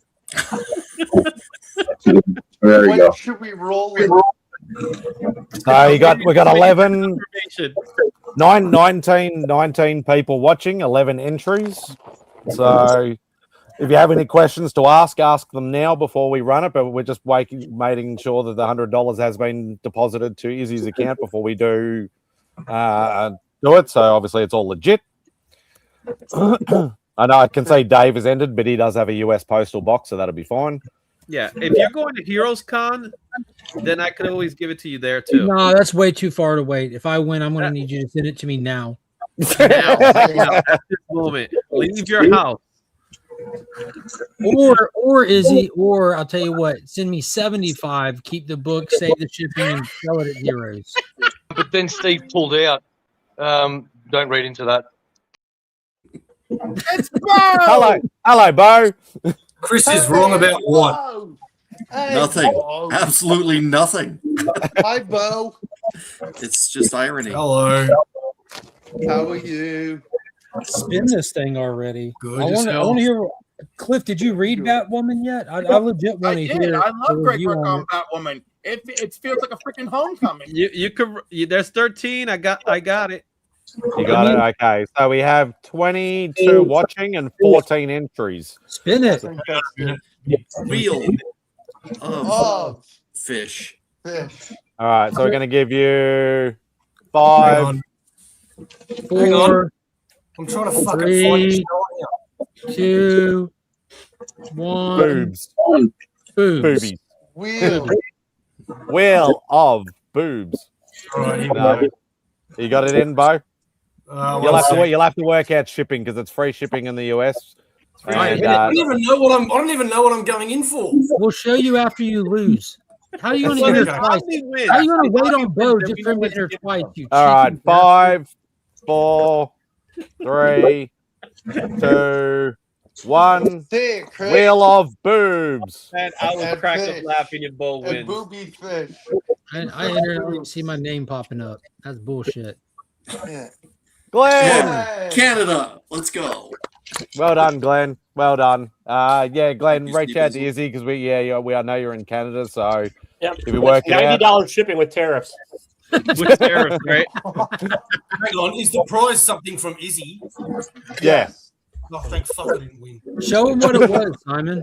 Yeah. All right, so we'll stop. So reach out to Izzy to organise that, and thank you very much, Hurricane. I greatly appreciate Look at that. this. Bo, this is actually dope. Yes, that is. She's got a camel toe, bro. Nice, say so 600 shipping. Well, Glenn, text me your address and we can take a look at how much it actually is, and I'll tell you. When It'll Chris be wins, about $30, I think. when for Chris wins, wins, It depends. Canada, Sometimes it's not as expensive you think, but sometimes it is. Spotty, you got both of the Izzy covers, don't you? For me. Yes, yes, I do. That was my plan to actually come and see you on my week off, and then everything went to shit. No, that's cool, man. I was just going to suggest maybe we ship them to each other, but yours is just such a chunky fucking box. Yeah, no, I need to get down there. We'll work out a weekend at some point. I still need. Did you say chunky? I still haven't even talked to Ben yet either, because Beck keeps asking about the Spawn fucking art, and I'm like, I need to organise that. Guys, it's actually time for me to go to bed. No, we want to know how much shipping comes out to. We're all curious. It's part of the saga. Yeah, we want to know. Once I have an address, I'll know. Okay. $1 million. Cliff, can you tell me why I should or should not read Batwoman? And I have nothing against it. It's just not a character. You know how many books are out there right now. You kind of have to pick and choose your pool list kind of thing. So it just wasn't one that made it to my pool list. Good night, Izzy. Well, I didn't read yet. I'm waiting for the address. If you read his previous Batwoman and you are invested, then it's great. If you are not previously invested, but you like a detective story, it's fine. I'm previously invested. I like Greg Rucka. I'm rarely disappointed by him. So, this is a solid on point. I'm moving next month. That just throws an extra spanner in the works. Just Glenn, you just have to come to Heroes Con. He'll give it to you at Heroes Con. Yeah, if you're going to Heroes Con, I'll give it to you in Heroes Con. Ooh, clip that. That's a euphemism. Wow. Yeah, right? Good for you, Izzy. You're getting good. I'm still waiting for Box to give it to me at Heroes Con. Cliff. Hey, Oh, there we Cliff, go. I enjoyed it. Cliff, I enjoyed it as well. Did you know that Santa Claus goes to the mall at Christmas time to sit on Chuck Norris's knee? Oh, I did. I've heard about that. Chuck Norris once told a woman to calm down, and she actually calmed down. That might be the best one. Jesus. Jesus, man. What the hell, man? Matt just warned the screen. I'm waiting for the split to protect the sun. That was worse than Cliff's Aryan comment. The slipper from your old lady is going to be swinging through the. Hang on. the side of the head. What's this Cliff Aryan comment, please? Listen, first of all, Chris already vanished the video, but I just basically it was just like me enjoying sex with Aryan dudes because it's a good hate fuck. And that's it. Mark knows all about that because I've explained it to him repeatedly. Wow. I just have to explain what a hate fuck is to everybody, and then you're good. Chris, no, just leave that alone. Chris, I like the one E-Man said. Chuck Norris made a revolving door a normal door. Oh, Chuck Norris slammed the revolving door. Yeah. Chuck Norris can count to infinity. And beyond. Chuck Norris figured out the number at the end of pi. I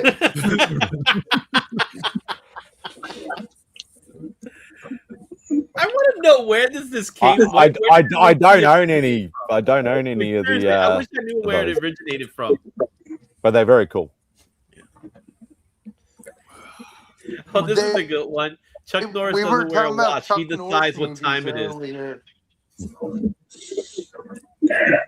Yeah, we did mention that earlier too. Is there a part of the original Rucker run? What's the one thing Chuck Norris can't do? Is shut up because I can answer Mark's question. But that's not Mark, the question. you said what? Was Kate Kane's twin sister story arc part of the original Greg Rucker run, like in Well, I flashback? think it was Williamson did that, if I remember correctly. Okay. Okay, go ahead. So it's building off of that. Don't even sweat it. I'm out. I'm gonna bounce. So, guys, thank you so much. We'll do this again. All right, take it easy, man. Let's do it again with 4 people. 4 people. Hey. Chris, So yeah, I'm gonna bounce. I gotta go to bed. But next week I'll be at C2E2. Maybe I'll stop by. Nice. Have fun, man. When this stream ends, Chris is going to privatize it if y'all don't quit interrupting each other. All right, guys. Yeah. All right, Izzy. Thanks, brother. Right. Take it Chris, easy. we were talking about Chuck Norris IG. movies. Oh, We no. were talking about Chuck Norris movies earlier. I'll Do show it have to you a one more time. favorite? I'll show it to you guys one more time. Like screen grab it and then re-air it on my channel, but then I thought Chris would get mad at me. I'm just kidding. So yeah, there's a lot of good Chuck Norris movies we brought up earlier. There you go. And Glenn, you got to answer the question: do you want nips added or not? Nips.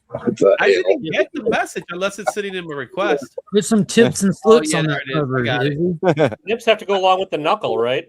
Yeah, tips and slits, bro. There you go. You know I keep it clean. Nothing wrong Unless with you'll nips. pay extra because Izzy will do anything. on the for credit money. card. no Batman nips. Oh, Glenn, I also need your full name, bro. It's Glenn PJ.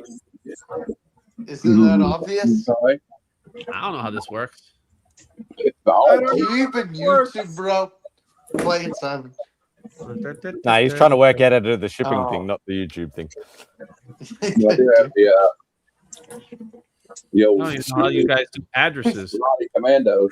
Yeah, why was Chuck Norris a blonde in the next one you show? I remember your post. His hair is scared of him, Boggs. How do you get Dude, this? why does he look like Shaggy in that one? Like the outfit. Are you talking about Chuck Norris like that? Really? Chris, Ontario's the city or the state? Izzy, I thought you were leaving. It's the province. Oh, God. So, okay, so that falls under state? No, it's a province. Okay, but here's not letting me do that part. You have And then to it would, national in American terms, sure, it would be the equivalent of a state. God, thank you, sir. I'm trying to make this thing work for him. Phrase your question internationally. What is a country? What is a country? What is Ontario? Do you guys remember Is Canada a country? Oh no, sorry, I went too far there. Do you guys remember the comic strip Dilbert, Alberta's Alberta, trying to where be they a live I in think I mud? got this. Taylor I'm trying to figure this out so you guys can see how much it costs. You want to know how much it costs, right? No problem, Glenn. Glenn, what city are you in, man? I got it. No, that part he Where sent me is that he? stuff. Is he like in Toronto or? I just don't know what it means. That's all. Okay. It's so funny. I saw the clip of Chuck Norris from Expendables earlier where he said, "Yeah, Python bit me like 5 years ago. It died." It was a cobra. That was the That's scene such from a Chuck Norris Expendables. thing. A python could bite anybody and it wouldn't kill you. Said, I heard you got bit by a cobra. He said, yeah, it's true. And after 5 days of excruciating pain, the snake died. Oh, Yeah, that was we mentioned it earlier, Tate. That was great. Ontario is a community in California. But it's also a province. He's in Hamilton. Yeah, I got that part. He's in Alexander So Hamilton. it's send it first class packaging. So the lowest rate is $25. Hamilton's not too far from where I am. I said 30, so I was pretty close. Yeah, that's the lowest rate, and that's considered first class packaging. Postage is $5. Tariff is $880. Yeah. But there is priority mail $64. I recommend that one. Yeah. Send it to priority mail. Izzy, And all you need is one that arrive 3 to provides 5 days. Izzy, all you need is one that provides insurance for the value and gives you a tracking number. You don't need to go the high end. I think Glenn would agree with me. No, on no, that one. the lowest end is $24.69. I think Whatever you anyway. do, just ship it loose in a bubble mailer. There you go. It's the brokerage fee from UPS. That's brutal. All right, guys. Now I'm out for real. Good night. Love you. Good. See you Tuesday. Love you guys. Take it easy, brother. Love you all except for Bo. Bo. Yeah, go away. I love the new friendship too we have cultivated in the wake of Matt's passing. I think it's beautiful. I think it's absolutely beautiful. So Sam Keith died? Yeah. Yes, he did. Was that today? Was it Nah, announced today? no, it was announced today, but it was the 15th that he actually passed away. Did it say how he passed away? I was only getting the information from people in the chat that were saying Lewy body dementia, which is a degenerative disease, is a combination of Alzheimer's and something else. So, That's what Alzheimer's and Parkinson's. Ooh, it's terrible. Goes telling Chuck Norris stories of the camp. I like that one. I thought the Supreme Court struck down tariffs. Probably not. Mark's arms up. Man, that's a crazy thing to think. Sam Keith.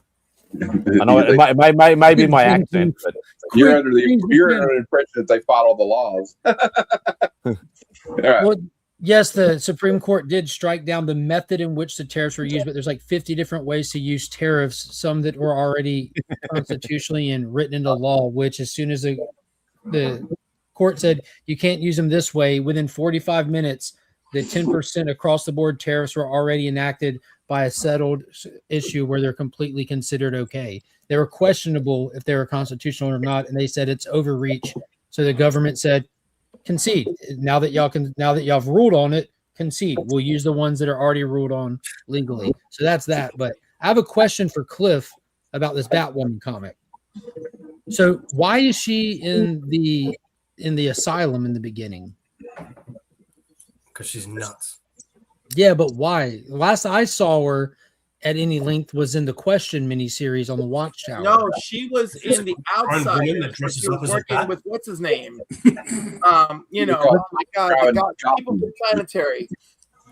All the crime in Gotham was driving her crazy. No, I'm being serious here, Matt. Because I'm trying to connect the dots of the continuity here. The Outsiders, that was before the most recent Question mini, wasn't it?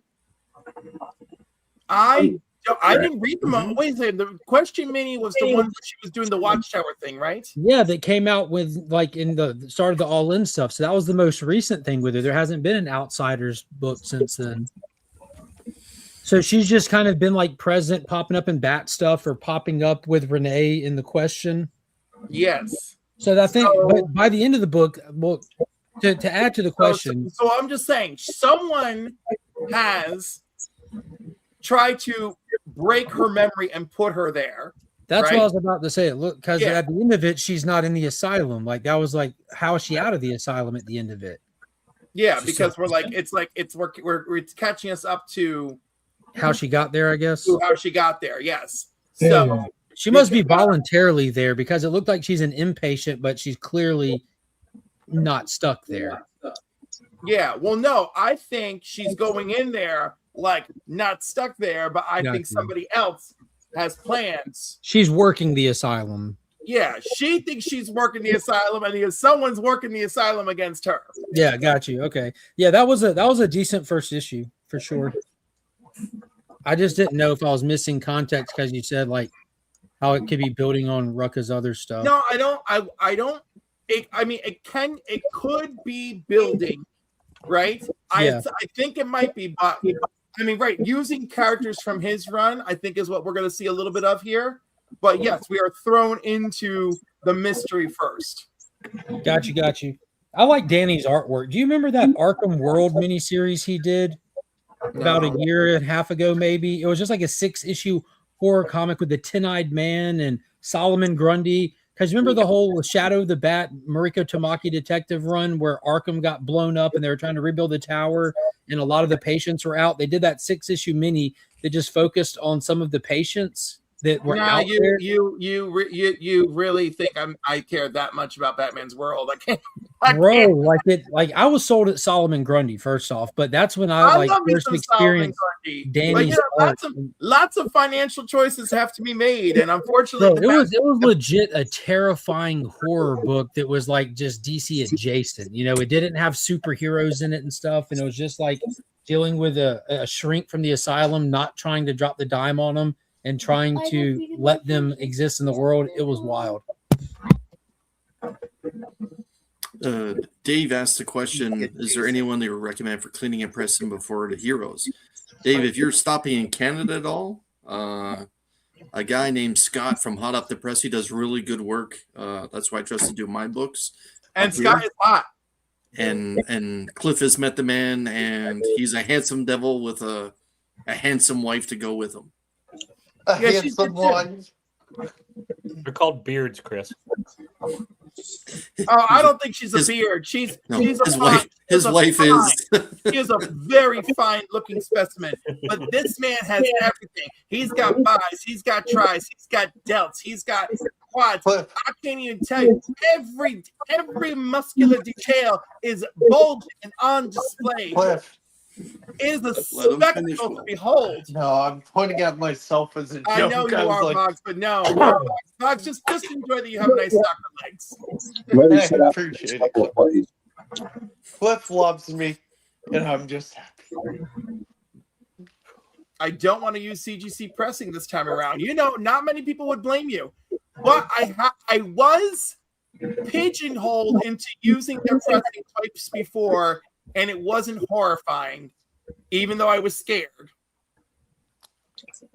Hey, T-Dubs. When I jumped on Whatnot the other day, how'd the rest of the show go? It went okay. Sold 60 books. A couple went for more than I thought. A couple went for less. It's. I was fighting with everyone at MegaCon, slinging their variant garbage, so it's hard to compete. Yeah. They had over like 75 exclusives at MegaCon this year. It was just insane. So stupid. And some are just virgins of other covers. Sorry, go ahead, Chris. Does anyone know when the mask mystery bags are going to be dropping, or the blind bags? Yeah, I could tell you. Hold on. You know what's crazy, Chris? Speaking of blind bags, my LCS last week, finally, and I didn't get them, got the Vampirella, sorry, not Vampirella, Harley Quinn Elvira, Supernatural Valentine's Day blind bags. Oh, dang. It's not for like one. I want to do the Kylo Ren more gift right now. Turok 1 isn't the only book that I pick up like that. Mark, but I don't even own one of those. I'll throw one in this month's Legion loot. The blind bag. These are still polybag, by the way, with the card. The blind bags for masks come out June 3rd. Thank you. I see Sticky Shack said that too. Thank you. Yeah, sorry. I noticed there's some new toys coming out too, and new figures and stuff for Mask as well. I've just went to pick up my pop vinyl haul and some other bits and pieces and stuff like that, and I already noticed some of them in there. I'm like, I used to have the original of that when I was a kid, and I'm like, all these re-releases are getting me very nostalgic, but I'm not going to buy it. Matt actually showed me a figure he's buying that's really cool of Spider-Man. Yeah, well, I'm getting the Venomized. I pre-ordered the Venomized Spider-Man, the Daredevil. I ordered the Professor Hulk with the pink bunny slippers, and the Energon Universe Optimus Prime with the Megatron arm. Who's making that one? Hasbro Pulse. I discovered that Hasbro Pulse lets you pre-order without charging until they come out. So I was like, all right, now I'm going to get it. The next figure I'm eyeing is a Doctor Doom. Matt, how big is that Prime supposed to be? Like 8 inches? Yeah. Okay. And just his statue type, he's not going to transform, obviously, with that arm. He transforms too. Oh, does he? Okay. What? That's insane. That's more than meets the fucking eye. More And than what are the rest of his dimensions, Matt? You said 8 to 12. I have but like, never heard TW not refer to someone's mother in that statement. That today is our first. Yeah. Low hanging fruit, buddy. I can bring it up if you all want to see it. Yeah, sure. More than meet your mom. More than was it? I thought that was Caroline who started that, Chris. No, it's TW. They're robots in disguise, man. Come on. Robots in your Robots in your thighs. Yeah, robots. Hello. in your eyes. It's called a Robots vibrator. in my thighs, Cliff. This just took a turn. we can arrange it. I think it's Imagine it's one asshole. it's 7.25 inches or 18 centimeters long. I understood that. Thank I you. love 18 centimeters. It works. Dude, Bo's comment is the quickest thing ever. I can't get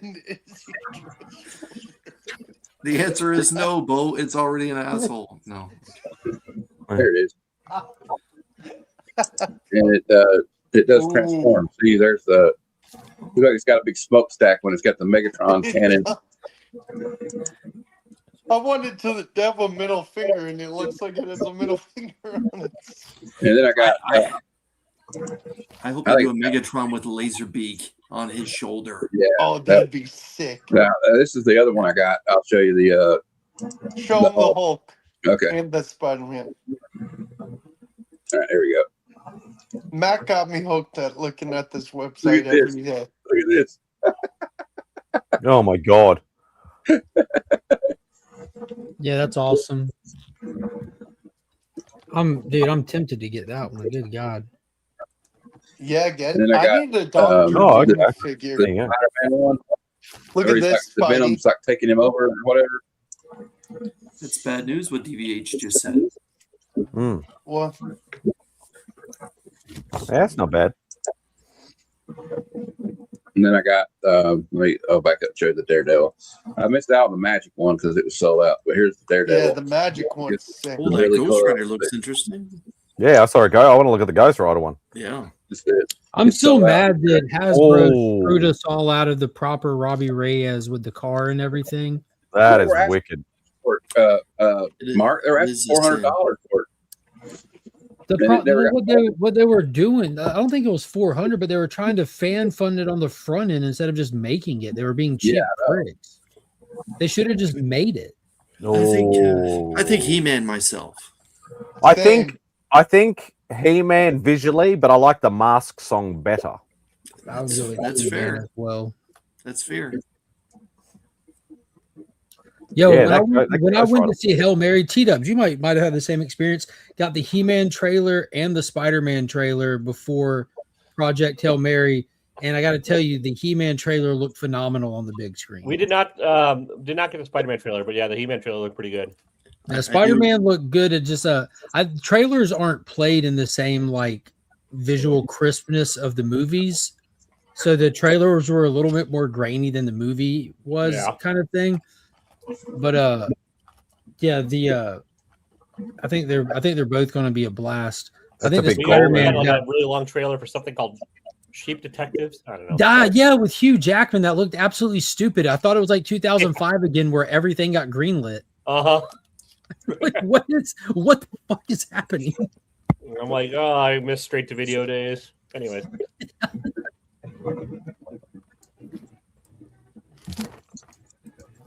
Yeah, what are your thoughts on Spider-Man, Chris? I think you used to be a Spider-Man fan, didn't you?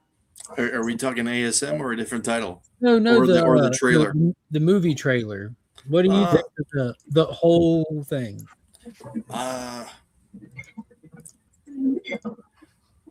I thought they kind of went. I thought they kind of went overboard with the villains and stuff. But I appreciate that they're really pushing the fact that they were homaging classic covers, including Larson, which I thought was a nice nod. But of the three that they did, personally, I like the Tarantula one the best. I really enjoyed the fact they've really focused on that Peter is truly alone. Now, Mark, one of the last times you and I talked about about Spider-Man movies on your channel was I said, I hope they milk the fact that Peter is all alone now, that he can't even go to school. He had to go try and get his GED. Was one of the last signs in that movie when he rented that apartment or that singular room that he was moving into.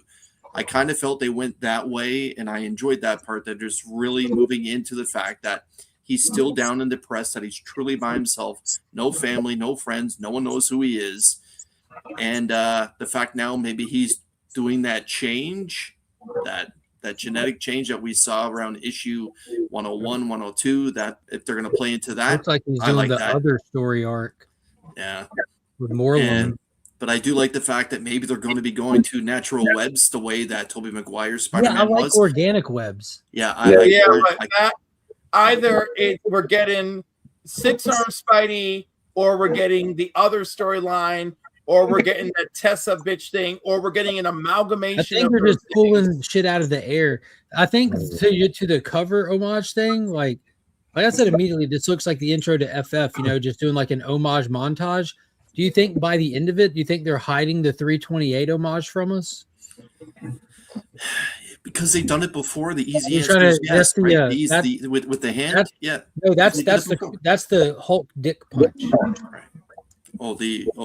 Yeah, The 328. McFarlane cover, right? Yeah, I think that they're I honey think you're going to use that as a payoff, Mark, maybe. Yeah. I think they're honey dicking us big time with this movie with all these villains in the trailer. But then you have Banner in here. I think that this is going to be an unfortunate pivot movie for Secret Wars or whatever the stupid next one is. Doomsday. I'll tell you that the one thing that I thought was the breath of fresh air was that Banner was in human form. I thought that He was the in breath human of fresh form in She-Hulk, wasn't he? He was, but we in haven't human seen him form on the for big all the screen last that way. Avengers. Yeah, we haven't seen him in that. He was in human form at the end of Shang-Chi. I'm not trying to read too much into it. I'm just ready to enjoy the movie. But we're all having fun trying to read into it. That's the point of the conversation. I'm just saying it's the first trailer. It's not. I'm still betting money that Tremel's the big bad guy and working for like damage control or whatever they're calling damage. That. Yeah, isn't he's playing the mutant hating character? Yeah, Whoever. Peter Guyrich or Bill Guyrich or whatever, and yeah. I'm thinking that I think this is our honey dick for the movie right here. I'm just worried. Oh, good Yeah. point, Tate. Do you think they could do like the whole Sentry thing where the Hulk remembers Sentry when no one else does, but do it with Peter? That would be interesting. There's been seen a few YouTube videos talking about that Hulk knows who he is, but Banner doesn't. That would be cool. Dude, that'd be cool if they get and like to that cover, we might get our first Gray Hulk. What if they do that? I don't think the general Well, that's public been a rumor for a year now. Has it? Yeah. Awesome, Glenn. Awesome. Dude, I was this week years old when I learned that Hulk was in this movie. Or Banner was in this movie. I see Mike saying that he thinks the true villain hasn't been shown. I agree. I think it's going to be Mr. Negative, and that's why the hand is involved because Mr. Negative is an Asian villain. Correct. Those villains they show in the trailer, I'm assuming that's just going to be a montage of what he's been up to. Yeah. Scorpion's not going to be a montage. I think Scorpion might be the first 2 minutes, and that's it. The three cover shots will be a montage. So it'll be a montage. I'm sort of torn because I hope they don't overload it like they have done in recent times where you just get too many characters. But on the other side is I love a heap of Marvel characters, so I like, they're going to have Tarantula, they're going to have Scorpion, they're going to have the Hand. I'm sort of torn between, okay, is it going to be too much or am I going to love it as a nostalgia thing? And I'm with Matt. I can't picture those cover homage shots being anything more than Spider-Man narrating while you're seeing those It's montages. probably literally just the opening credits. Yeah, talking about what. Yeah, while he gets the key to the city and and I'm sure. See, they're purposely making Daredevil Born Again season 2 before this, so they'll have the Mayor Fisk shit out of the way. We see the mayor in this. Yeah, they show the mayor in this. It's not. Yeah, Fisk. we definitely get Mayor Fisk. It's his assistant, or that woman that works with him is the mayor. in this Didn't one. So we bring up MadSpidey earlier? Yeah, they've hinted to the 6-armed Spider-Man, possibly going to Man Spider. I don't think they'll do Man Spider in a PG-13, but maybe they might. Yeah, we had a bit of a conjecture about it earlier, but I've heard that they're like Jean Grey, but I just don't see that being Jean Grey. I just don't see now it. I think it's Tessa. Now I think it's Tessa. Yeah. Who's Tessa? Exactly. It's Or Jean Grey. it could be, They're not bringing in Sadie Sink. No, that's a serious question. Who's Tessa? Yeah, exactly. Hold on. You know, I'm just saying, Taylor, what did you just say? It's Jean Grey. They're not bringing in Sadie. I agree too that they're not. Yeah, they're not it's scooping all to be her set away up from Netflix for nothing. The mutants coming into Doomsday. That doesn't make any sense. So that's the first strike against it. But I thought Mike was right. I thought it might be Typhoid Mary. I think they show Typhoid Mary in the trailer, though. If you look at the shot with all the ninjas jumping at him, she's in the front of them. we have technically had Right? Typhoid Mary already in the Iron Fist series. Have we had Netflix Iron Fist But series. isn't she like the leader of the Hand? Not in that show, but No, I'm talking about like because when you see him jumping across the building and all the Hand is jumping at him, the ninja in the front is some lady not dressed like the rest of them. Yeah, Bruce got a big curveball there. It could be Firestar. That would be epic. That would be great. Cool. That would be great. You want to talk mutants? It's not that. It's not. And then we can ship Peter Parker and Iceman up for that. You know, Two roommates want to be mutants. I think Sadie Sink is most first likely Scorpion, first Tarantula. Yeah, if there's one thing that we know for sure, it's Marvel and the MCU. Anything you can think of with mutants, they do the absolute stupidest thing possible and always have. So it's probably Jean Grey. It'll be Jean Grey on the run. Yeah, whatever. Like I Firestar. promise y'all we're going to join him for FOC. I'll see you guys later. Firestar is mutant too, and it would make more sense in Spider-Man if it was Firestar. But cool. I think it would be great if it was just one little scene at the beginning of the movie where he says goodbye to his roommates, and one's a redhead and one's a blonde, and we instantly know, oh my God, it's Bobby and Firestar. Yeah, that would be cool.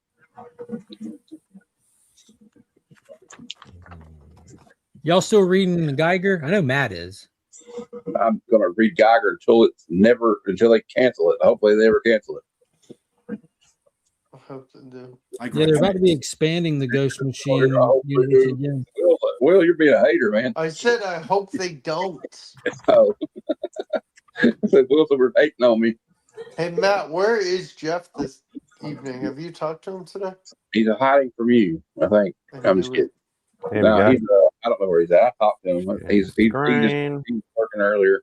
I was just kidding, Will. You know that, right? So just let you know. All right. There you go. No, I don't think that's Typhoid Mary. It just looks like another hand ninja, but obviously maybe a lieutenant or something, possibly. I think that they've removed a couple of characters below Spider-Man. Yeah, Daredevil somewhere in that shot. It might be Daredevil, might be Hulk. I'm trying to see if there's like a smoke gap or something like that. Or look at the ninja in the front wearing a dress and doesn't have the same headgear on. That's a lady. Yeah, but I'm just saying it might be like a lieutenant or something like that, not just a normal ninja. But I don't think that's Typhoid Mary. If you look at the ninjas, they look like they're all focused on him, though. Yeah, maybe it's Miles. Ooh. If I could be so lucky. Charlie Cox on talk the other day and said he is not in the movie, but that was on Kimmel. I did see that clip. Like tongue in cheek. Would you answer if you were? No. Maybe it's Ben Parker and it was a clone all along. We get Ben Reilly in the movie. That's what I meant. I can't. I stopped reading that bullshit. They're going to bring Dakota Johnson in, and Madam Webb's going to show up. No, that'd be amazing. Shut your mouth. It's Craven fighting alongside Spider-Man. I enjoyed Craven. Ninjas killed a Meatcrat on their Venom and Craven. No, guys, get it right. It's Spider Ham. Oh, Yeah, that's what I was trying to work out, Tate. I was looking at the Dude, smoke. if it was like Roger Rabbit style and it was an actual cartoon Spider Ham, that would be hilarious. Like they were both falling like Mickey and Bugs. I also heard that Daffy Duck is going to make a cameo in this movie. He's gonna get his bill knocked around. Yeah. I heard Donald Duck will Simon. return in Avengers Doomsday. Dude, I heard Simon's gonna be in it. No, I am Spider-Man, bitch. I am Spider-Man. I'm the Australian Spider-Man. You know, I kill people with spears and throw crocodiles at them and shit. You throw And real you throw spiders at them? cassowaries. Yeah. And you throw cassowaries at people too. Yeah, I Craven Moorhead. I think Marvel After Dark. Yeah. That's there's a lot of conjecture going on. We'll wait to see when a second trailer or whatever They're drops. going to bring in the most popular Marvel villain of all time, Paste Pot Pete. Oh God. Do you ever think they'll do a live action? This is for Chris and then everyone. I would love to hear of the White Rabbit. Come on, man. They already did, didn't they? And Matrix? no, like the White Rabbit from Spider-Man, the Spider-Man villain, White Rabbit. No, I thought DC. I think it was the White Rabbit DC. I doubt it. No, if they were to do another villain movie, I think they would go maybe to Hobgoblin or something. But That'd be sick. try to put together their version of the Sinister Six because they're very close right now. Yeah, with the main movies and the outside spider movies. Yeah. My goodness, is Morbius going to show up in this movie? Oh God. Yeah. Well, we've already we had Leapfrog in the bloody She-Hulk thing in the She-Hulk series. So yeah, there's a lot of cool villains they could still go. They could really deep dive. I know they're going to put Death Yeah, Star. but it's like it's Marvel. So what they'll do is they'll not do that, and they'll have like the Hulk be the villain. The one we've had about 1 million times already. Yeah, they'll do something else. Yeah. We don't know yet. It's all conjecture at this point. They clicked with Yeah, Deadpool, but the thing man. is, They that, clicked like with it'll Deadpool. always be conjecture till it comes out. But some people are really good at predicting things. Well, That's I'm going to the enjoy the scary movie. part. I'm just going to enjoy the movie. I think it's going to be I'm good. going to enjoy it if it's enjoyable. I won't if it's not. I think it's going to be good.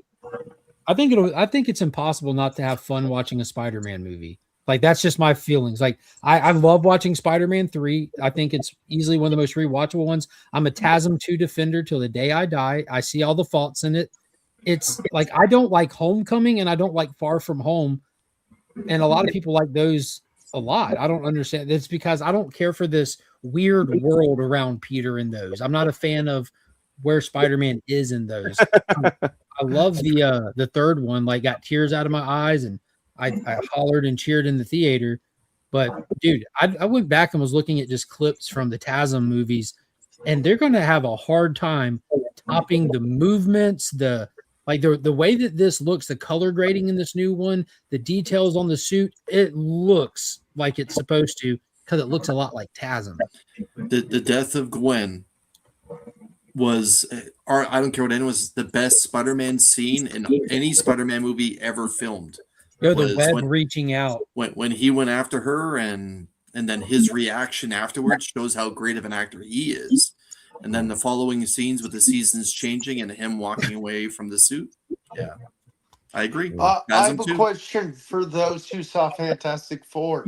Was that the last time we see Galactus and Chalabal? No, I don't think so. No way. Probably. I honestly don't think we will. I think they've been there, they've done that, move on. They're done. But I think, dude, because keep in mind, I'm pretty sure they're finally catching on and they're going to reboot this whole MCU thing. I think they're not trying to roll out their proper X-Men until they get on the other side of Secret Wars. That's why they're pulling a bunch of Fox X-Men, because they know the fan service thing is money right now. And by the time they get a few movies out, people will have used all the characters and people will be done with all the little cameo fest stuff. But you got Doomsday, you got Secret Wars Part 1 and Part 2. That's what you got. and they're going to throw everything at this sink, and they're going to fucking kill this universe like I've been calling for years now, like 3 years. Like the only way to save it, kill it so you can start fresh, because you never did X-Men, you never did Fantastic Four, and I think X-Men is going to be their foundational start, and that you got to get to the other side of this. You don't want to burn all these actors and stuff on the front end of that. You want to wait. I forget how many more movies is Tom Holland signed up for. I think plenty.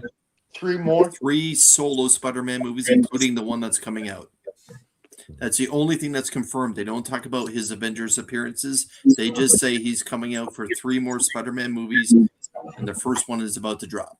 And Sony also confirmed that they're going to be rebooting the Spider-Man franchise. So how does that fit into his contract? Or are they just going to reboot it and have a Miles thing separate or something? Yeah, maybe after Secret Wars, maybe. I just think, to answer Will's question, I think we will see Galactus again. We're not going to see that Galactus.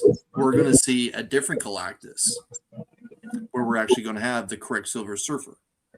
Yeah, I just don't see them shoehorning Galactus back into a story between now and Secret Wars is my thing. You know how? Right. No. I'm not saying unless he it's just happening cameos in something that Doom does. You know what I mean? But yeah, like we still have to have Doom's Court with all those characters now just being, High Priestess and high ranking knights and stuff like that. That part's going to happen. Like Doctor Strange is going to be playing Merlin. Like it's going to be happening. do you think they're going to acknowledge he looks like Tony Stark, or is everyone just going to pretend like never seen someone like this before? Good to meet you for the first time, sir. I think that's where he's going to. What's your name? A lot of people in and smoke them. I think there's going to be a lot of characters falling. I think you may see different universes fall. Like you may see Toby's Spider-Man world fall.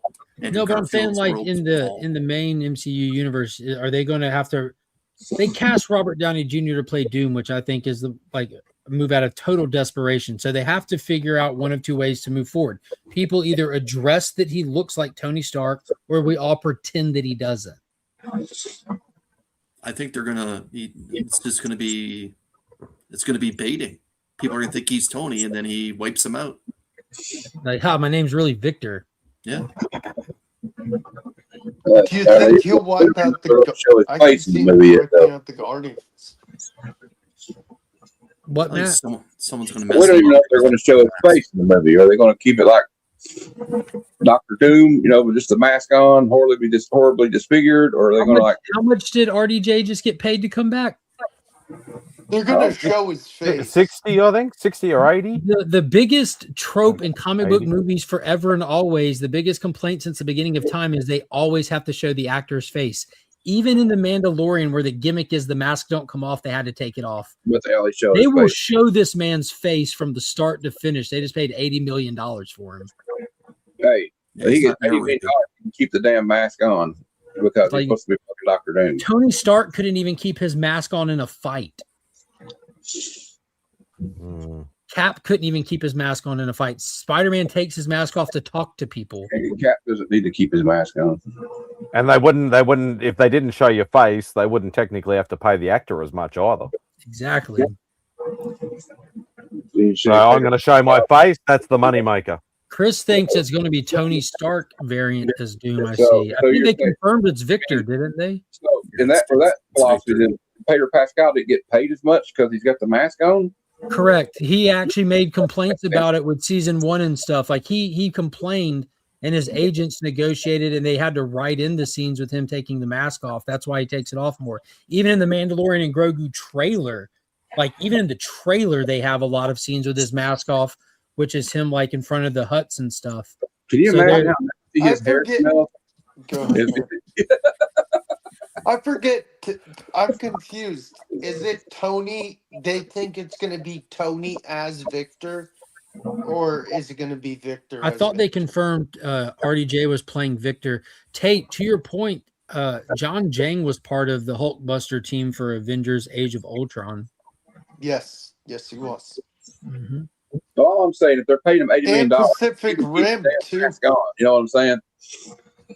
I think they did something smart with Iron Man, how they did a lot of the in-helmet shots. Like the camera angle in there, like talking to Jarvis on Friday. Jarvis, get me a drink. I thought that was cool.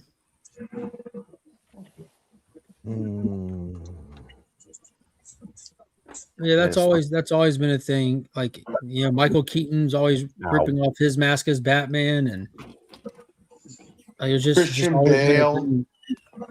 I like what they. I really like what they did with Tobey's first Spider-Man movie. He didn't take the mask off. Green Goblin just beat it off of him. Like it's just half of it's torn, and like I'm like that's how you do it right there. Like that's it. Mm-hmm.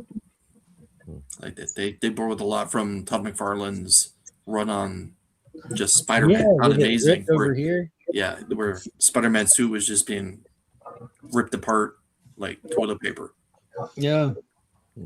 God, that movie, man, that was such an experience seeing that in theaters the first time.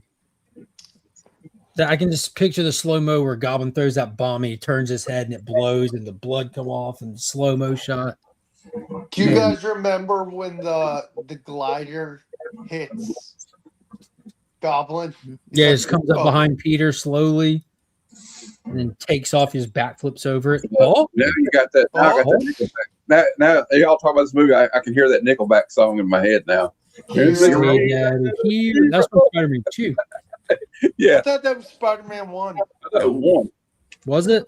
No. Was it 1? Yeah. With Chad Kruger and Josie, what's his name? Yeah, I think it's part 1.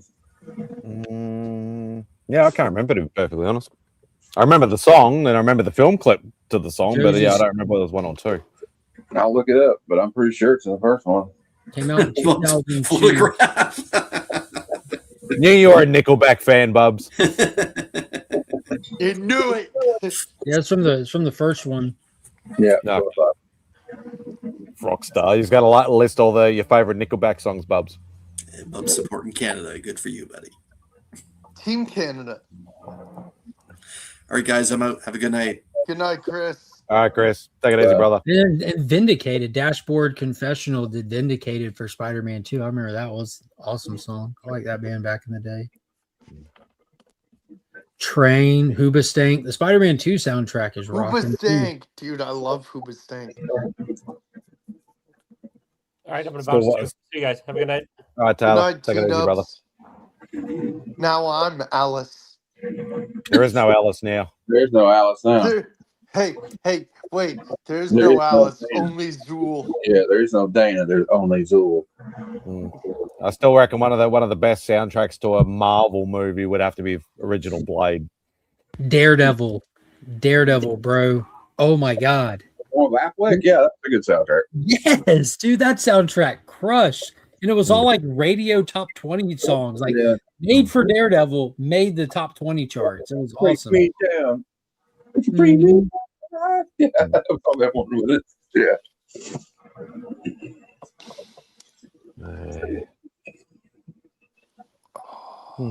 Stay away, buddy. Nah, I was actually looking at it, and it's about freaking almost 2 hours ago because it was sort of dying off a bit, and I'm thinking, okay, I can.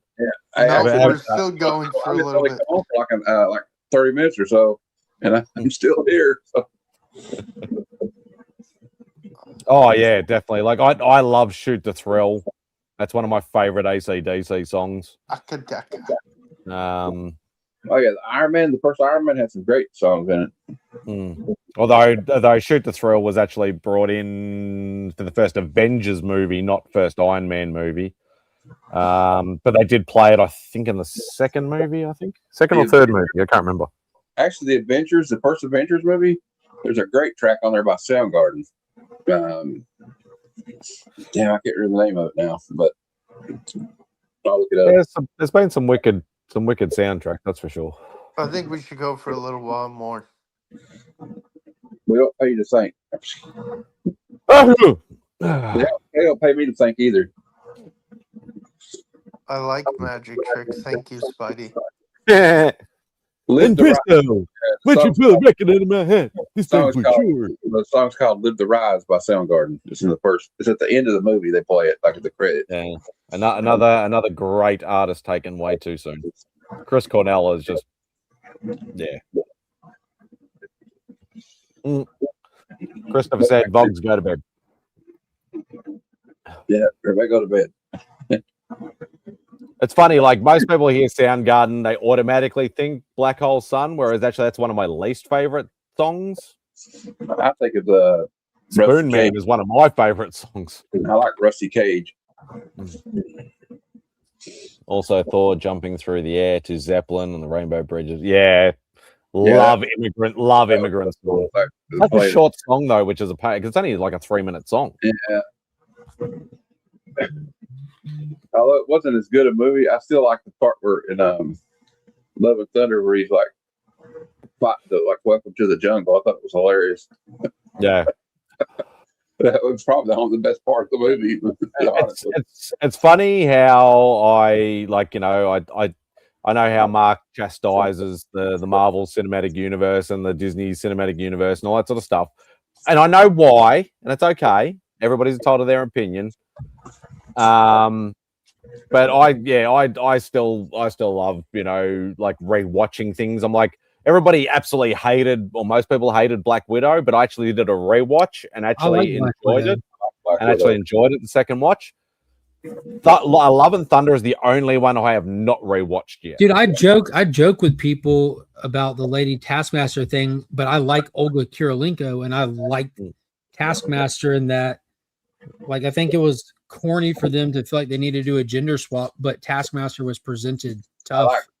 I like the Thunderbolts. I thought it was an entertaining movie. And I like Thunderbolts. Yeah, dude, I don't just blindly hate on this stuff. I just call balls and strikes. But like I could rewatch Thunderbolts because it's got like it's got all the spectacle in it, but it's got like a good. Even if you got a superhero movie, you want it to be grounded in like emotion too, though. You want to like care about these characters. You don't want to like just be like, well, they're just going to do a bunch of tricks and CGI shots, I'm the same Sledge. They did Namor dirty. I know some people liked that mayonnaise techie sort of thing. For me, I hated it. I think Wakanda Forgettable from start to finish was about trash. And I remember I called that what they were going to do too. Because Chadwick passed away more than a year before that movie came out, and I yes, they should have. And I said what they're going to do is they're going to sit there and try to just bait people with Chadwick's passing, and that's what they did. Like outside of just like the paying respect to Chadwick in the movie was hot garbage. Like you had a woman drowned in a skyscraper for God's sakes. I did like they did pay respect. Yeah, Chadwick in the movie. I did like that, but that was the Namor thing because like he's not one of my favorite characters, but I do like Namor and I collect the Submariner run and I'm almost finished. But in saying that, they did him dirty, and I agree with you, Sledge. Like it's stick true to the origin. The way they portrayed him was terrible. Like even the way it looked visually was awful. Like gotta keep in mind we have Aquaman. Like that's your standard. And you didn't even attempt to try to top it. You're just like, screw it. Let's just intentionally make this look like shit. Maybe people won't compare it. Yeah, the first Black Panther was not great, but it was definitely a fun, decent movie. Like it was definitely watchable. Andy Serkis was great in it. Michael B. Jordan was fantastic as Killmonger. It's got the corniness of who's the bad guy? I don't know. Bad Black Panther. How about that? Fine. But overall, it was still a fun, action-packed flick. I still really like the first Black Panther. Yeah. Like I've done quite a few. I've watched it probably 4 or 5 times over. I love the first Black Panther movie, dude. I thought Killmonger was cool. Great cast. Michael B. Jordan was amazing as Killmonger. Like just that final scene where T'Challa, he's like dying, and T'Challa's like, "We can help you." He's like, "No." He says, "It's okay. Just like take me out." He talks about like. I don't think it's like a revolutionary movie. I think it's a run-of-the-mill good action flick. You know what I mean? The people that overly glaze it, I think that's unwarranted, and the people that hate on it, I think is unwarranted. And it came out like at this point in the earlier half of the MCU. It ain't like a lot of this stuff was beat to death even when it came out. So I think it's a strong installment. I think Black Panther's intro into the MCU was epic in Civil War. War. Yeah. Like, dude, that foot chase with him and Captain America, like, my God, dude, that whole thing was awesome. Buckle. And I like how they still they like all they do is refer him to as is M'Baku instead of he's actually like Man-Ape. Like that's actually his villain name or his name in the comics more than M'Baku. But yeah, I reckon he was a great character, and I can't remember the actor's name, but he played the role really well. Most overhyped movie. Period. Black Panther. Yeah, it's definitely the most overhyped Marvel movie. I think like because it got like, man, I don't know how much I'll pay attention to things. It got culture war like. It's Mufasa. It got culture war spotted, and they used it as part of like a political driving factor, and they carried on that. And it's like I think it's like the highest rated MCU movie by critics and fans, and it's like one of the highest selling. Even if somebody did latch onto it, I don't think that takes away from the movie. I thought it was Yeah. He's talking about how it's the most overhyped is what he's talking about. If you go back and look at the people, places, and things that it's released, you see where they did the smartest marketing possible they could for it, which is smart on their end. And people almost went and saw it as a form of protest for what was happening in that time. Well, I mean, like it was a positive thing for people that didn't really see a lot of black superheroes, you know. I mean, really. So if that's, I mean, that don't bother me none. Yeah, I'm not even saying it that sense. Like, I don't know if you remember what year that movie came out, but they did. I don't even know if I own a copy. It was super smart because it's their job to make money, and they did it. But yeah. I don't even know if I own a copy of Fest and Baku. Let me look. Avengers Volume 1. Was it in Avengers or was it in Black Panther? Yeah, Avengers 62. 62. Yes, I do. Woohoo! Yeah, Prove first it, appearance show of it. Man-Ape. M'Baku. Black Panther is my favorite soundtrack. Kendrick Lamar killed it. It was a good soundtrack. I still like that Kendrick song. Actually, come to think about it, I don't think I've done a rewatch of fucking Wakanda Forever either. I think that and Love and Thunder are the only two that I've not done a rewatch of. Wakanda Forgettable does not hold up. I watched Wakanda Forever but once, but I watched Black Panther. I've seen it like 4 or 5 times. Same here, dude. I even was invited to this premiere event for Wakanda Forgettable, where I was like able to set up and stream from this little mini con show that they held and all this. So I was like primed, like I was like hyped, like getting to do this whole event thing. And dude, I remember like there was like just casual fans, you know, that don't have anything to do with comic books or YouTube. People were dressing in white to honor Chadwick's passing, and they all went in like taking photos of themselves beforehand, all into it. And they're all walking out of the movie like what the fuck did I just watch? And what's funny is I recorded going into the movie and out of the movie, asking like, what'd you think of the movie, this and that. And you can see it in the video, like not just me, like casual people like who dressed up for the event were even like, what the fuck? Like everyone was let down by that movie. Yeah. Well, I liked like where it was headed at the first of it, and then it's like, oh, okay. They super lost me. The Namor thing was kind of corny, but I knew that going into it, so it wasn't like I was shocked in the movie. You know, it didn't.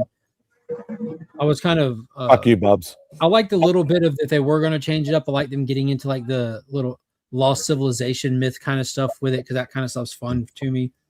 But when they got into like the Riri Ironheart stuff was really whack with the little Power Ranger suit at the end, and just turning on the heater in the car to beat Submariner was stupidest thing in the world. And like bro would just punch the wall and leave at this point. Like, what are you doing? Just turn the switch. Didn't you just stab this woman through the chest already? How is she even still standing? It's because of that vibranium, I guess. Just everything. Yeah. Yeah, and it's hard for me because I am like I've tried to open my senses to, try and not be as, judgmental and things like that going into Marvel movies, Marvel series. I try and find any kind of silver lining, but sometimes it is actually quite hard. Like I like a lot of the DC, some of the Disney series. Some of them were a bit harder to watch than others, but I always try to find something. I like DC too, buddy. Thanks, TM. But yeah, sometimes it is harder than in some things than it is in others, but always trying to find some sort of shining light of some kind. But yeah, can't always be great for everything. There's always Tell me the ups and shining downs. light of Wonder Woman 84. That was a hard watch. I even and I've said this publicly a million times before. I like going into comic book based or superhero based things that I don't know much about the back history, because then I can go in more open minded. That's why, I loved Umbrella Academy. I loved Lock and Key. I love the Aquaman movie. Like, obviously, I know a little bit about DC. I'm not totally ignorant. Aquaman movie goes hard, dude. I have probably, out of all the DC movies, out of all of them that I own on physical media, Aquaman and the Dark Knight trilogy are the ones I probably rewatched the most. Yes. He's coming to the good side finally. Shut up. It's Spidey. It's equipment. Flea-tick treatment for dogs, dude. I would say ask your veterinarian, but I don't give my dog preventatives. I think that they're cancerous. I think they're problematic. And what I do is I pay attention to my dogs. If they get a flea on them or something, I know it's time to put stuff out in the yard. And then I bathe my dog. Yeah, I don't believe in. It's not that I don't believe in them. I don't like them. What drugs you on, Bubs? So many, so often you hear get recalled and this or that. And just like with the human medical industry, they're all just incentivized to force them onto customers, and dogs can't tell you or express how they feel. So I'm not a fan of pharmaceuticals. Am I scratching less or not? I don't know, because I can't tell you. Spidey. No, dogs are like very susceptible to being allergic to stuff outside. So if dogs are going to scratch just like people scratch, that's not the same as having fleas, though. I mean, like, you can't tell how they feel, like if they have like side effects from putting these harsh ass chemicals on them, that you put this chemical treatment or give them this pill and it's supposed to keep them good for a month. What could that possibly be introducing into their system that lasts that long and has that effect on another organism touching them? Like, just think of that in principle. You're giving your dog a pill or putting something on their coat that makes them toxic to another animal organism for at least a month. Yeah. That idea to me is fucking bananas. Spidey, what was your question for Bubs? What kind of drugs is he on? All of them. Yeah, pretty much. He said Aquaman is horrible. And you know me, Bubs, I'm a Marvel guy through and through, and I fucking love that movie. Glenn, if you're in a situation where you can treat your yard, that's the first thing I tell any and all of my customers. Like, when I bring a dog in, if I say, hey, I found a flea on them or this or that, time to treat your yard. Some people, especially down here, live in places where they just have too much land or too much woods nearby to be able to do it. And in that case, like, nothing you buy from the store will do anything, won't do shit. You're going to have to get something from the vet. And they do that intentionally to price people. The stuff in the store, Walmart or PetSmart, it's all just bullshit. Mark, I think Advantage Plus 2, I think, is the one that I would suggest if you have to go the medical route.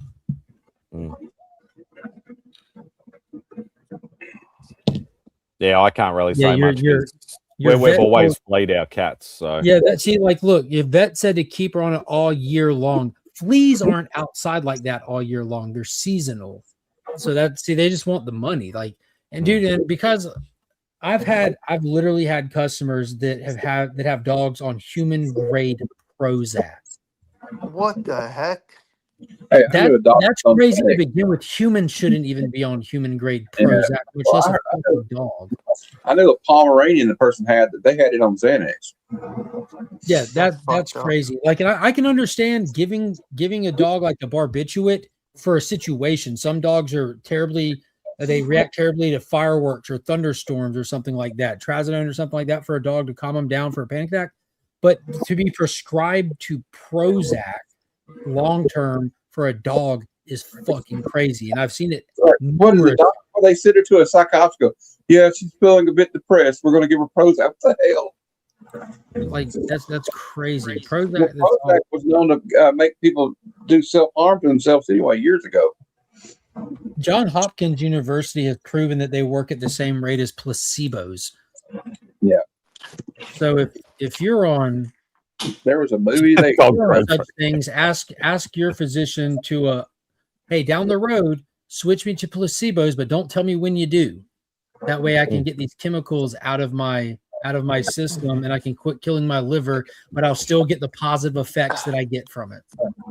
And some of these drugs, like I had a friend that was on who had a bad nervous problem, he had anxiety issues, and he was on Xanax. And then they're like, oh, we're cracking down on that, so we're going to lower your dosage. He almost died. They gave him he had seizures coming off that stuff. So that stuff is dangerous. Very.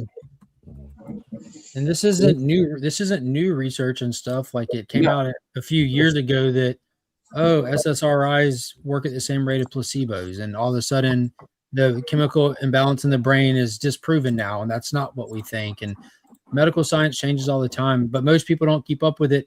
And if we learned anything from the Purdue pharmaceutical area, the doctors that are prescribing these pills are trusting the good faith of the people that make and sell pills to give them the information. They just pass along that information. Your doctor isn't as up to speed on the science that they are.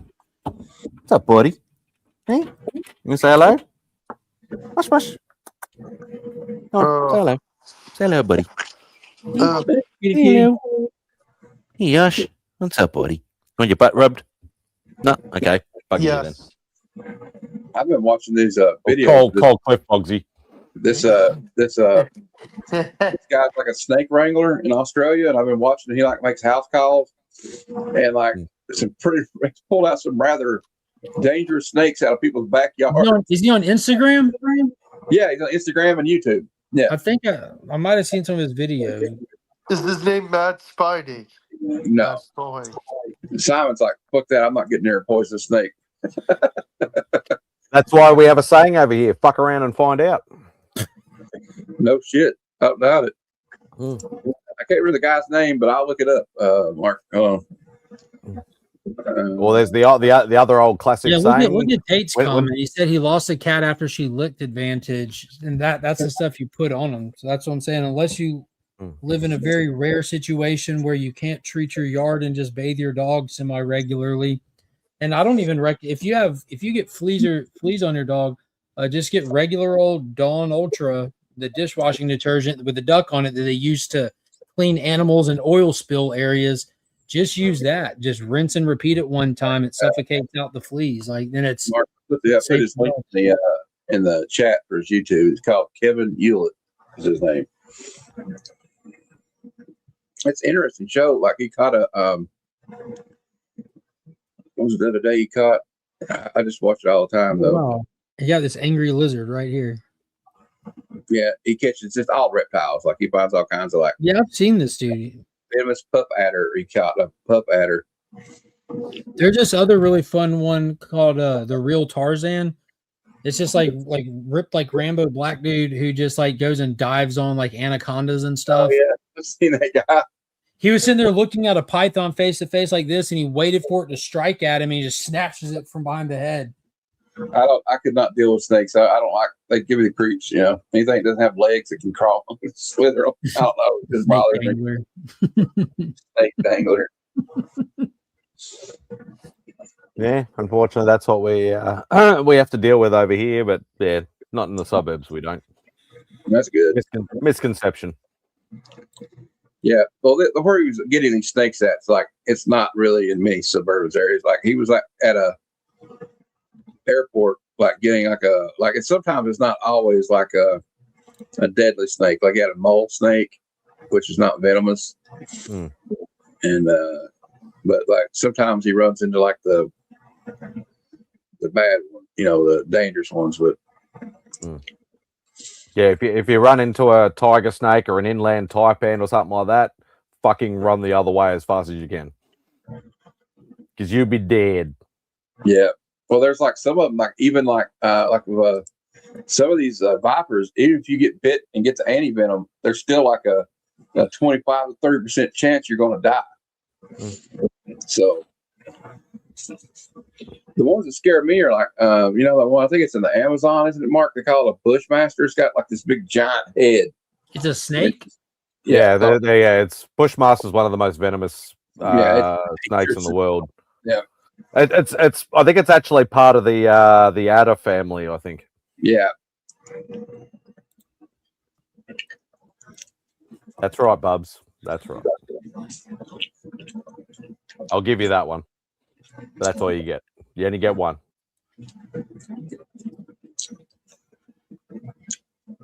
Everybody gets one.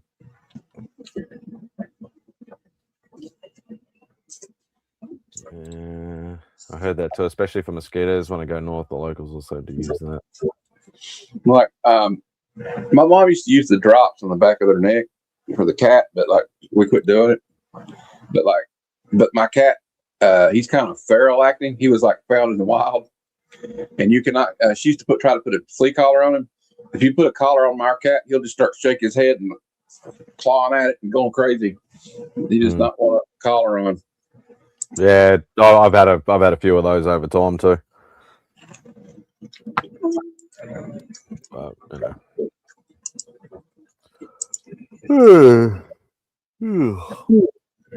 think it might be time to call it.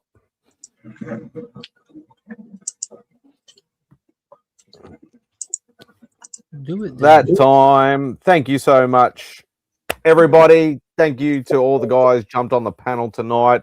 Love you guys. Wouldn't be able to do the show without you. Stop making faces, Mark. I love you too. Thank you to everybody who's been in the chat.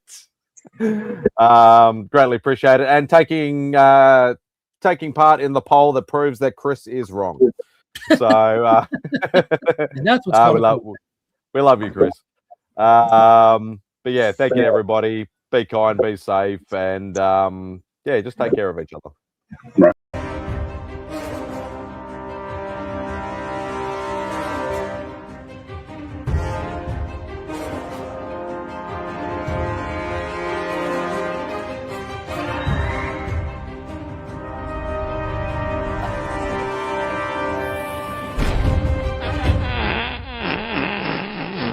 The word jaundice comes from the French word jaune, which means yellow.